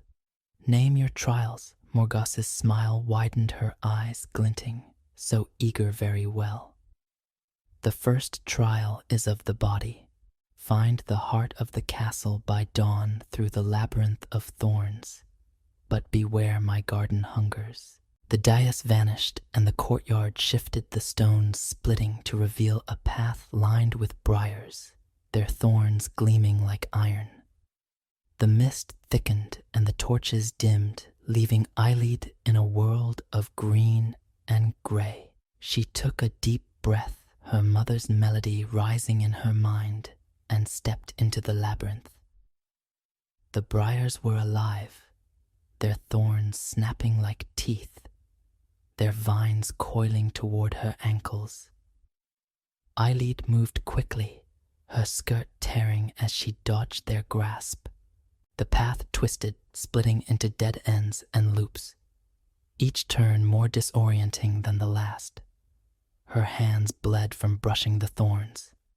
Her breath came in sharp gasps, but she pressed on Lachlan's name, a rhythm in her soul. The labyrinth seemed to mock her, its whispers growing louder. "Turn back, you're nothing." "He's lost," but she ignored them, her eyes fixed on the faint glow ahead. Hours passed, or perhaps minutes. Time was a trick in Norway. Aelid's strength waned, her legs trembling, but the glow grew brighter, a pulse of warmth in the cold. She stumbled into a clearing, the briars parting to reveal a stone archway carved with a bull's head. Beyond it was a chamber, its walls lined with mirrors that reflected not her face, but fragments of her life. Glenmore's lock, her sister's laughter, her mother's song. At the chamber's center stood a pedestal, and on it a crystal orb that pulsed like a heartbeat. "The heart of the castle," Aelid whispered, her voice hoarse. She reached for the orb, but the mirrors flared, their images shifting to nightmares. Her sisters turning away, the lock swallowing her. Lachlan's face twisted in pain. The whispers became screams, urging her to flee, to doubt, to fail. Aelid clenched her fists, her blood dripping onto the stone. "You're not real," she said, her voice rising. "Lachlan is real. I'm here for him." She seized the orb, its warmth flooding her, and the mirrors shattered their fragments, dissolving into dust. The briars retreated the path, clearing, and the chamber glowed with a light that felt like home. Morghosa's voice returned laced with irritation. Clever girl, you've passed the first trial, but the mind is trickier than the body, and the heart trickier still. Rest now if you dare. The second trial comes with the moon. The chamber faded, and Eyelid found herself in a small alcove, its walls soft with moss, a pool of clear water at its center. She sank to her knees, her body aching, her hands stinging.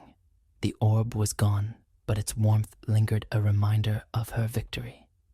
She drank from the pool, the water cool and sweet, and let herself rest. Though her mind raced, one trial down, two to go. Morghosa was powerful, her magic a web Eyelid could barely see. But she had won this round. She could win again. As the moon rose, silver light spilling through a crack in the alcove, Eyelid felt the castle shift again. The air grew sharp, charged with a new challenge. She stood her resolve hardening and stepped into the moonlight. The path led to a hall of stone, its ceiling lost in shadow, its floor a mosaic of stars. Morghosa awaited her gown, now a swirl of moonlight, her eyes gleaming with amusement. The second trial, she said, her voice a purr. A test of the mind. Answer my riddles 3, or lose yourself to the castle's dreams. Begin. A table appeared carved with runes, and on it 3 objects, a feather, a stone, a vial of liquid that glowed like fire. Morghosa's first riddle was a whisper. I am weightless, but you cannot hold me long. I carry dreams, but I am not sleep. What am I? Eyelid's mind raced, her eyes on the feather. It was too simple a trap. She thought of Glenmore, of the wind that carried her mother's song. Breath, she said, her voice firm. Morghosa's smile faltered, but she nodded. Correct. The second, I am eternal, yet I crumble. I hold secrets, but I speak none. What am I? The stone gleamed its surface, etched with faint lines. Eyelid traced them with her eyes, seeing not just rock, but the hills of her home, the standing stones that stood through centuries. Time, she answered. Morghosa's eyes narrowed, her voice sharper. One remains. I am life yet. I burn. I am desire, yet I consume. What am I? The vial's glow pulsed its light, both inviting and dangerous. Eyelid's heart ached, thinking of Lachlan, of the longing that had brought her here love. She said softly, meeting Morghosa's gaze. The witch laughed, but there was no mirth in it. You surprise me, girl. The mind is yours. But the heart, oh, the heart will break you. Tomorrow at dawn, the final trial. Prepare yourself, for Lachlan's fate hangs in the balance. The hall dissolved, leaving Eyelid in a chamber of soft furs and candlelight, a bed of heather at its center. She sank onto it, her body and mind exhausted, but her spirit unbowed. She had faced thorns and riddles, had outwitted a witch's traps. Lachlan was closer now, his name a beacon in the dark. She closed her eyes, her mother's melody lulling her to sleep, and dreamed of a man with storm-gray eyes, his hand reaching for hers. In the castle's highest tower, Morghosa stood before a mirror of black glass, her fingers tracing its surface. Lachlan's image flickered within his face, pale, his eyes clouded by her spell. She's strong, Morghosa murmured, her voice a mix of admiration and rage. But strength is nothing against love's betrayal. Come dawn, she'll fall. The moon watched silent and cold as Norway held its breath. Eyelid had passed 2 trials, but the third would test her soul, and the witch's final trap was already set. The dawn in Norway was not a sunrise, but a deepening of the golden twilight, as if the land itself refused to bow to time. Eyelid awoke in the chamber of heather, and furs her body stiff from the trials of thorns and riddles, but her spirit alight with purpose. The black bull's words, the pulse of Lachlan's name, and the memory of her mother's melody were threads woven into her resolve, pulling her forward despite the weight of Morgosa's looming shadow. She had passed 2 trials, body and mind, but the witch's final challenge, the test of the heart, hung over her like a storm cloud. Eyelid rose, her green eyes sharp, and stepped into the castle's next challenge. Knowing this would be the hardest yet, the chamber dissolved as she moved the walls, melting into a vast hall of obsidian and silver, its ceiling a dome of stars that seemed to pulse with a heartbeat. The air was warm, heavy with the scent of myrrh and something sweeter like longing made tangible. At the hall's center stood Morgause, her gown now a cascade of crimson, her obsidian eyes gleaming with a hunger that made Eyelid's skin prickle. Beside her was a figure cloaked in shadow, his face hidden, his form still, but radiating a presence that tugged at Eyelid's soul. She knew without seeing his face that this was Lachlan. "Welcome to the final trial, Eyelid of Glenmore," Morgause said, her voice a velvet blade. "You've proven your strength, your wit, but the heart is a fragile thing, easily swayed, easily broken. This is Lachlan, your so-called betrothed. To claim him, you must prove your love, a love you've never known for a man you've never met. Fail and he remains mine forever." Eyelid's gaze locked onto the shadowed figure, her heart aching with a certainty she couldn't explain. "What must I do?" she asked, her voice steady, despite the tremor in her chest. Morgosa's smile was a predator's, sharp and slow. "A simple choice. Lachlan is bound by my spell, his heart locked in a cage of doubt. To free him, you must offer something of equal weight, your own heart, your memories of home, or your future's promise. Choose one to sacrifice, and choose wisely, for the wrong choice will bind you both to me." The hall shimmered, and 3 pedestals rose from the floor, each holding a glowing orb. The first pulsed with images of Glenmore, the loch, her sisters, the hills where she'd wandered. The second held her own reflection, her green eyes fierce but vulnerable, a mirror of her innermost self. The third flickered with visions of a life yet to come, a crown, a throne, a hand entwined with hers under a sky of endless stars. Eyelid's breath caught the weight of the choice pressing against her like a physical force. She stepped toward the pedestals, her mind racing. To give up her memories would mean losing Glenmore, her mother's song, the roots that had shaped her. To sacrifice her heart would mean losing her capacity to love, to feel, to be the Eyelid who had dared this journey. And to surrender her future would mean abandoning the promise of Lachlan of a life beyond the glen. Each was a piece of her, each a price too high. Yet Morgosa's eyes gleamed with certainty, as if she believed no mortal could choose. Eyelid looked at Lachlan, his shadowed form unmoving, and felt a pull deeper than magic. She didn't know his face, his voice, but she knew the longing that had brought her here, the bond the Black Bull had spoken of. It was not just love, but trust, faith in something greater than herself. She turned to Morgause, her voice clear. "You think I'll break, but you're wrong. I don't need to choose. because love isn't a sacrifice, it's a gift. Morgause's laughter was sharp, cutting through the hall. Foolish girl, words won't free him. Choose, or I'll choose for you. But Eyelid was already moving, not toward the pedestals, but toward Lachlan. The hall trembled, the stars above flickering as if the castle itself resisted her. Morgause's eyes widened, her hand rising to cast a spell, but Eyelid was faster.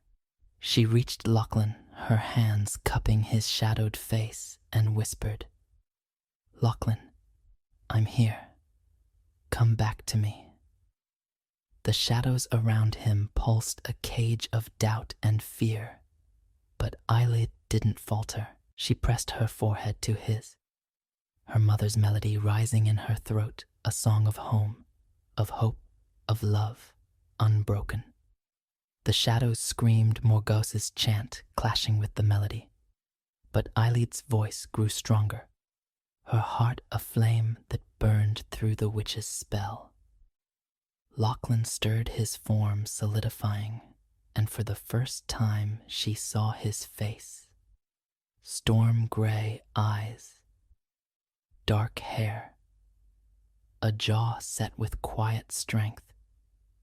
He was real, and he was hers. "Eyelid," he whispered, his voice rough but warm like a fire kindled after a long night. "You found me." Morgause's scream shattered the hall, her crimson gown flaring like a wound. "No," she roared, her hands weaving a spell that made the air crackle. "You cannot defy me." The pedestals exploded, their orbs dissolving into ash, and the hall warped, its walls closing in. Eyelid clutched Lachlan's hand, his grip anchoring her as the witch's magic surged. "Hold on," he said, his voice steady now, his eyes clear. "She's strong, but we're stronger together." Morgause's spell took shape, a beast of shadow and flame, its jaws wide, its claws raking the air. Eyelid's heart pounded, but Lachlan's presence was a shield, his hand a promise. "Sing," he said, his voice urgent. "Your song, it's her weakness." Eyelid nodded, her melody rising again, stronger now, joined by Lachlan's voice, a deep harmony that seemed to draw from the stars above. The beast faltered, its form flickering, and Morgause's face twisted with rage. "You cannot win," she screamed, but her magic was fraying her power. No match for the bond she had underestimated. The hall shook, cracks splitting the obsidian, and the beast dissolved, its roar swallowed by the song. Morgause staggered, her gown dimming, her eyes losing their gleam. "This isn't over," she hissed, her form beginning to fade. "Norway is mine, and I'll claim you yet." With a final scream, she vanished the hall, collapsing into a swirl of light and shadow. Eyelid and Lachlan clung to each other, the world shifting around them until they stood in a meadow of golden grass, the castle gone, the twilight soft and warm. The air was clean free of Morgause's taint, and the stars above shone with a gentle light. Eyelid looked at Lachlan, her heart full. "You're free," she said, her voice trembling with relief. He smiled, his gray eyes bright. "Because of you. I was lost, trapped in her spell. But your voice, it called me back." She blushed, suddenly shy under his gaze. "The bull said we were betrothed. Is it true?" He took her hands, his touch gentle but sure. "It's true. Long ago, before I was born, our fates were bound by a seer's vision. Morgause stole me, cursed me to keep Norway under her thrall. But you broke her hold, Eyelid. You're my salvation." She laughed, a sound of joy and disbelief. "I'm just a girl from Glenmore. I didn't know what I was doing." "You knew enough," he said, his voice warm. You trusted your heart. The meadow shimmered and a familiar figure appeared. The black bull, its obsidian coat gleaming, its eyes soft with pride. Well done, eyelid, it said, its voice a rumble. You've passed the trials, freed the prince. But Morgause is not truly gone. She'll return in time, and you must be ready. Eyelid nodded, her hand still in Lachlan's. What now? The bull's horns glinted. Return to the world, build your life. Norway is free, but its wounds need healing. Lachlan is its prince, and you, Eyelid, are its heart. Lachlan squeezed her hand, his eyes searching hers. Will you stay, not just for Norway, but for me? She smiled, her heart answering before her words. I came this far.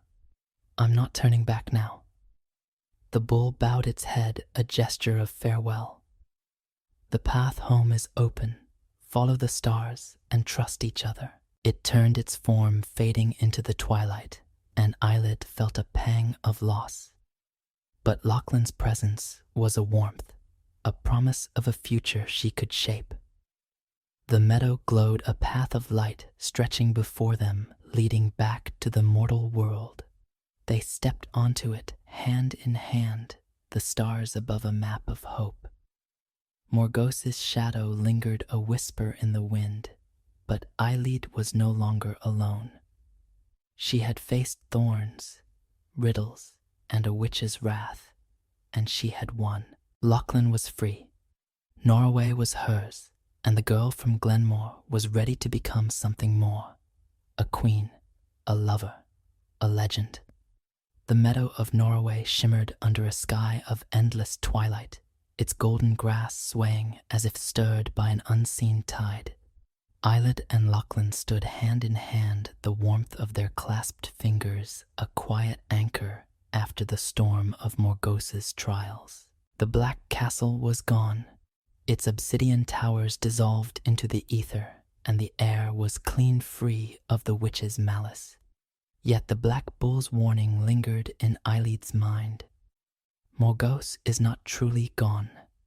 She'll return in time, and you must be ready. The victory was theirs, but it was a fragile thing, a moment of light in a land still scarred by shadow. Eyelid's heart swelled with the sight of Lachlan, his storm-gray eyes clear, his presence solid, but the path ahead was uncharted, and she felt the weight of it like a stone. Lachlan's gaze was steady, his voice soft but sure. We're free, Eyelid, but Norway needs us. The land is wounded, its people scattered by Morgause's reign. Will you help me heal it? She met his eyes, her green ones bright with resolve. I came for you. Lachlan, I'll stay for you and for this place, but I don't know how to be a queen or whatever it is you need me to be. He smiled, a warmth that eased the knot in her chest. You don't need to know. You've already faced a witch and won. The rest we'll learn together. The path of light stretched before them, a ribbon of starlight winding through the meadow leading back to the mortal world. Eyelid took a deep breath, her mother's melody humming in her throat, and they stepped onto it, the grass soft under their feet. The stars above seemed to guide them, their glow a map of hope. But Eyelid couldn't shake the sense of eyes watching from the shadows. Morgause's eyes, perhaps, or the land's own ancient spirits waiting to see what they would make of their freedom. The journey was gentler than the bull's wild ride, a soft blurring of time and space that carried them from Norway's twilight to the rugged hills of Scotland. They emerged at the edge of Glenmore, the loch glinting under a moonlit sky, the village's thatched roofs huddled like sleeping beasts. Eyelid's heart ached at the sight home, yet not home, for she was no longer the girl who had wandered these hills. Lachlan's hand in hers was a reminder of that, a tether to the life she had chosen.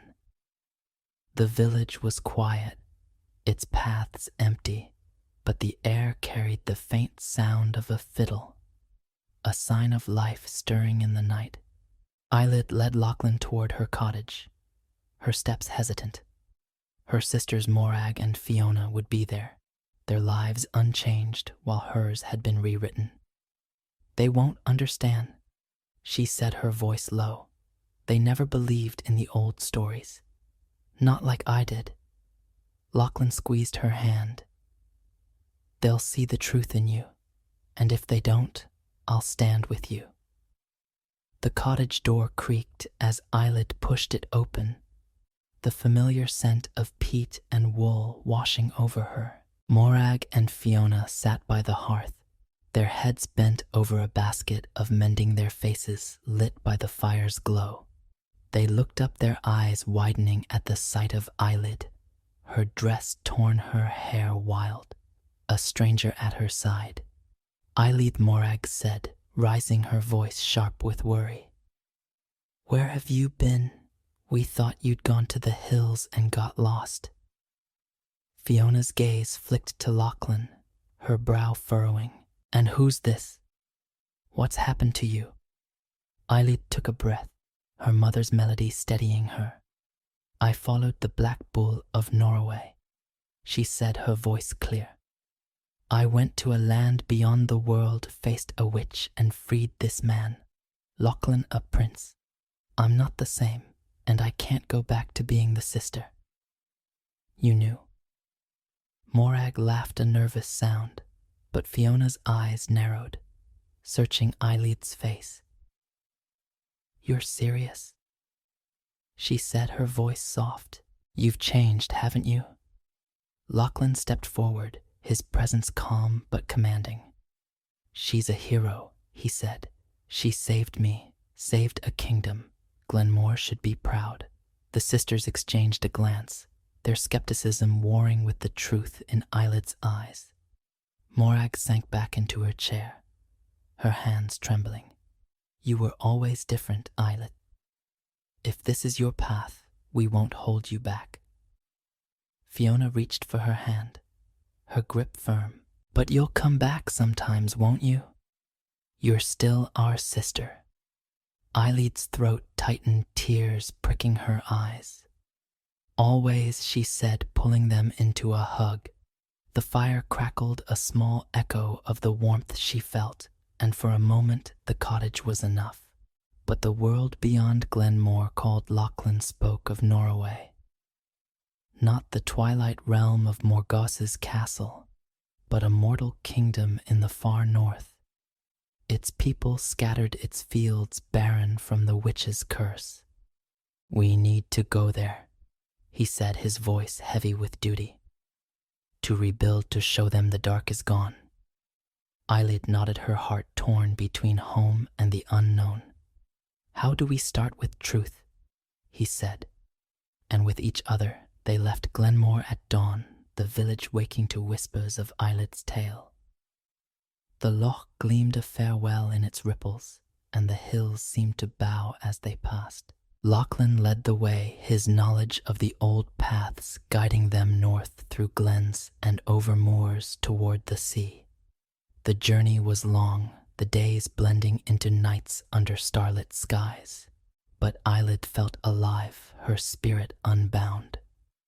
Lachlan taught her the songs of Norway, tales of its heroes and its seas, while she shared the melodies of Glenmore, their voices weaving a bond stronger than any spell. They reached Norway's shores under a sky of iron gray, the wind sharp with salt. The kingdom was a land of rugged beauty, its cliffs stark, its villages huddled against the cold. The people were wary, their eyes hollow from years of Morgause's reign. But Lachlan's return sparked a flicker of hope. He stood in the square of the first village, his voice carrying over the wind. I am Lachlan, your prince, freed from the witch's curse by Eyelid of Glenmore. Morgause is gone, and we will rebuild. Join us." Some cheered, others wept, and a few turned away, their trust broken by years of fear. Elite saw the challenge in their faces, the scars of a land that had forgotten how to hope. She stepped forward, her voice softer, but no less fierce. "I was a stranger to this place, but I fought for it because it's worth saving. You're not alone anymore. We'll do this together." Her words, raw and true, stirred something in the crowd. A woman with weathered hands offered bread. A man with a scarred face pledged his hammer, and slowly the village came alive. Eilidh and Lachlan worked side by side with them, rebuilding homes, planting fields, mending nets. The labor was hard the days long, but each small victory, a roof raised, a child's laugh felt like a defiance of Morghosa's shadow. Yet the witch's presence lingered not in flesh, but in whispers. Strange dreams plagued the people, visions of a crimson figure, a voice promising power. Eilidh felt it too, a prickle at the edge of her sleep. Morghosa's laughter faint but real. She spoke of it to Lachlan one night as they sat by a fire on a cliff overlooking the sea. "She's not gone," she said, her voice low. "The bull was right. She's waiting." Lachlan's face was grim, his hand finding hers. "She's weakened, but her kind never truly dies. We'll need to be vigilant to keep the people strong." Eilidh nodded, her eyes on the stars. "We need more than strength. We need stories, songs, something to remind them who they are." He smiled, a spark of admiration in his gray eyes. "Then we'll give them that. You're already their heart, Eilidh. They'll follow you." The months passed, Norway's wounds healing under their care.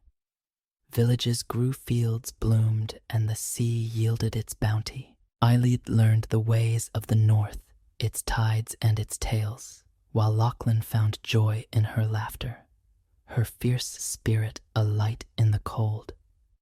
They were not yet king and queen. Their coronation waited a promise for when the land was whole. But they were partners, their love a quiet strength that anchored the kingdom. One evening, as winter's first snow dusted the cliffs, a figure appeared at the edge of a village, a great black bull, its coat gleaming, its horns catching the moonlight. Eilidh and Lachlan met it alone, their breath visible in the chill air. "You've done well," the bull said, its voice a rumble that stirred the snow. "Norway breathes again, but Morghosa's shadow grows. She gathers strength in the twilight, seeking a way back." Eilidh's heart sank, but she stood tall. "What must we do?" "Live," the bull said. "Love. Build. Your bond is her bane, your hope, her defeat. Keep the people's hearts and she cannot return." Lachlan stepped forward, his hand on Eilidh's shoulder. "We will, but will you stay to guide us?" The bull's eyes softened. "My task is done, but the stars remain. Call my name if the dark rises again." It turned its form, fading into the snow, and Eilidh felt a pang of farewell. But Lachlan's arm around her was a warmth, a promise. "We're enough," he said, his voice. "Sure, you and me and Norway." She nodded, her heart full. The cliffs stood sentinel. The sea sang its endless song, and the stars above were a map of their future.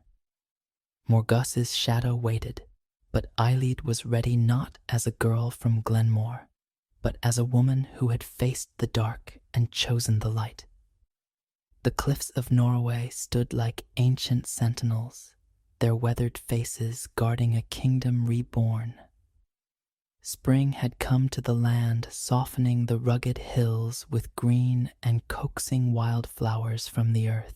Villages bustled with life, their markets alive with the clink of coins and the laughter of children, while the sea yielded fish in nets mended by hopeful hands. Eilead and Lachlan had woven themselves into the heart of this renewal, their days filled with the labor of rebuilding, and their nights with the quiet joy of each other's company. Yet beneath the surface, a shadow stirred, a whisper of the past that refused to fade. Morgause, the witch of Norway, was not gone, and her promised return hung over Eilead like a storm waiting to break. Eilead stood on a cliff overlooking the sea, her auburn hair dancing in the salt-laced wind, her green eyes scanning the horizon. The kingdom was thriving, its people calling her their lady, though no crown yet rested on her brow. Lachlan, now a prince in deed as well as name, worked tirelessly beside her, his storm-gray eyes alight with purpose. Their love had grown not as a fairy tale flame, but as a steady hearth built on shared trials and unspoken trust. Yet the dreams that haunted Eilead crimson, shadows of voice like poisoned honey, grew sharper, and the black bull's warning echoed in her heart. She gathers strength in the twilight. Lachlan joined her, his hand finding hers, his presence a warmth against the chill.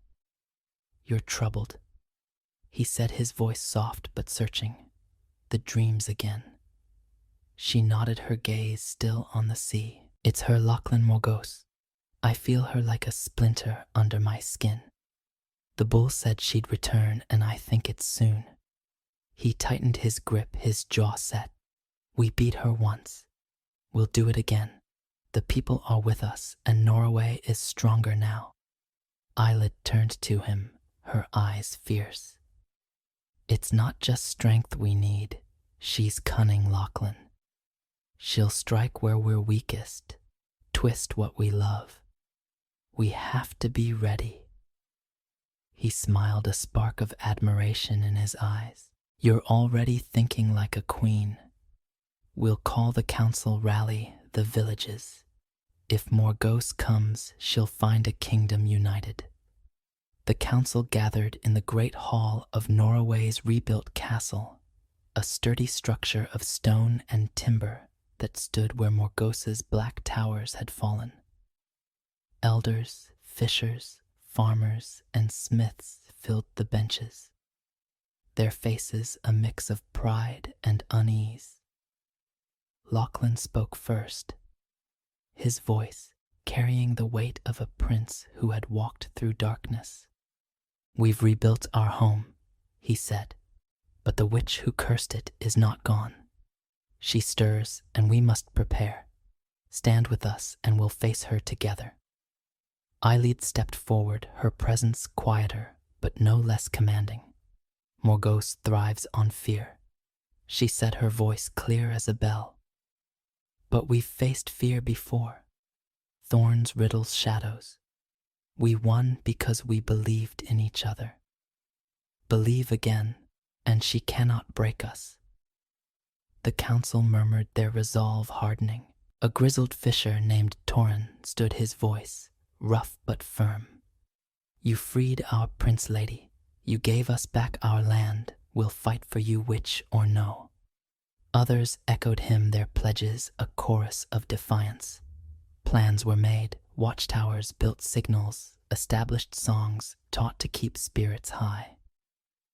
Eilead and Lachlan trained with the people, not as rulers, but as kin, sharing their meals and their fears.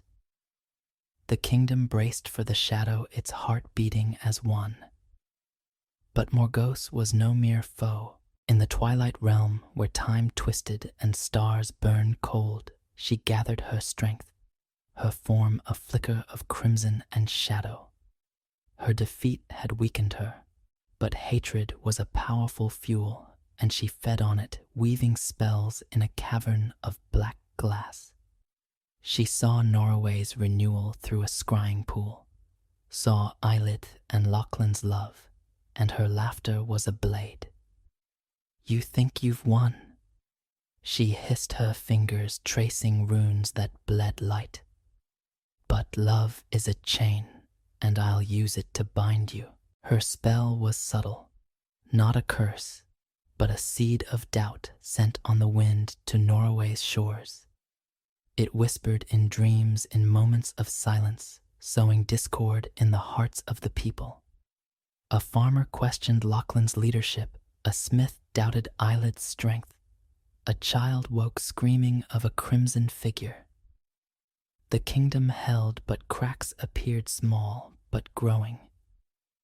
Eilidh felt the change, a heaviness in the air that matched her dreams. One night as she walked the cliffs alone, the sea churned below, its waves spitting foam like a warning. A shadow moved at the edge of her vision, and she turned, her heart racing to see not Morgause, but the black bull, its obsidian coat stark against the moonlight. "You return," she said, her voice a mix of relief and fear. "Is it time?" The bull's eyes gleamed deep and ancient. "Morgause's spell is waking." It said, its voice, a rumble that shook the stones. "She seeks to divide, to turn love into betrayal. You must face her, Eilidh, but not with steel. The heart that freed Lachlan must free Norway." Eilidh's throat tightened. "How she's stronger now, isn't she?" The bull lowered its horns, a gesture of trust. "She's desperate, and desperation is a flaw. Go to the heart of Norway, where the old magic sleeps. There you'll find the strength to end her." "Where is it?" Eilidh asked, but the bull was already fading, its form blending with the night. "Follow the stars," it said, and was gone. Eilidh returned to the castle, her mind racing. Lachlan met her at the gate, his face pale. "The people are restless," he said. "Fights in the villages, whispers of betrayal." "It's her, isn't it?" She nodded, her hand finding his. The bull came. It spoke of a place, the heart of Norway. "We need to find it, Lachlan, before she tears us apart." They set out at dawn, guided by the stars that lingered in the morning sky.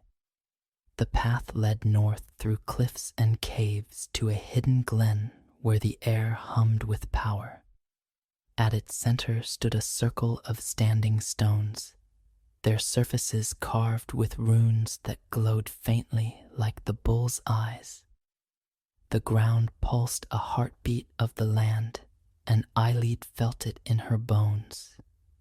The old magic, older than Morgause, older than time. As they stepped into the circle, the air shimmered, and Morgause appeared not as a shadow, but in flesh, her crimson gown a wound against the green. Her eyes blazed, her voice a hiss. "You dare challenge me again? This land is mine, and you'll kneel before I'm done." Lachlan drew his sword, but Eilidh stopped him, her hand on his arm. "Not with steel," she said, her voice steady. She stepped forward, her mother's melody rising in her throat, a song of love, of home, of defiance. The runes flared, the ground trembled, and Morgause's smile faltered. "You can't stop me." The witch snarled, her hands weaving a spell that darkened the sky. Shadows rose, figures of doubt, Eilidh's sisters turning away. Lachlan's eyes cold, the people's faces twisted with fear. The whispers were deafening, urging Eilidh to flee, to doubt to break. But Eilidh sang louder, her voice joined by Lachlan's, their harmony a shield. The stones glowed brighter, their light cutting through the shadows, and the people's voices joined from beyond the glen, songs of Norway, of hope, carried on the wind. Morgause screamed her spell, fraying her form, wavering. No, she cried, but the magic of the land answered not to her, but to Eyelid. The runes blazed a circle of fire that trapped Morgause. Eyelid stepped closer, her song a weapon, her heart a flame. You underestimated us, she said, her voice ringing. Love isn't a chain, it's our strength. Norway is free, and you have no place here. Morgause's form dissolved, her scream swallowed by the light, and the stones pulsed. Once, then fell silent. The glen was still, the air clean, the shadows gone. Eyelid sank to her knees, her strength spent, and Lachlan caught her. His arms a haven. She's gone, he whispered, his voice hoarse. For good this time. Eyelid nodded, tears streaming down her face. We did it, all of us. The people gathered their songs, a tide of triumph. The glen became a place of pilgrimage, its stones a symbol of Norway's heart. Eyelid and Lachlan were crowned in a simple ceremony, not in a grand hall, but under the open sky. The people their witnesses. They were king and queen, but more than that, they were guardians. Their love a beacon for a land reborn. Years passed, and Norway flourished its tales of the Black Bull and the girl from Glenmore sung by firesides. Eyelid never forgot the bull's eyes, the weight of its words, and she taught her children born under Norway's stars to listen to the wind, to trust the old magic. Morgause's shadow never returned, but Eyelid knew the world held other darknesses, and she was ready. Her heart forged in trials, her love unbreakable. On quiet nights when the sea sang and the cliffs stood guard, Eyelid and Lachlan would walk the glen. Their hands entwined the stars above a map of their journey. They were no longer just a girl and a prince, but a legend, their story etched into the land they had saved. And somewhere in the twilight beyond the world, a great black bull watched, its horns gleaming, its heart content.